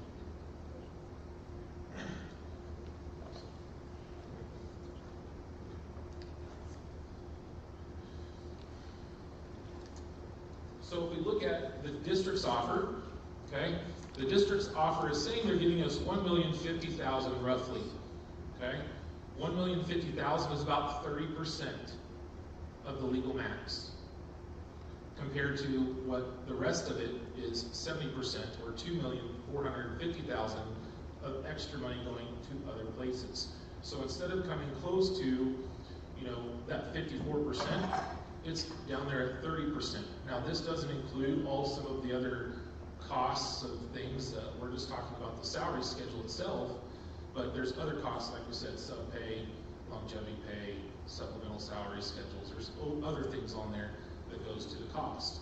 Now if you take what they're really giving us, and what they're really giving us is kind of what the true offer is, because they've taken away the attrition rate last year. So instead of giving us the whole $27 million that they spent on the salary schedule last year, since they hired in new teachers that cost less, they've saved about $460,000 in attrition. Now most districts, like I stated before, give that money back to the salary schedule, and we use that money to provide raises and increase the base and do those type of things. The district said they're not interested in giving us that money, and so what they're really giving us is $600,000, or 17.1%, which is, again, is much below what the normal average is back here.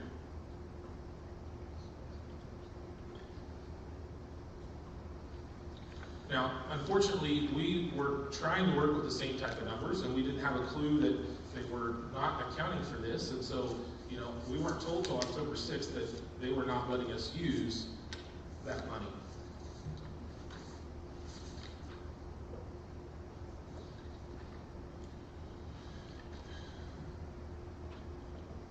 Okay, if you would turn to your exhibit book, G3 through 6. Which ones? G3 through 6.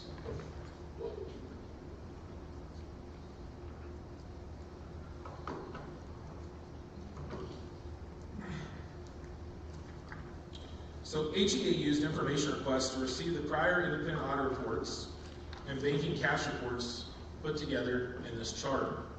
As we expected, USD 261 has been steadily amassing cash over the last several years. Did you get there?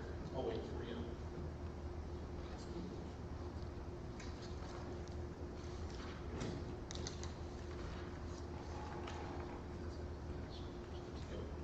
And that too. Yeah, both of those go together. So if you look at this chart up here, you can see in 2019, the unencumbered cash held by the district was kind of steady at $10,000, and it stayed steady for a couple of years. And then starting in 2001, it started to grow. Okay, between 2022 and 23, it had a larger jump. Now, 2024 is not the exact, that's the exact number that was stated in March through our information request. Now, we obviously realize that those numbers are going to drop because there's a lot of costs and stuff that go at the end of the year, and we understand that. So you can see that number steadily rising. Now, you're not from this state, so Dale Dennis is a notable Kansas Department of Education finance director. He was the finance director for our state Board of Education for 40 years. And he was often quoted as saying, if there's unencumbered cash, then there's no excuse not to give pay raises. School districts are not banks. The Kansas legislature also has repeatedly warned districts supported cash in lieu of providing salary increases to teachers is contrary to what their funding desires are. So as you can see here, the bold line shows the current unencumbered cash for each year, and it's been steadily rising since 2020 at 10.3 million. And then now at the end of 2023, it went to 21.3 million. And as of March, it's sitting at 31.3 million. Now, as I stated before, this number kind of goes up and down. If you look month by month, it's constantly changing based upon what costs and money goes out.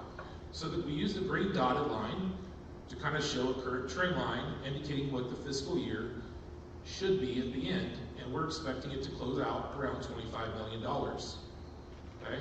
So yes, right now in March, it's the highest point it'll ever be probably this year as full payments start coming out over the next couple of months to end the year.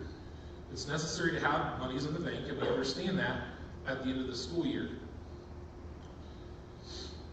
Now, as you can see, this is kind of an average that we're expecting them to increase their unencumbered cash by about $3 million this year.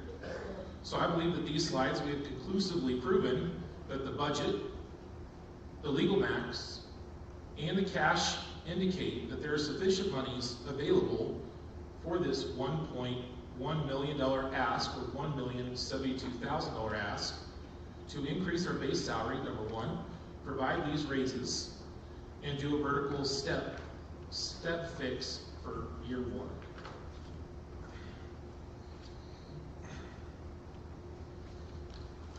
So let's go back to the percentage of legal max, and this kind of has a little bit of historical last year versus our proposal and their proposal this year. This is on exhibit I-1 and 2 in your book.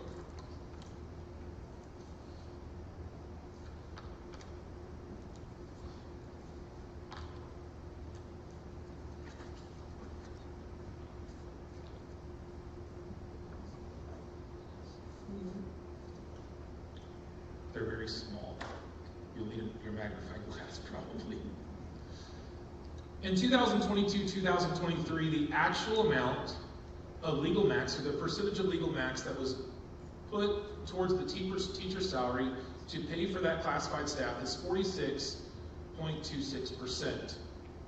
Okay? Our proposal this year, if we take the extra money that the district has given us, that the state has given us, that $3.5 million extra of legal max, and we put it towards our salary schedule that costs $28 million, that comes out to 45.39% of the legal max, which is actually a less percentage or a lower percentage than the previous year. The district's proposal, district proposal number 8, their last proposal only gives teachers 44.43% of the legal max going towards the salary schedule. Now, if you look at the bottom has a little a little caveat to it. It says it still leaves about 9% of the legal max to be used for other wages and supplementals, extra duty, extra pay, longevity pay, all those different types of stuff. So this is a percentage that's going strictly to the salary schedule, not to pay for all of those salaries that encompass that 54.2%. So if we keep below this average, the average that we've been spending towards teachers is 54.2%. That leaves plenty of room to help pay for some of those extra costs that teachers, or the district has for teachers, to pay for those extra duties when our salary schedule, just our straight salary schedule, only costs 45.39% of that legal max.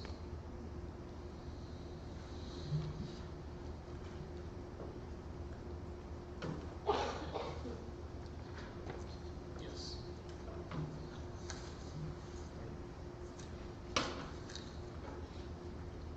All right, I'll try to wrap us up here. This will be the last set of slides. So why do we need to do this? So USD 261 is the last district in the state, still in 2023-2024 negotiations. Due to that, we have the unique opportunity to make precise comparisons with local districts. And I believe the district showed some of these similar comparisons. We actually do have a map that kind of gives you an idea of where we're at. So right here is Hayesville USD 261. So on this map, we have also included districts like Clearwater, USD 264, who's right here, Mays, USD 266, which is right here, Goddard, USD 265, right here, and Wichita, USD 259, Derby, USD 260, right here, Valley Center, which is USD 262, and that is right up here. And then we have Mulvane, which is USD 263, which is down here in the bottom right-hand corner. Okay. So there are many districts that we could compare to. We chose to focus on the county in which we are in, Sedgwick County and the greater Wichita area. A map of the county with its districts are provided on the right side of the screen. We also chose to list the districts that were immediately adjacent and touching the Hayesville boundaries or on the I-35 corridor. While teachers will and do commute for a job, the majority live in the area and do not cross county lines. The size represents how large a school district's largest high school is, and according to CASHA classification. So that's where these 4A, 5A, 6A, larger numbers would be larger schools like Hayesville's, compared to smaller districts like Clearwater and Mulvane, who are listed as 4A schools. The green here highlights Hayesville's current starting base salary. It is also the starting base salary of some of the proposals that were offered by USD 261 for next year. The blue highlights HEA's proposal and its starting base salary. Even with our proposal, Hayesville's starting salary remains dead last in the area, but does more to at least close the gap than what USD 261 proposals have done.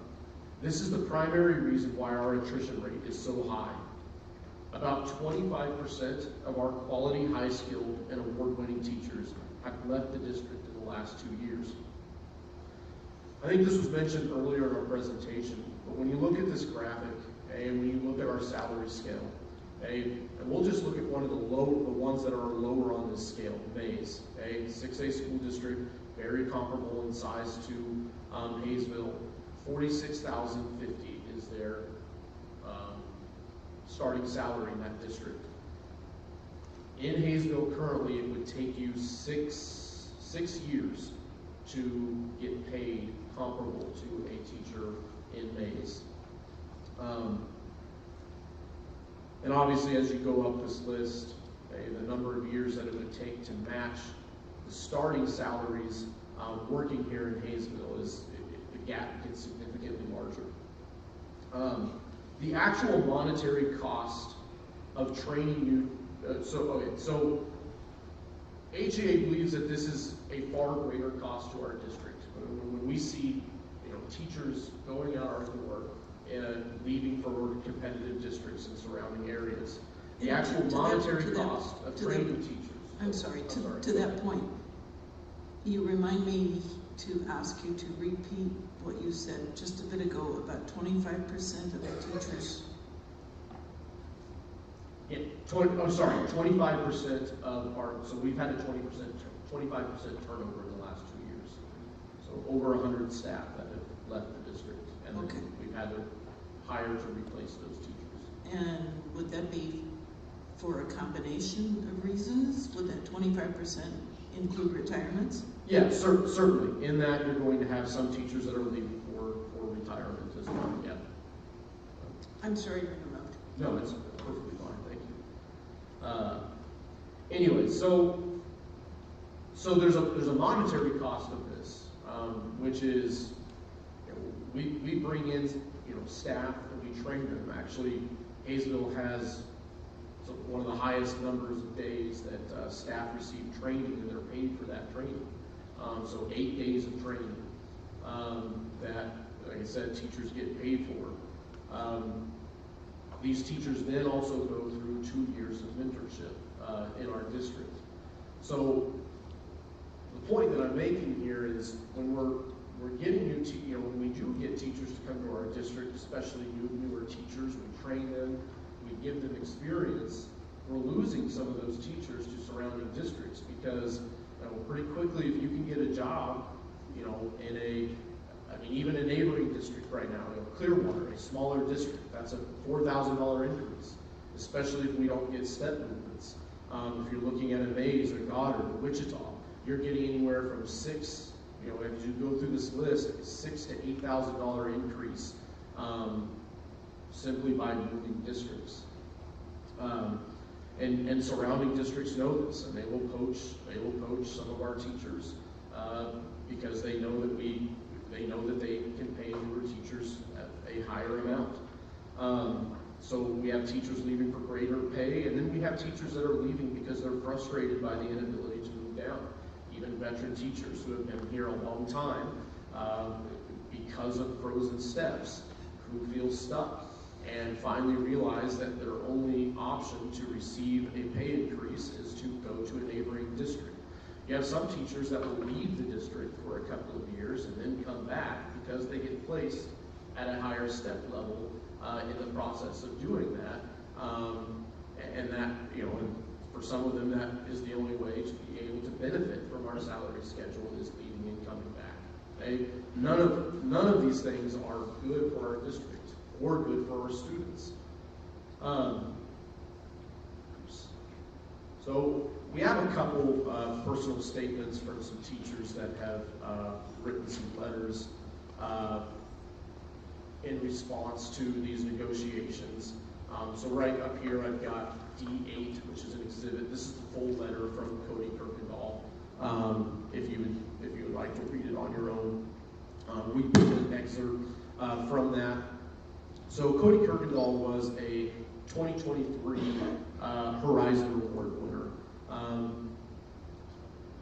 So it's all right. So in the state of Kansas, so only 32 first-year teachers across the state of Kansas are honored by Dr. Randy Watson, who is the Kansas Commissioner of Education. And Cody Kirkendall received this prestigious honor of being the 2023 Kansas Horizon Award winner. Cody then resigned to take a job in a local district because of a $7,000 pay differential. And this is a quote from his letter. When I was hired into USD 261, I was not told at any time during their hiring process that the salary schedule would not receive regular step increases. Okay? Ultimately, he was led to feel that that teachers in this district are viewed as expendable. and easily replaced. In contrast, we have a veteran teacher, someone that has grown up in this district and has spent the entirety of their career in this district, Robin Darbyshire. She was a Kansas Teacher of the Year nominee in 2009, as well as most recently for the 2025 school year. Robin says, I'm 060, which is is Hayesville, born and raised. Our district's morale is at an all-time low for the first time in my life. I had to make a business decision. Now I am leaving the district. I'm listening with my head instead of following my heart. So we'll be losing Robin Darbyshire at the end of this year.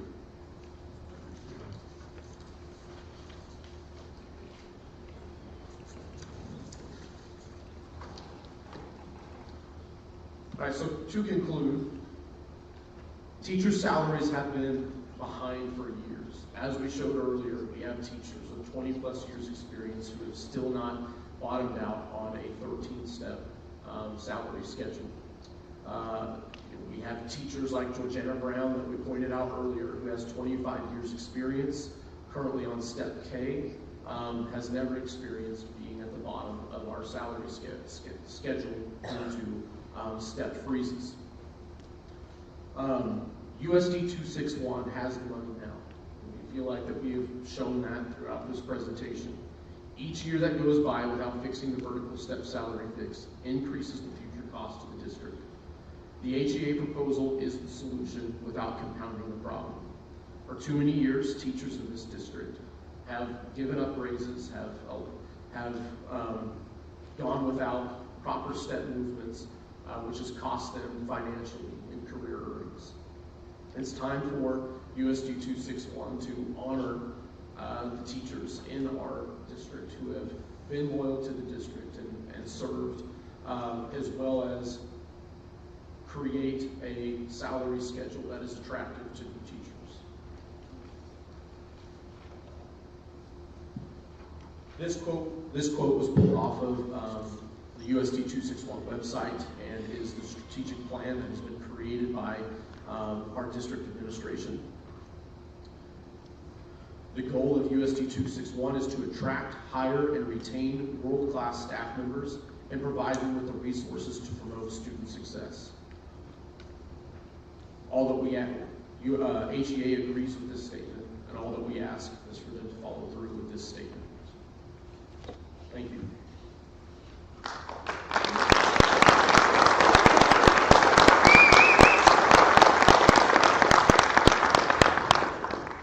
I assume that you're applauding because this is finally finished. We'll reconvene at 4 o'clock. Okay. I would like to see one person from each team momentarily. You choose.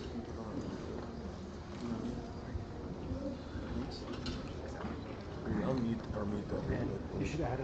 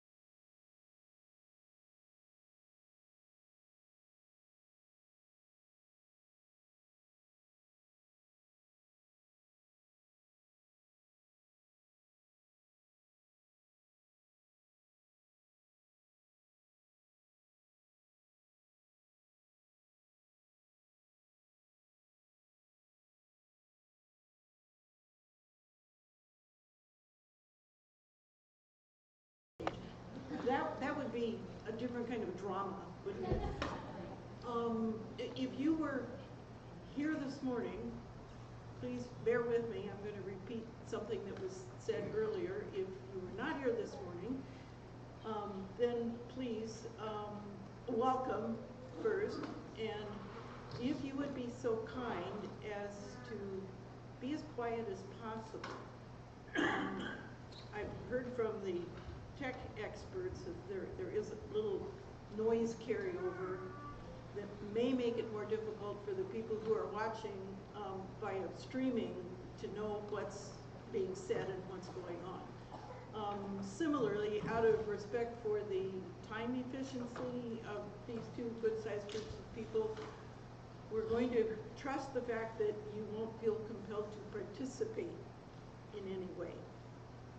Am I missing anything? A couple of questions had been asked about, okay, how does this work this afternoon? I'm going to anticipate, subject to the agreement of these two groups of people, that there will be questions that either side has for the other side as a matter of clarification or seeking out additional explanation about the respective presentations from this morning, and or either side has the opportunity, taking turns, to give additional information to clarify or to confirm what that side presented this morning. There may have been questions based upon what the opposite side had in their presentation. I think that describes what we expect. I have not mandated anything. That's just what I'm anticipating. So we'll see if what I described sounds like it works for your purposes. So we flip mine to see who goes first. David, I agree that David would go first. Oh, happy to go first. All worked out. Thank you. Can I get that? Thank you.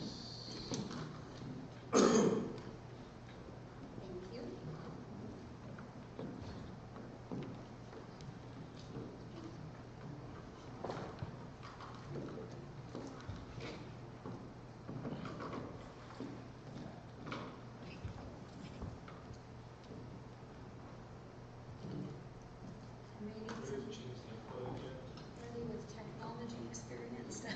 Oh, you were going to be using. Yes. I was wrong. I didn't think there would be additional things represented on the screens. No worries. It should work. Yeah, yeah, you got it. Thank you. So is that going to work for our tech folks? Yep. Thank you. Excellent.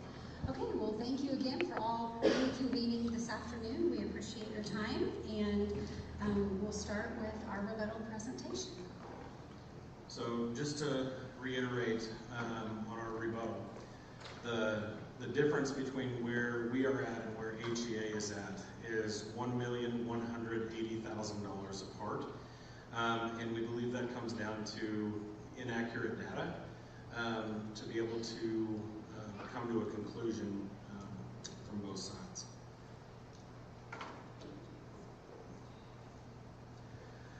To go back to our one-page summary, this is where we listed out all of the expenses, all the new positions, the ESSER positions, the cost of doing business raises. Down in the light green section is where it shows our new money to our general fund and our estimated new money to the LOB for this year. That is the $1,958,836 for general fund and the $646,415 for the LOB. I believe that HEA stated there was 3.6. That's $1 million off on what our actual new monies are for the school district. Can you point that out for me? Yep. Where it is, please? Maybe. Here we go. So right here in the estimated new monies in this light green section, this is 1.9 million. And then in the LOB is 646,000. Combined total new monies is 2.6 million. And then again, on our one-page summary, if you subtract out our expenses of the 1.6 million approximately, we're left with $985,000 that would be good for certified raises. And by the above cost increases, you're referring to the items identified above the total? Mm-hmm. Yeah, items above the total. So everything up here in the white section, you have your 4 positions that were added to it: HMS, 1 FAA teacher for special education, a PE teacher at campus, and then we had 4 social workers, 3 liaisons, a special education teacher, a special education instructional coach, a psychologist, and a speech pathologist that were all included in ESSER funds that would now be absorbed into our general fund. And then below that, we had basically the cost of doing business, work comp, we had property insurance, utilities, fuel costs. All of those items are listed here. And then we had the raises that were given for classified staff and administrative staff, and then the increase for FICA and unemployment that has to be calculated in. Grand total of 1.9, but we did save some money on administrative costs. We had some administrators retire or positions that were not filled after they left. That came to $285,000 to give the total estimated cost of $1.6 million approximately to take out of our new money total, the $2.6 million. That left us with $985,000.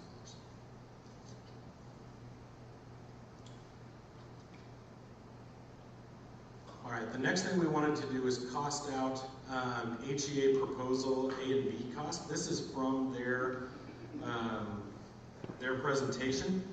We used their numbers here on the left to try to show the calculations that they were saying that this would only cost $1,072,000.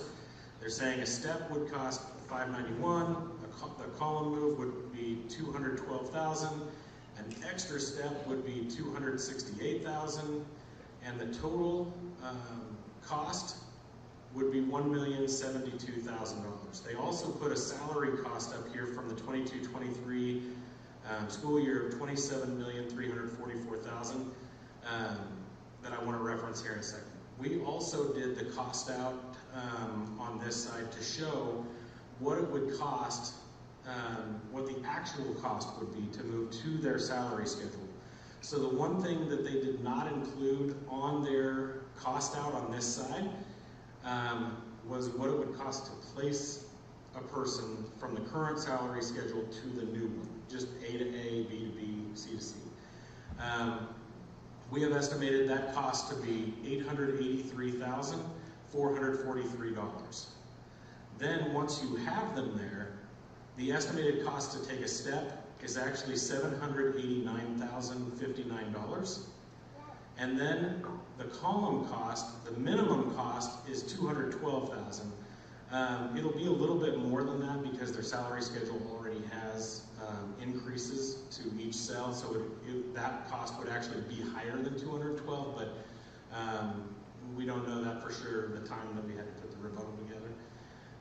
Then the extra step cost for the salary adjustment would be $330,000.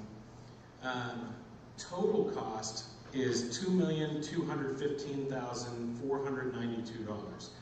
I also would like to point out that the salary cost, and I showed in our presentation how much the expenditures were for salaries last year on our account spreadsheets that I shared with you, to be $27,938,563.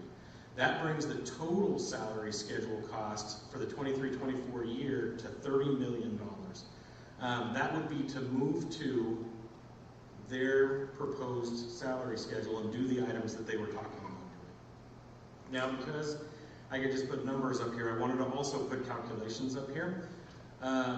So on my next sheet here, and it is a little bit fuzzy, my apologies, but for a quick turnaround, that should be in your paperwork on the next page following there.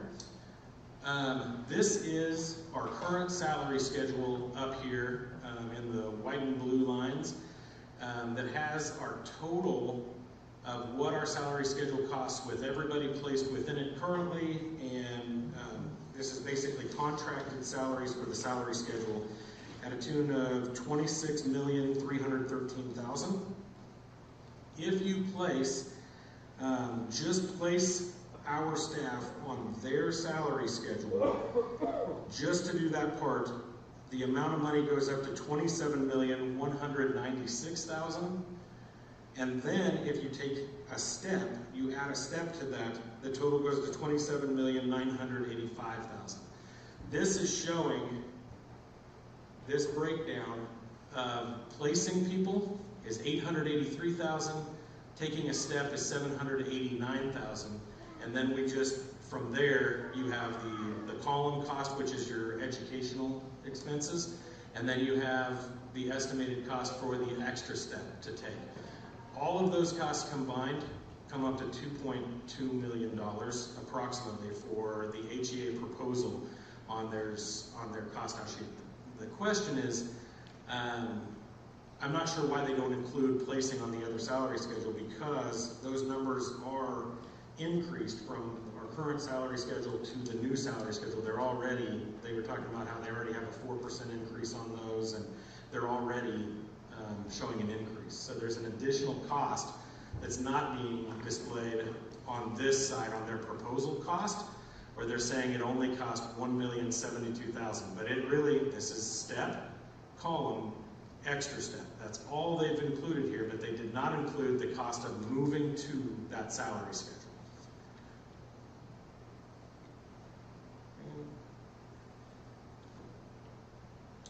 And then I wanted to show another document that they brought up on their salary schedule. This is just a snippet from their presentation, just to show. I took and I just did a little bit of calculation on this, just to kind of get a feel for where these numbers are coming from. If you go with level L and BS plus 12, the amount of money is $54,923. If you go up to M from there, the difference between these two cells is $1,176. And to make that move is approximately 2.14%. I don't know if these numbers are inaccurate, if they are what that is on this salary schedule, but when we're looking at a new salary schedule, we have not ran this through our board. The administrative staff hasn't had an opportunity to look at this salary schedule and work collaboratively to find a new salary schedule. But if these are inaccuracies just in these two cells that are on here, then I believe it's hard to say that there's not more inaccuracies throughout the whole document. I have a procedural question. Sure. Would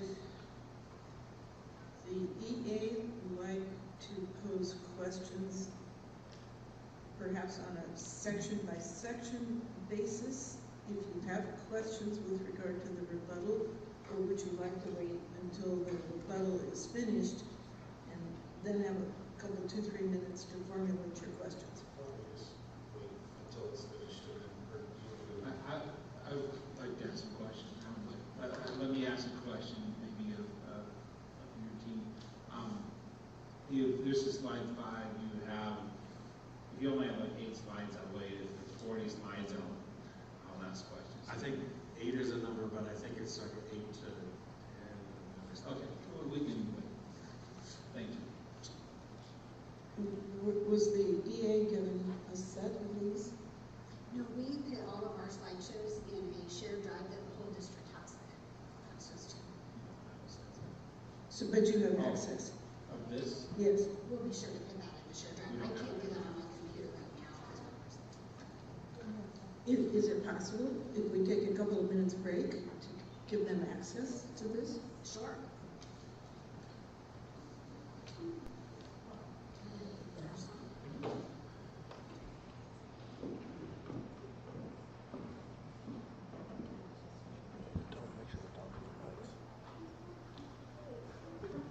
You have to pause.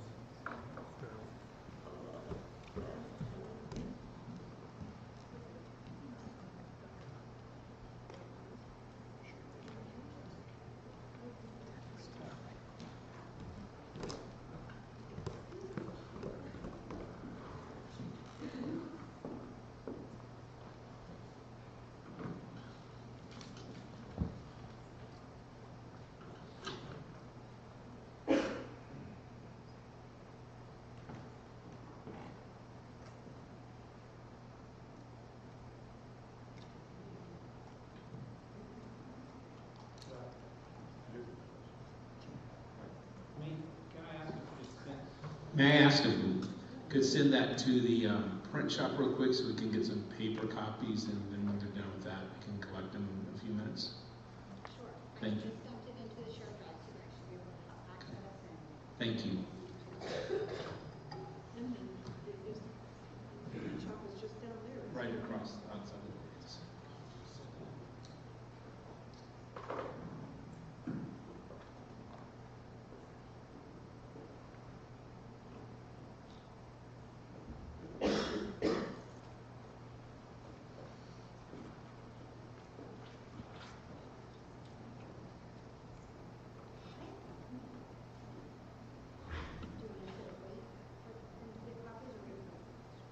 If you don't mind waiting a few minutes, he will go get it.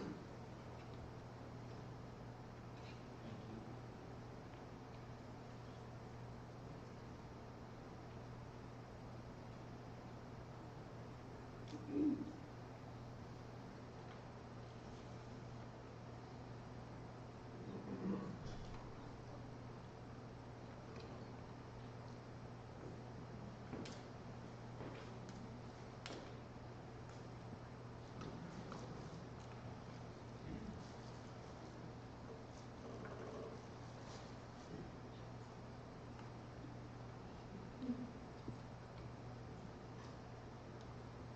Are there any students here this afternoon?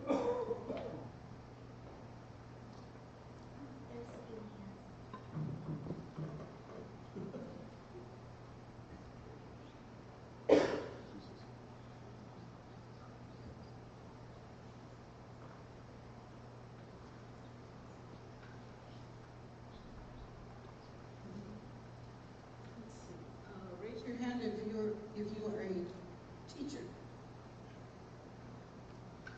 Raise your hand if you're not a teacher or a student.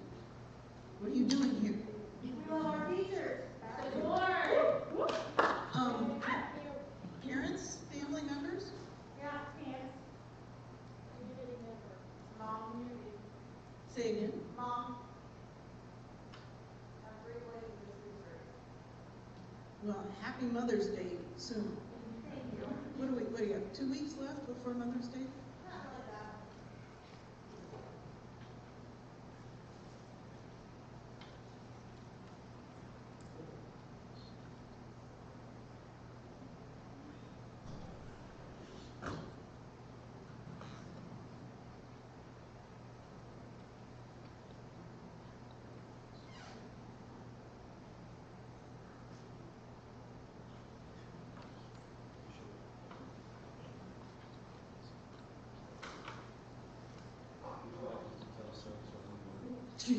Do you have better ones than that one you had on the screen earlier?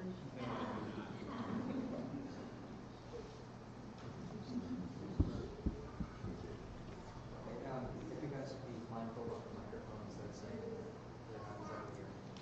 Oh, so in other words, get close.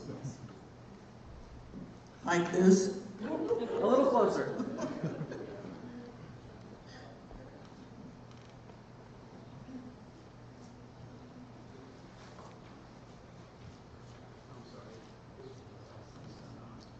That could be a problem.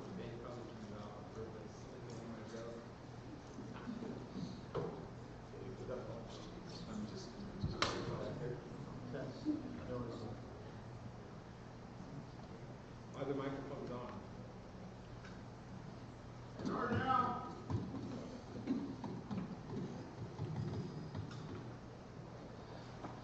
Did you hear about the potato who went to prison? They're out on appeal.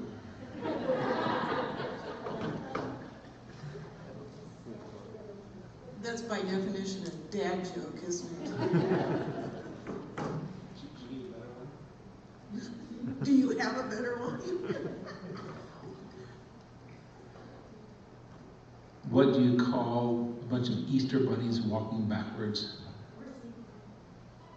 A receding hairline.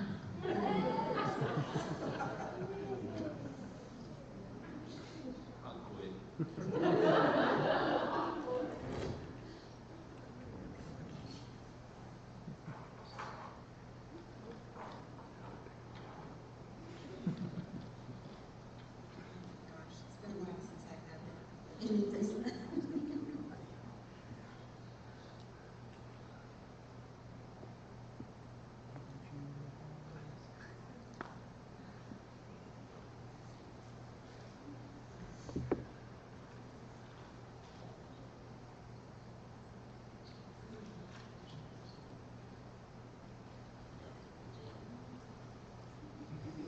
That's taking a little longer than we thought, so our team's okay if we just continue and look at those papers when we get them, okay?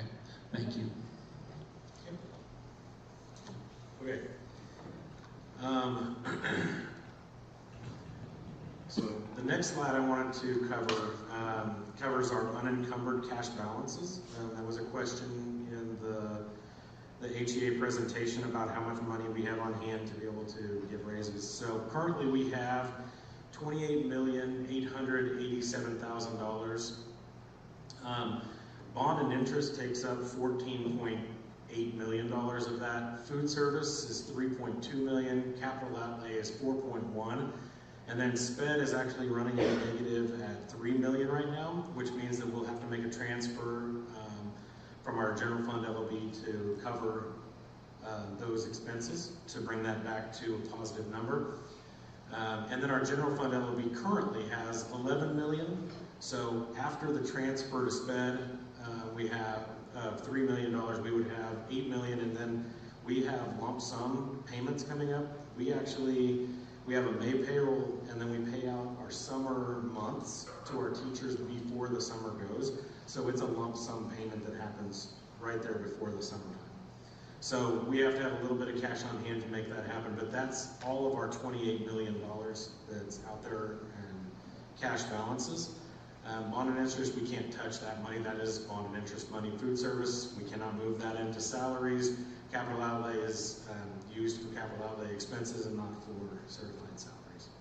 Food service clearly is funding the cafeteria program. Yep, absolutely. And SPED is special education? It is. I'm sorry, I should have clarified that. Yes, that's special education expenses. Not salary. This is unencumbered cash balances. This doesn't necessarily, this isn't certified salaries. This is just our cash balances in total. We would take our salaries out of cash balances. For instance, our lump sum payment of the $8 million, that does go to salaries. However, capital outlay is not a certified salary. Food services is not certified salaries. These are two different things we're discussing. I don't want, nor do I need to get into the weeds on this, but how does it happen that SPED is coming out of unencumbered cash balances? How is it coming? So we have expenses that happen through special education, but we fund it through our general fund. We have transfers that are required to be made to our special education to fund it. Currently, that is an issue with our legislatures, and I would assume that Marvin could even speak a little bit more to that because this is his passion. So those monies, unfortunately, right now we are underfunded in SPED and special education, and you have no choice with respect to that. We have no choice. Correct.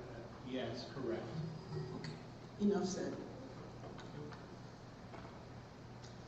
We want to go back to discuss a few things about how Hazel compares to the surrounding districts. So HEA presented the slide above that talks about those beginning salaries of Hayesville compared to the surrounding districts. And we agree, both sides, HEA and the district have agreed from day one that our base salary is among the lowest in the area, and that's a problem. We need to bring those salaries up. This is similar to the slide that we had earlier that shows some of those same districts. We have a few different districts on here. But one area that this slide that HEA presented did not represent was the average teacher salary that we talked about. So just to reiterate, the average teacher salary when we look at govsalaries.com does list Hayesville as number 3 in the state of Kansas for an average teacher salary. And our second source with Kansas State Department of Education, known as KSDE, lists Hayesville above the state average salary, as well as those districts, those same districts that HEA referenced and that we have referenced. We do agree that we need to work on that beginning base salary, which is one reason that we had initially proposed 4% to the base. That would not only increase our base, by several $1,000s, but it would also give everyone across the board a 4% raise. And then next, I'd like to talk about the sustainability of the district in the out years. This refers to our declining enrollment. And we just wanted to give a cost of the enrollment declining by 228 students. If we decline by 228 students, which we did, the cost of that in our general fund is $1.8 million, and in our LOB would cost us $608,000 for a total of $2,450,000. Now these are weighted figures. This is money that we would not be able to capture due to having fewer students on hand here at USD 261. I know what weighted means generally, but can you explain weighted as it applies here? Yeah, sure. So we have a what we call enrollment or head count of how many students based on how many heads are in the district. And then depending on what specialized programs these students are in, there could be some extra funding for that student above and beyond the one FTE. So what that equates out to is it's about 1.5 is about the figure that you can figure that off of. That's not an exact science, but it's a good way to get a rough estimate. But that gives you what our weighted numbers would look like. And at this point right now, with our decline of $2.4 million, that's money that we'll have to figure out how to come back to. And then lastly, we just want to reiterate, again, HEA and the district are $1,180,000 apart. And again, that's $1 million that we are apart, and really it comes down to inaccurate data. When we say that HEA they couldn't do math and all of that, that's not actually true. The problem is that they had inaccurate data that they were doing math with. And that's why we have gotten to this point where we believe that there's an extra $1 million in our budget to be able to spend. And at this point, we have shown, again, through our presentation, multiple different ways, and then also through our rebuttal today, that this money just doesn't exist, and we have no more funds to put towards raise increases for certified staff at this time. So in conclusion, Brandy Miller, and Brandy, I'm sorry, I just realized I forgot the I at the end of your name, so I apologize. Brandy Miller stated at the beginning of the HEA fact-finding presentation, the HEA was looking to do several things. Increase the base salary, fix the salary discrepancies, give all staff an appropriate raise, give eligible staff horizontal movement, and give all staff vertical steps. These are all factors that the board and the district also agrees are important. Many of the district offers have included these components, but unfortunately we cannot fiscally responsibly afford everything. So there are lots of desirable needs within the district, and we do have limited funds, so we must find a balance with those funds. And finally, the district does value, as we've stated earlier, the members of the bargaining unit and all of our staff who positively impact our students. The district is committed to ensuring a competitive salary for all staff while also being fiscally responsible with our district funds. The district must ensure the long-term fiscal needs are considered when committing future dollars. The district has limited new monies that have been offered for staff raises and even to account for an emergency within the district. The district has no contingency fund available for expenditure or when faced with an unforeseen event. The district has explained its position in how we arrived at the 4% package for all members of the bargaining unit. The district has made a reasonable and affordable offer for staff raises and has offered these funds to HEA in multiple ways. And the district does believe we have made multiple good faith offers that are fair, equitable, and comparable with surrounding districts. And at this time, we'll stand for any questions that Ms. Robinson may have or that HEA has. Questions? Yes. If you don't mind, if you could back up the slides so we can look at what we're talking about. And thank you for giving us some moments to get the paper copies. Do you need some additional time? Do we want a few minutes? Okay. 5? 5 minutes?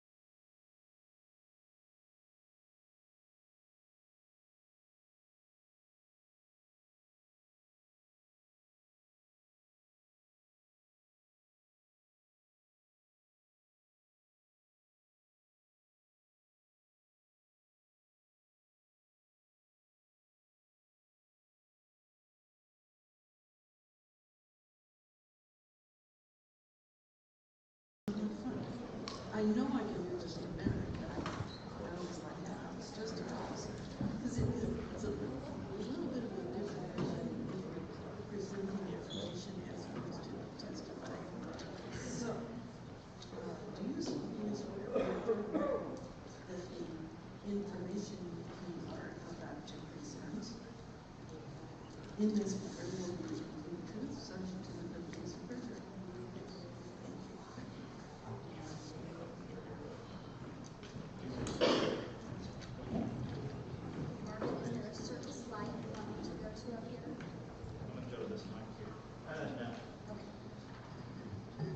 Okay, I think one of the questions was we talked about, or you mentioned capital outlay, that we can't do that to salaries, correct? For certified salaries, like Right. take money out of cash balances? Right. Sure.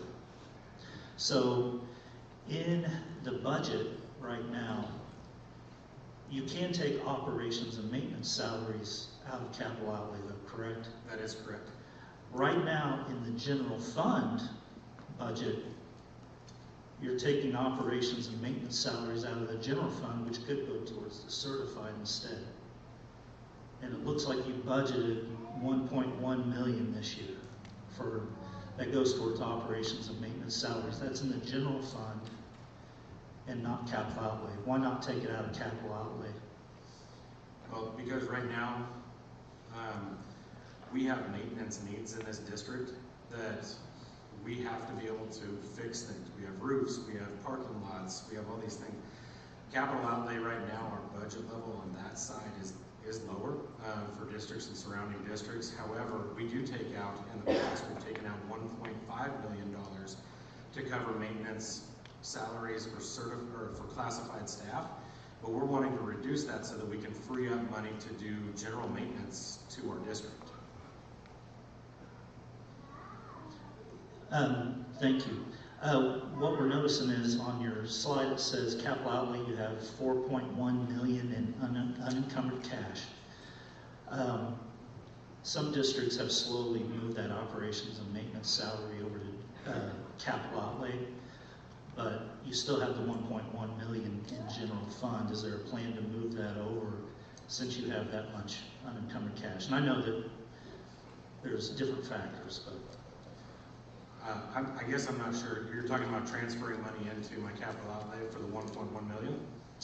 right now it's budgeted for operations and maintenance salaries, $1.1 million right in the budget. That's in the general fund. It could have been out of capital outlay though, correct? Like it could be. Yes, I believe that was made possible. I don't know what year that was when they made it possible to pay for classified staff through the maintenance, your maintenance and operations staff through your capital outlay funds. I think it was 2016, somewhere around there. That is correct. That is available to us. Yes. Dr. Robinson, at one point the legislation said capital outlay, which is usually buildings and all that stuff, that they authorized that you could take salaries for operations and maintenance salaries out of capital outlay. And if I'm understanding the flow of the question and the answer, that's still possible, but you'd rather not. Yeah, our district needs on the capital side of making improvements within our district for our parking lots, our roofs. We've already estimated that our roofs will cost an estimated $30 million to fix some of our roofs in the district. And we're currently trying to we're doing a review or evaluation to see how much it's actually going to cost to fix our roofs. And without knowing more information on that side, we need as much money in capital outlay as we can get so that we can do some of these maintenance repairs that are much needed in this district. And with all due respect, teachers and the people they represent here also have their own roofs to repair at their houses also. That's why we're trying to figure that out. Thank you. Please, no participation, please.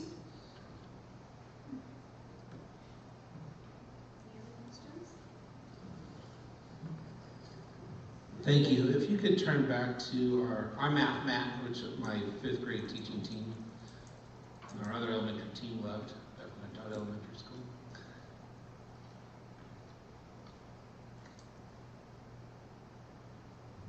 This one? Yes, that one, thank you.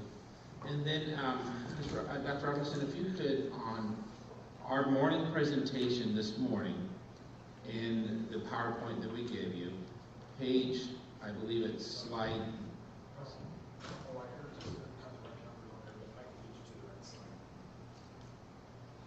Slide 7. Yeah. And this is going to involve having 3 pieces of paper. Fortunately, they are all printed more than 8-point font, so we'll be able to read it a little easier. I believe our salary schedule, I'm going to keep that up there, but in our exhibit for our salary schedule is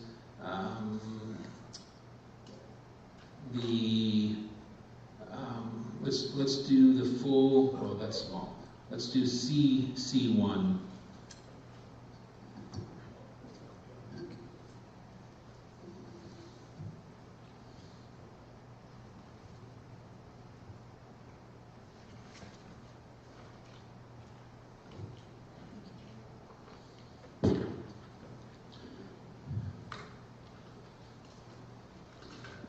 Okay, let me start here with this math, Matt. Thank you again for your work that you put into this. I'm going to take a look, and I want to make sure I'm understanding this correctly. And this is where I think one of the sources of our confusion has gone along, is that our proposal that we presented and the costing for our proposal has already had a movement of one step and any horizontal movement in it. So when we place the population from our schedule, from the old schedule onto this schedule, it doesn't have an extra step cost. That's where a lot of this double counting, I think, has come on.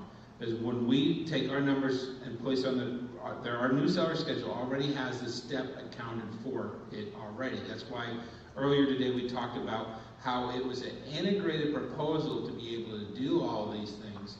So the step maxed out at 4%. It was not a step plus 4%. It wasn't a new costing of 4% in a step. They were combined. That's the big difference. So that's why our total salary placement and step and columns is $804,000. That's one of the things I want to make very, very clear, that when we transfer this over, we've already made those step downs and moved those across. Otherwise, we are double counting. The other thing on this, when you said the extra step cost of $330,000, we do agree if there was no step movement, it would be about $330,000. In fact, I believe we have that in our exhibit book of the D2.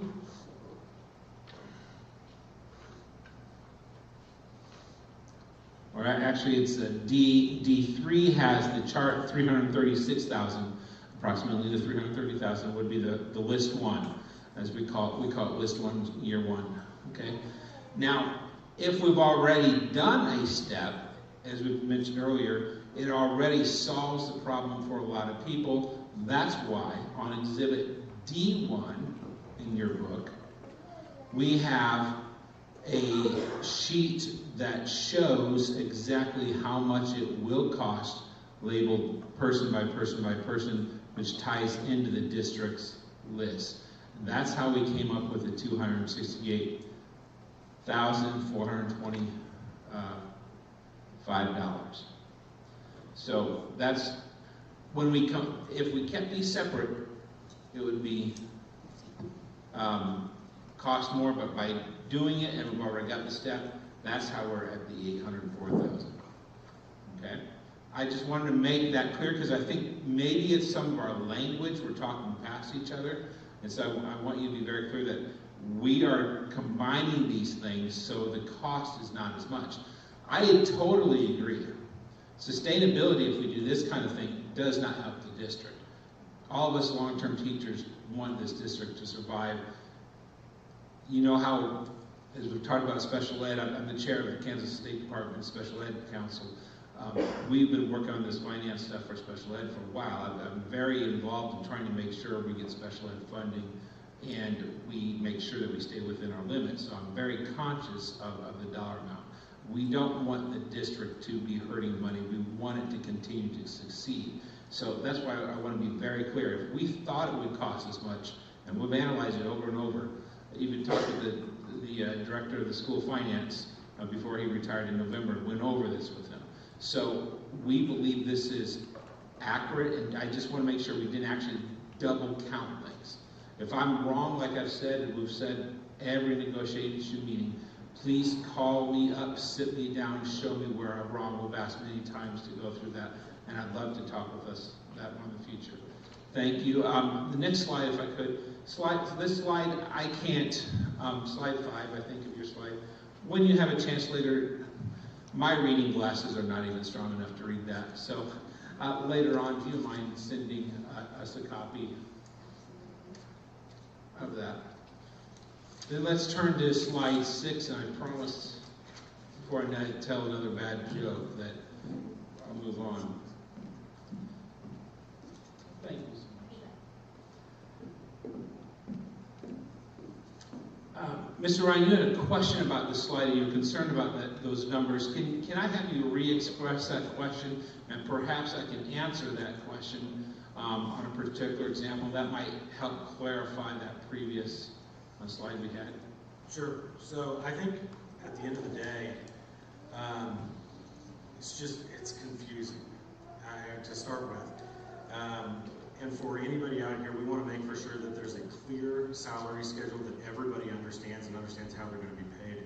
On here, it states on level L, BS 12, there's $54,923, but then to go to M, $56,099. There's a 4% in there somewhere, but I don't understand where that comes from. I calculated it out to be 2.14%, and then there's the $2,112,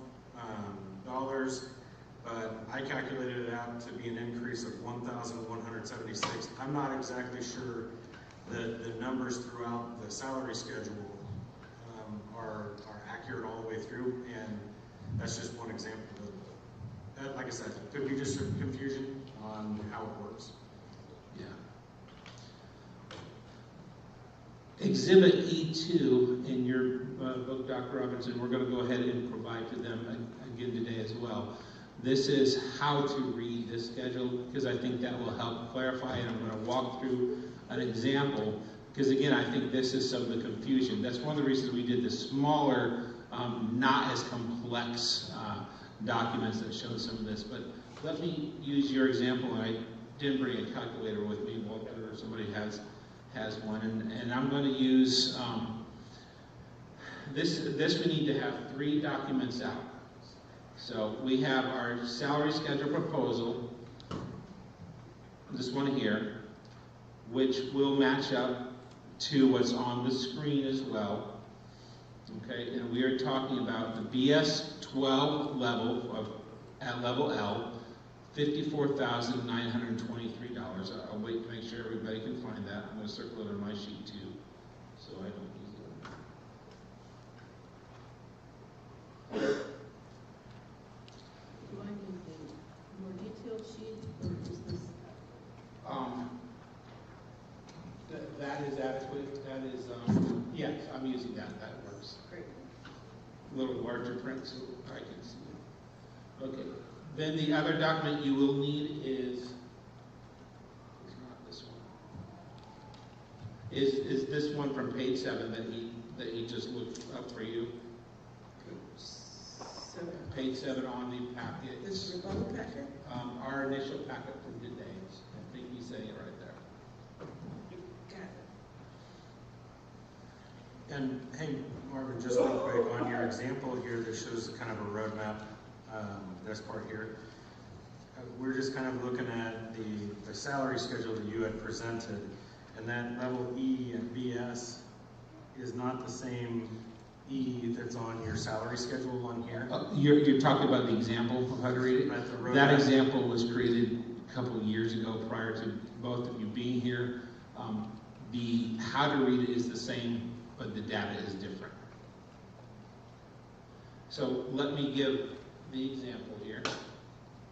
Okay, so if we look at our salary schedule of 2022-23, which is page 7, and we're going to look at BS 12, level L. It says 53,941, right? If we switch to our schedule and we give them a step, then they will go to what's on that screen, line M, which is $56,099.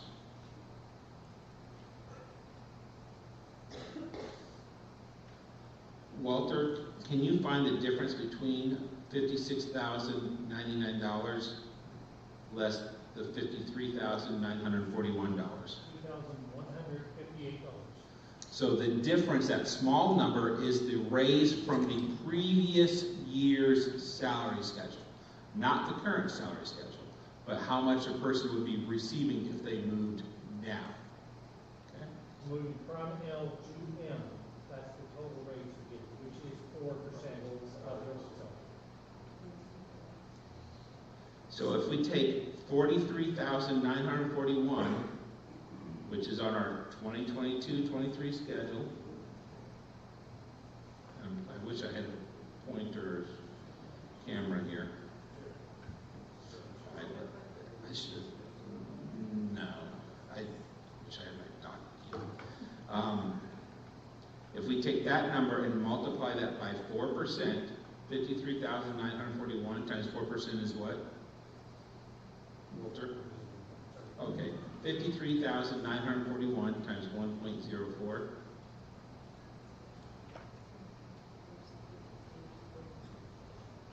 The current step L, BS12 step L.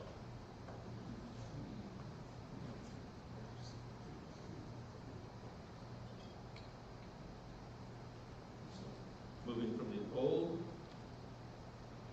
to the new. Our proposal, which has everybody, on our proposal, to cost it, we moved everybody down and over.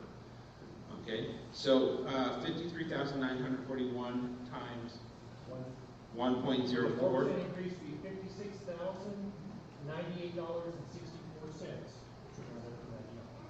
So that's our $56,000. So this number, that $2,158 in there, the green number, is not the difference from this salary schedule, but from last year's salary schedule to our proposed salary schedule. That's the number we do costing on. And that's why I think between our different items, we might be talking past each other. And that's where the inaccuracies are, and I think that's where we are including the step movement and the 4% are combined together. This allows us to move down at a much less expensive cost to the district. Do you have any questions? Yep. Sorry. No, I don't. Ms. Robinson, did you have any questions on that? Okay. Well, I do have a question. You're taking current year, or last year, DS12L, the predecessor to 54.9.3. Correct. You're putting them on this schedule at DS12L. M. They're moving down one step, like you would move a step the next year. But you just said back on this page that those movements were baked in already. They are. So the placement on new salary schedule, according to the figure on here, is 883. There is not a need for another step cost because it's already backed in. That's where they've been doubled. But if you're moving them from L to M, there is a need. It's already factored in. That's factored in. It's already in there. But not in this cost. It's in the cost that Craig has recalculated. No. That is this sheet that recalculates the movement. And we believe that to be inaccurate. Any further questions?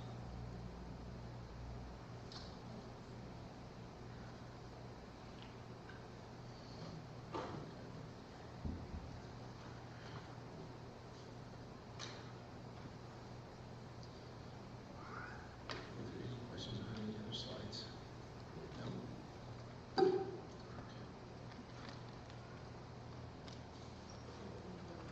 I think that's all the questions we have for this rebuttal. Thank you so much. Do you have any additional follow-up? Rebuttal? Then, no chance for rebuttal.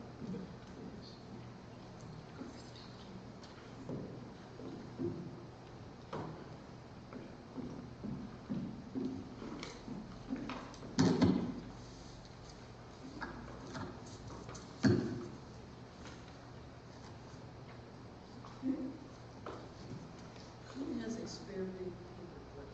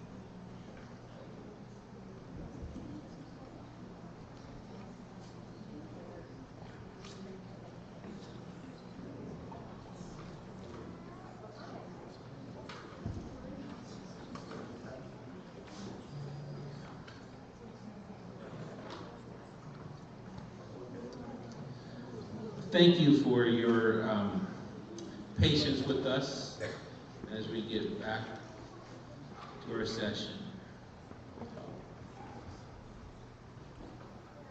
Okay, one of the things we want to talk about is when we were doing some comparisons, I just wanted to point out a couple of things. It was mentioned that last year there was a 4.6% raise for our staff. Yes, I'm sorry, do you need a copy? I think so. I apologize for that.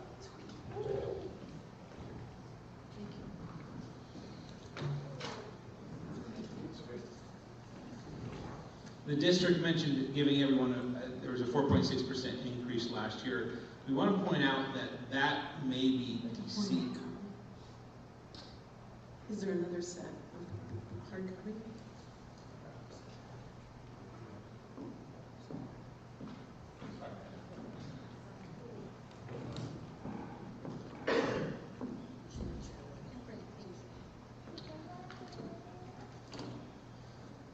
First of all, when we look at this, not everyone received a 4.6% raise. In fact, if we looked at it, only 18 people were in a cell that received a 4.6% raise in last year's salary schedule. Now, some people may have moved over a little bit and gotten a raise up towards an increase, but not everybody does additional education. So this, for example, here, this is last year's salary schedule. The entire analyzed version is on the HEA website, but it's also in your packet. This shows a 2.34% increase of that cell from last year. And of all the 140 cells over there, like I said, there's only 18 out of our 450 some teachers that actually were in a cell that had a greater than 4.6% raise. I wanted to point that out because I think sometimes when people say, hey, everybody got a 4% raise, the reality is most people did not.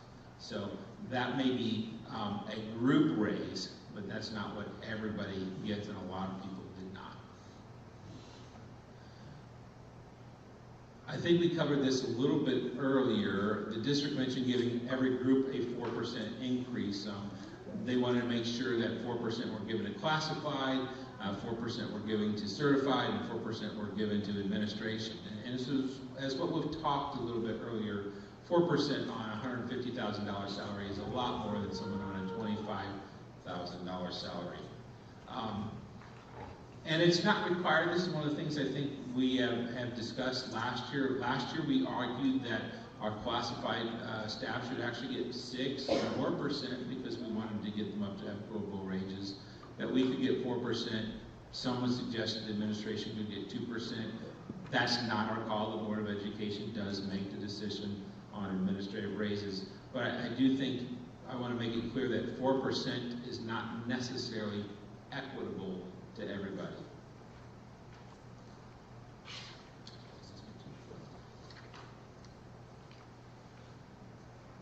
This slide was provided by the district in their presentation. I think we may have just covered this a little bit in our questions that we had. We were asking where are the calculations for this. I think that's what Jillian just handed me, so we can take a look at this a little bit later. We disagree considerably with that, as we've already explained a little bit in our proposal, and then showing the questions that we had on the math. So thank you for providing that. We don't think we're anywhere near $2.2 million. Go ahead.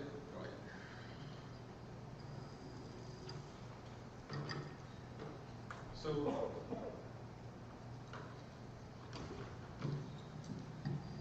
I think we both formally completely agree that the beginning salaries are super important, and we tried to address this concern as much as we can. I just wanted to show another quote from Randy Watson. This was in November 26, 2019, and he said, here's the challenge, $40,000 is where we want to be last year. This was in 2019, 5 years ago. Now the new challenge is $45,000. Money matters only for you, in that you want to be paid a fair wage. And as you can tell, we are still at $40,519. The district mentioned that We have not taken the district's proposals back to a vote multiple times. I think it's unfortunate that, you know, the district doesn't realize that HEA is the recognized bargaining agent and have that recognized authority to do that. Okay, the district has not communicated to the HEA team that the board has rejected any of our proposals either. We currently have a Prohibited Practice Act, and I think this is important to discuss. Similar to an unfair labor practice, and it was filed against the Hayesville School District for directly asking certain bargaining members if they'd like to be in or out of our union.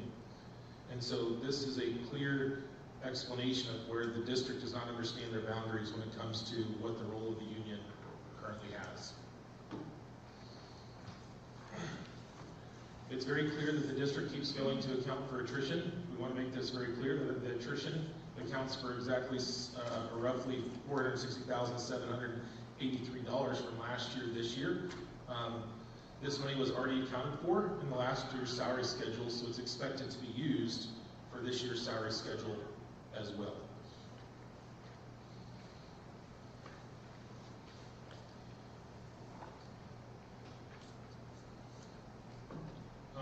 The district keeps failing to account for the unencumbered cash. We did talk about that a little bit ago. Okay? We understand that there needs to be some money for unforeseen circumstances. However, we have an ever-growing amount of money that's in the tens of billions, especially over the last couple of years. It has grown tremendously. So, according to those KSD records, the Hayesville district in the last 3 years went from 15,000 or 13,000 to 15,000 to 13 million. I apologize, to 15 million to 21 million in unspent money over the last 3 years. Again, we kind of owe it to our taxpayers to not be a bank. But if you'd like to. I'll pull up this chart here. We did a 3-year history, just so we understand the life cycle of how unencumbered cash flows throughout a district. The blue line is 2022, the middle orange line is 2023, and the green line is our current school year. Obviously, we aren't at the last couple months, but we can project out what those numbers might be. As you can see, each year we've been steadily increasing the unencumbered cash. Another way to get unencumbered cash is if you do not expend all of your legal max, you can bank some of that money. And that's what we believe has happened over the last few years. I do want to point out that Mr. Ryan is absolutely correct. In May, you'll see that we have every year we have a big dip in the cash, and I'll tell you what that is. In May, we receive our paychecks for our summer months. So our 2 summer months are given to us during May. It's obviously going to take a huge toll on the cash assets that are in the bank. But then the way the state funds, both the state financial general aid and the LOB, and also special ed transfers that all come in, those have staggered percentages, and most of that, a lot of that will come in actually in May and June, prior to the end of the fiscal year. There is an exhibit in your exhibit book. I believe it's, let's see here. That shows the cash projections under G, our affordable section, where we have this chart is G4 that you're looking at on the screen. We also show the interest bank statements that back this up. And then G6 is our cash projection for 2024 that itemizes the anticipated cash influx that we still expect to receive from KSDE as those are set on a formula. So you can look at that later when you have nothing else to read.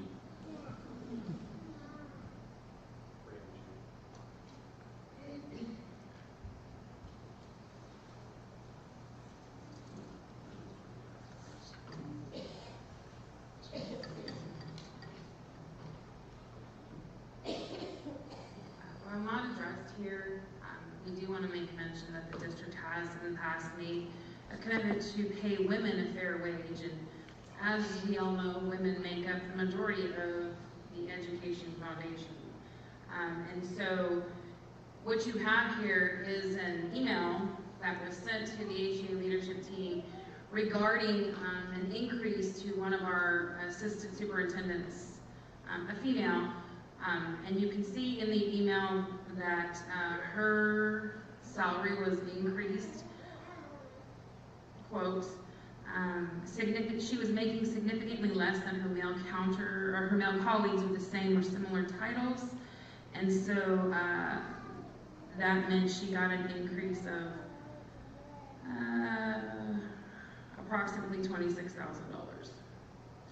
So the point we make here is if the district wants to make things fair and equitable, I'm a female, and I'm currently not placed on the correct step on my salary schedule, which means I'm not getting paid that fair wage. It's not equitable.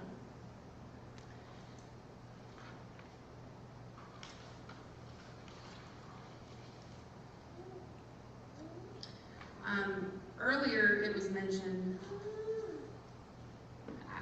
I think Jillian mentioned that the district, her first person she remembers hiring, that person was excited to come in and make that $8,000 more.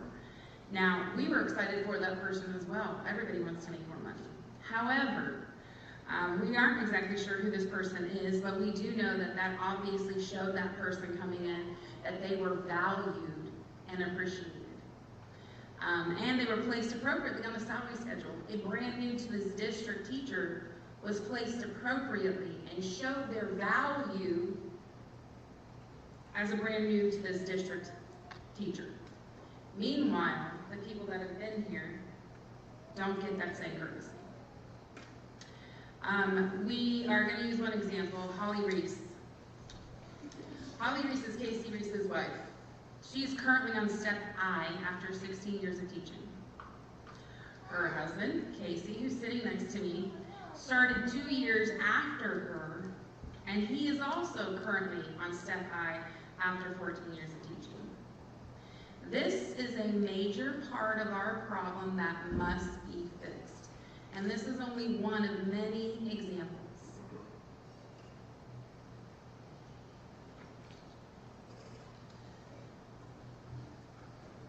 Earlier, the district mentioned some ESSER funds. So these are the temporary federal funding that we got related to COVID years to fund some new positions.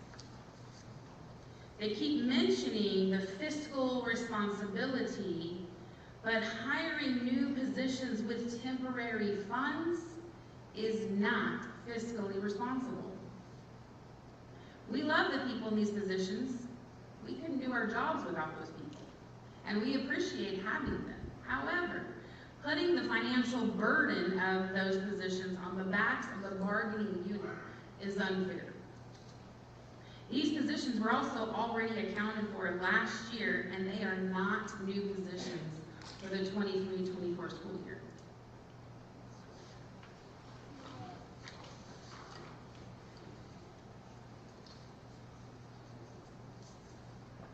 On our next slide, the district keeps referencing a website, govsalaries.com. Now, I'm sure you're a professor, you know research. When we do research, we're looking for accurate, reliable, valid resources. This, not accurate, not reliable, and not valid. We would not allow our students to use this in research. So we do not believe that this information should be used for any of these purposes. We go to the next slide. This comes directly from that govs.salary or govsalaries.com. This is directly from their website, and it shows right there they are not affiliated with any government entity. They don't make any guarantee of their websites. It also says that they don't want it to be used for such and such. So, I mean, even they admit our information may not be correct.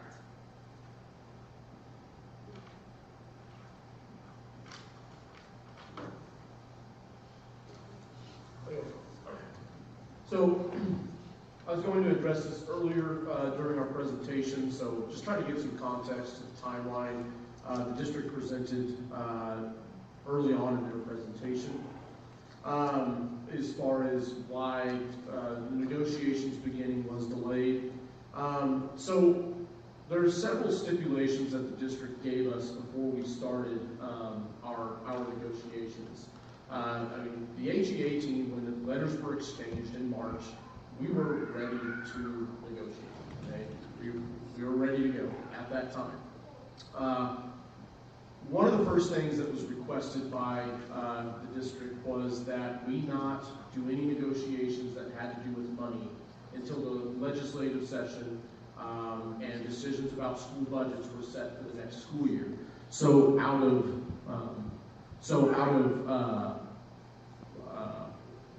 respect for the district's request and in good faith, we agreed to do that. The challenge, of course, that presented us was then what could be negotiated, because so much of everything that has been talked about and decided on in this year's negotiation all ties back to money.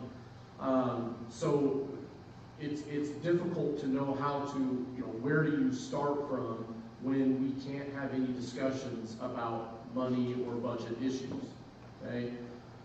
The district also requested that we have a meeting to mend fences. It's been brought up a couple times, I think, during these negotiation sessions during this fact-finding session by both sides, that last year was also fairly contentious negotiations. So the district wanted to have a mending fences meeting in order to try and start off on the right foot. HEA agreed to this, and we even agreed on a date with the district. But the district canceled that date, and no other date was ever, I think they had some other obligations, which is fine, but then we were kind of left in limbo as to whether or not any other date would be set. The district also had created some committees that they wanted to present to HEA based off of their findings, and this also created some complications in starting negotiations, because by this point, between trying to schedule the mending fences meetings, trying to figure out how to go about beginning our negotiations if we couldn't talk about money. We also had these committees that needed to present, and these committees, in addition to the HEA team and district personnel, getting all of these schedules to work together and find a date, and this is at the end of the school year, and spring schedules for all buildings they're very complicated. There's a lot going on, a lot of activities. We have coaches that are on this committee, and as well as we're in some of the district led committees. So that committee presentation did not take place until the last week of school, so late May. Anyways, and then of course we have the legislative session that did not complete until early June. But by that point, we're into the summer. And again, we have a lot of different schedules. Again, including district administration, vacations, and different events going on throughout the summer that made it difficult to find common meeting times in which we could meet.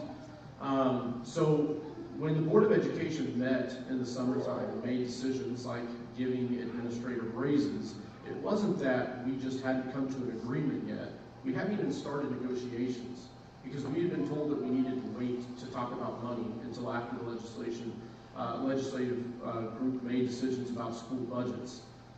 So, that's been part of the complication coming into this year, is that a lot of these financial decisions were made before negotiations took place at the request of district personnel. And the last thing on here is just addressing the statutory date for Impass that was earlier stated by Ms. Macias as being July 1st. It's not actually until July 31st. And we did have our first negotiation sessions at the end of July.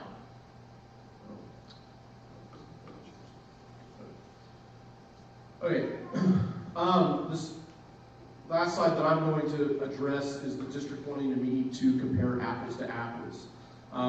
Repeatedly during negotiations, the district had declined meeting with our money people multiple times. The district did not, as they stated, request to meet with HEA over money discrepancies. It was the other way around. After multiple requests, both sides finally agreed to meet over the accusations of bad math, but still did not agree on the starting point.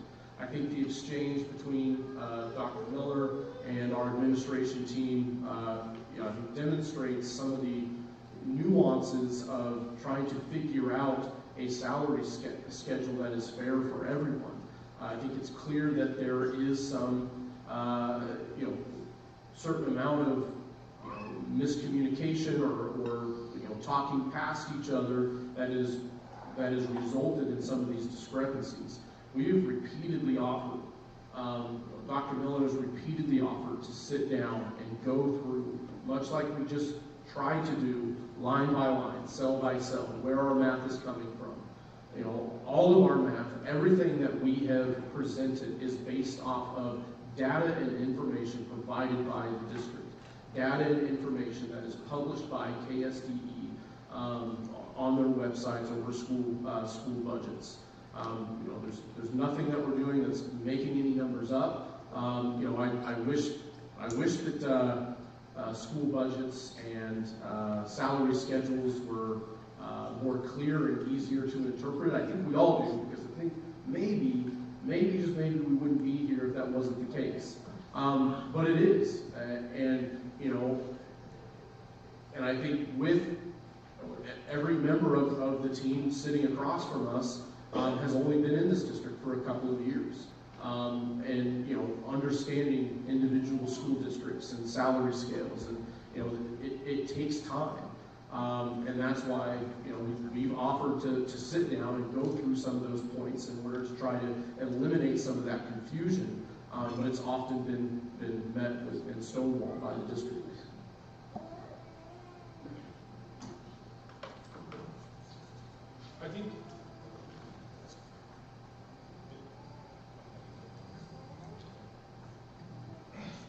I think some of the fundamental differences with money starts right at square one from the beginning. So this is a slide from their presentation. This is slide number 4 from their presentation. And they're presenting today new money received by the district 2023-2024 school year. And they put on there that the general fund for LOB, or sorry, not LOB, for legal max, okay, was $1,958,836. The LOB money was $646,415. So they report to us that the total money they received new this year from the Kansas Department of Ed, and we have the link below that we'll show here in a minute. The total new legal max that they received this year was $2,605,251. You go ahead.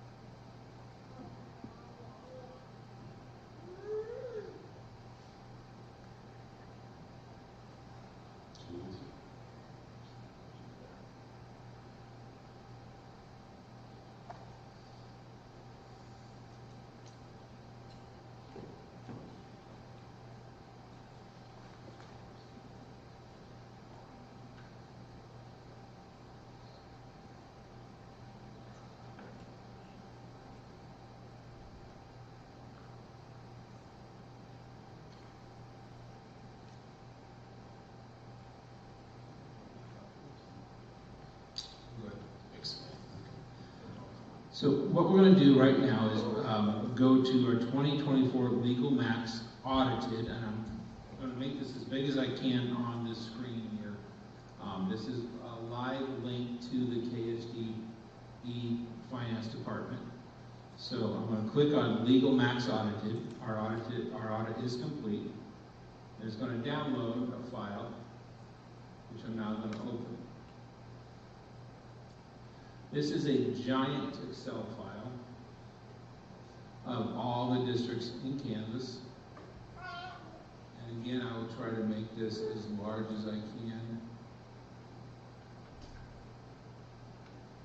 to try to find it. Okay. Districts here are listed on the left side, so we're going to scroll down to USD 261.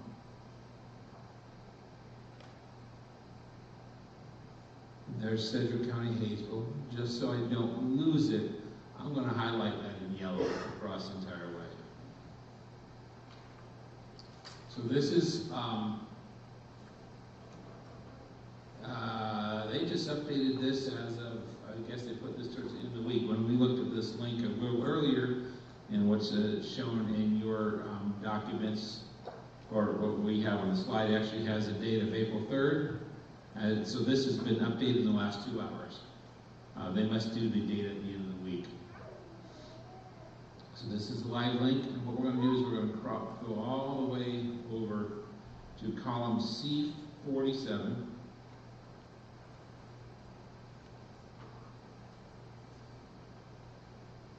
And here we have the 2023 legal maximum. I'm trying to load this up.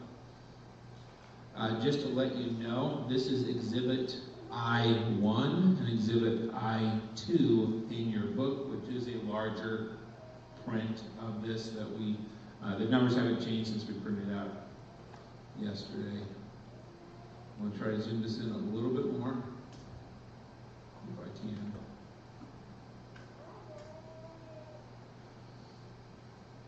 And this is what happens when you do a live link and your computer freezes. Okay, here we go, 400. Okay, column 47.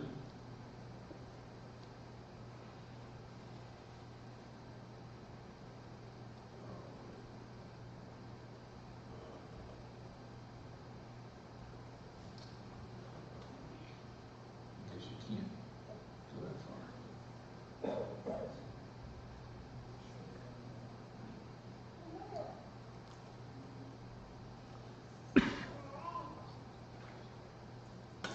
So this is the most up-to-date data. So column C47 is 47,058,435. I'll try again to make it bigger without it freezing my computer.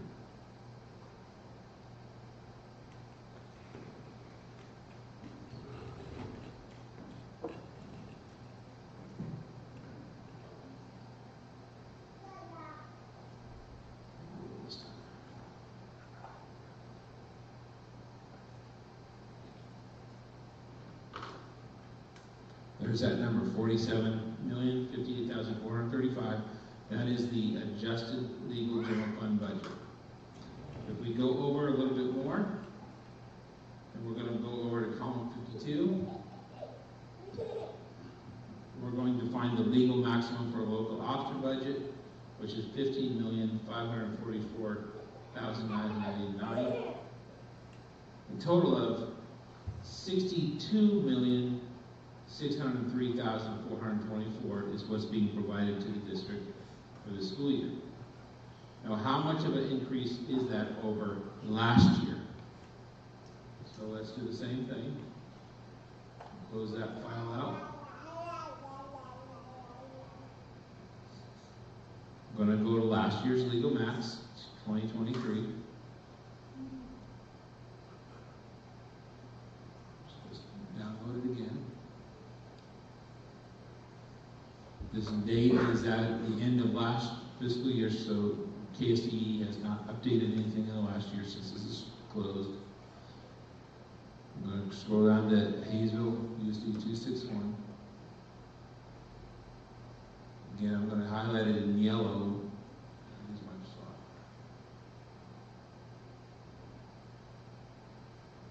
This is why we don't print these out. Highlight yellow so we can see.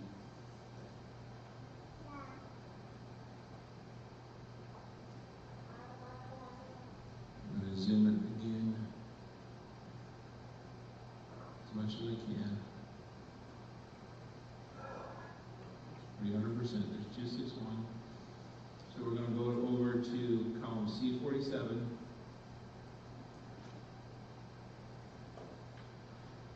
So last year's was the adjusted legal general fund budget was $44,549,176.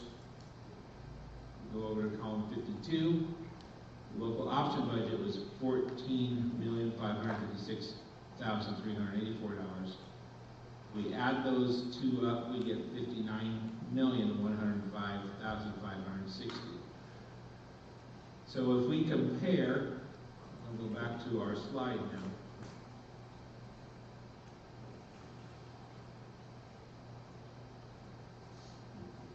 We just showed you on live KSDE websites that these were accurate data. And the difference between 62.2 million and 59.1 million is $3.5 million of new money. And this is an example of some of the inaccurate data that we've had to research throughout the year and get straight from KSDE that does not match what the district is presenting to us. The district presented to us on the presentation earlier 2.6 million in new money. Yet KSDE is clearly showing 3.5 million of new money. Now, part of that is that just completed the audit. Things have been adjusted. The audit was completed actually back in January or February, I think. What was that? January 18th. So, and then it was finalized at KSDE. The finance department, when I talked to them about 3 weeks ago, they said it's finalized and that all these numbers are accurate. Any monies that the district had not yet received would be included in the future payments, which is why our cash projections show that even after, by the end of June 30th, even after all the extra summer checks are paid out, that our unencumbered balance is going to be quite a bit greater than what was estimated. Now that's nearly $1 million difference, and that's one of the reasons why we think our 1.1 million of what we believe is to be true costing is reasonable because the district has that much money.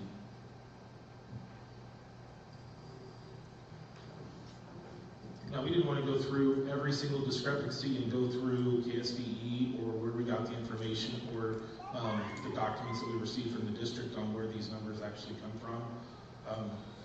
We just wanted to point out one simple, easy thing right here that's very obvious, that if we can't start with how much extra money we were getting from the legal max from last year to this year, and they're saying 2.6, we clearly showed us 3.5, then it makes it very hard to believe or justify or understand or trust where the rest of their numbers come from.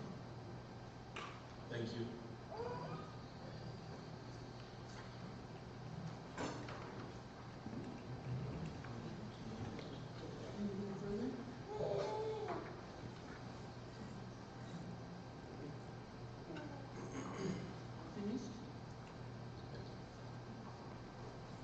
Would like to applaud for the sake of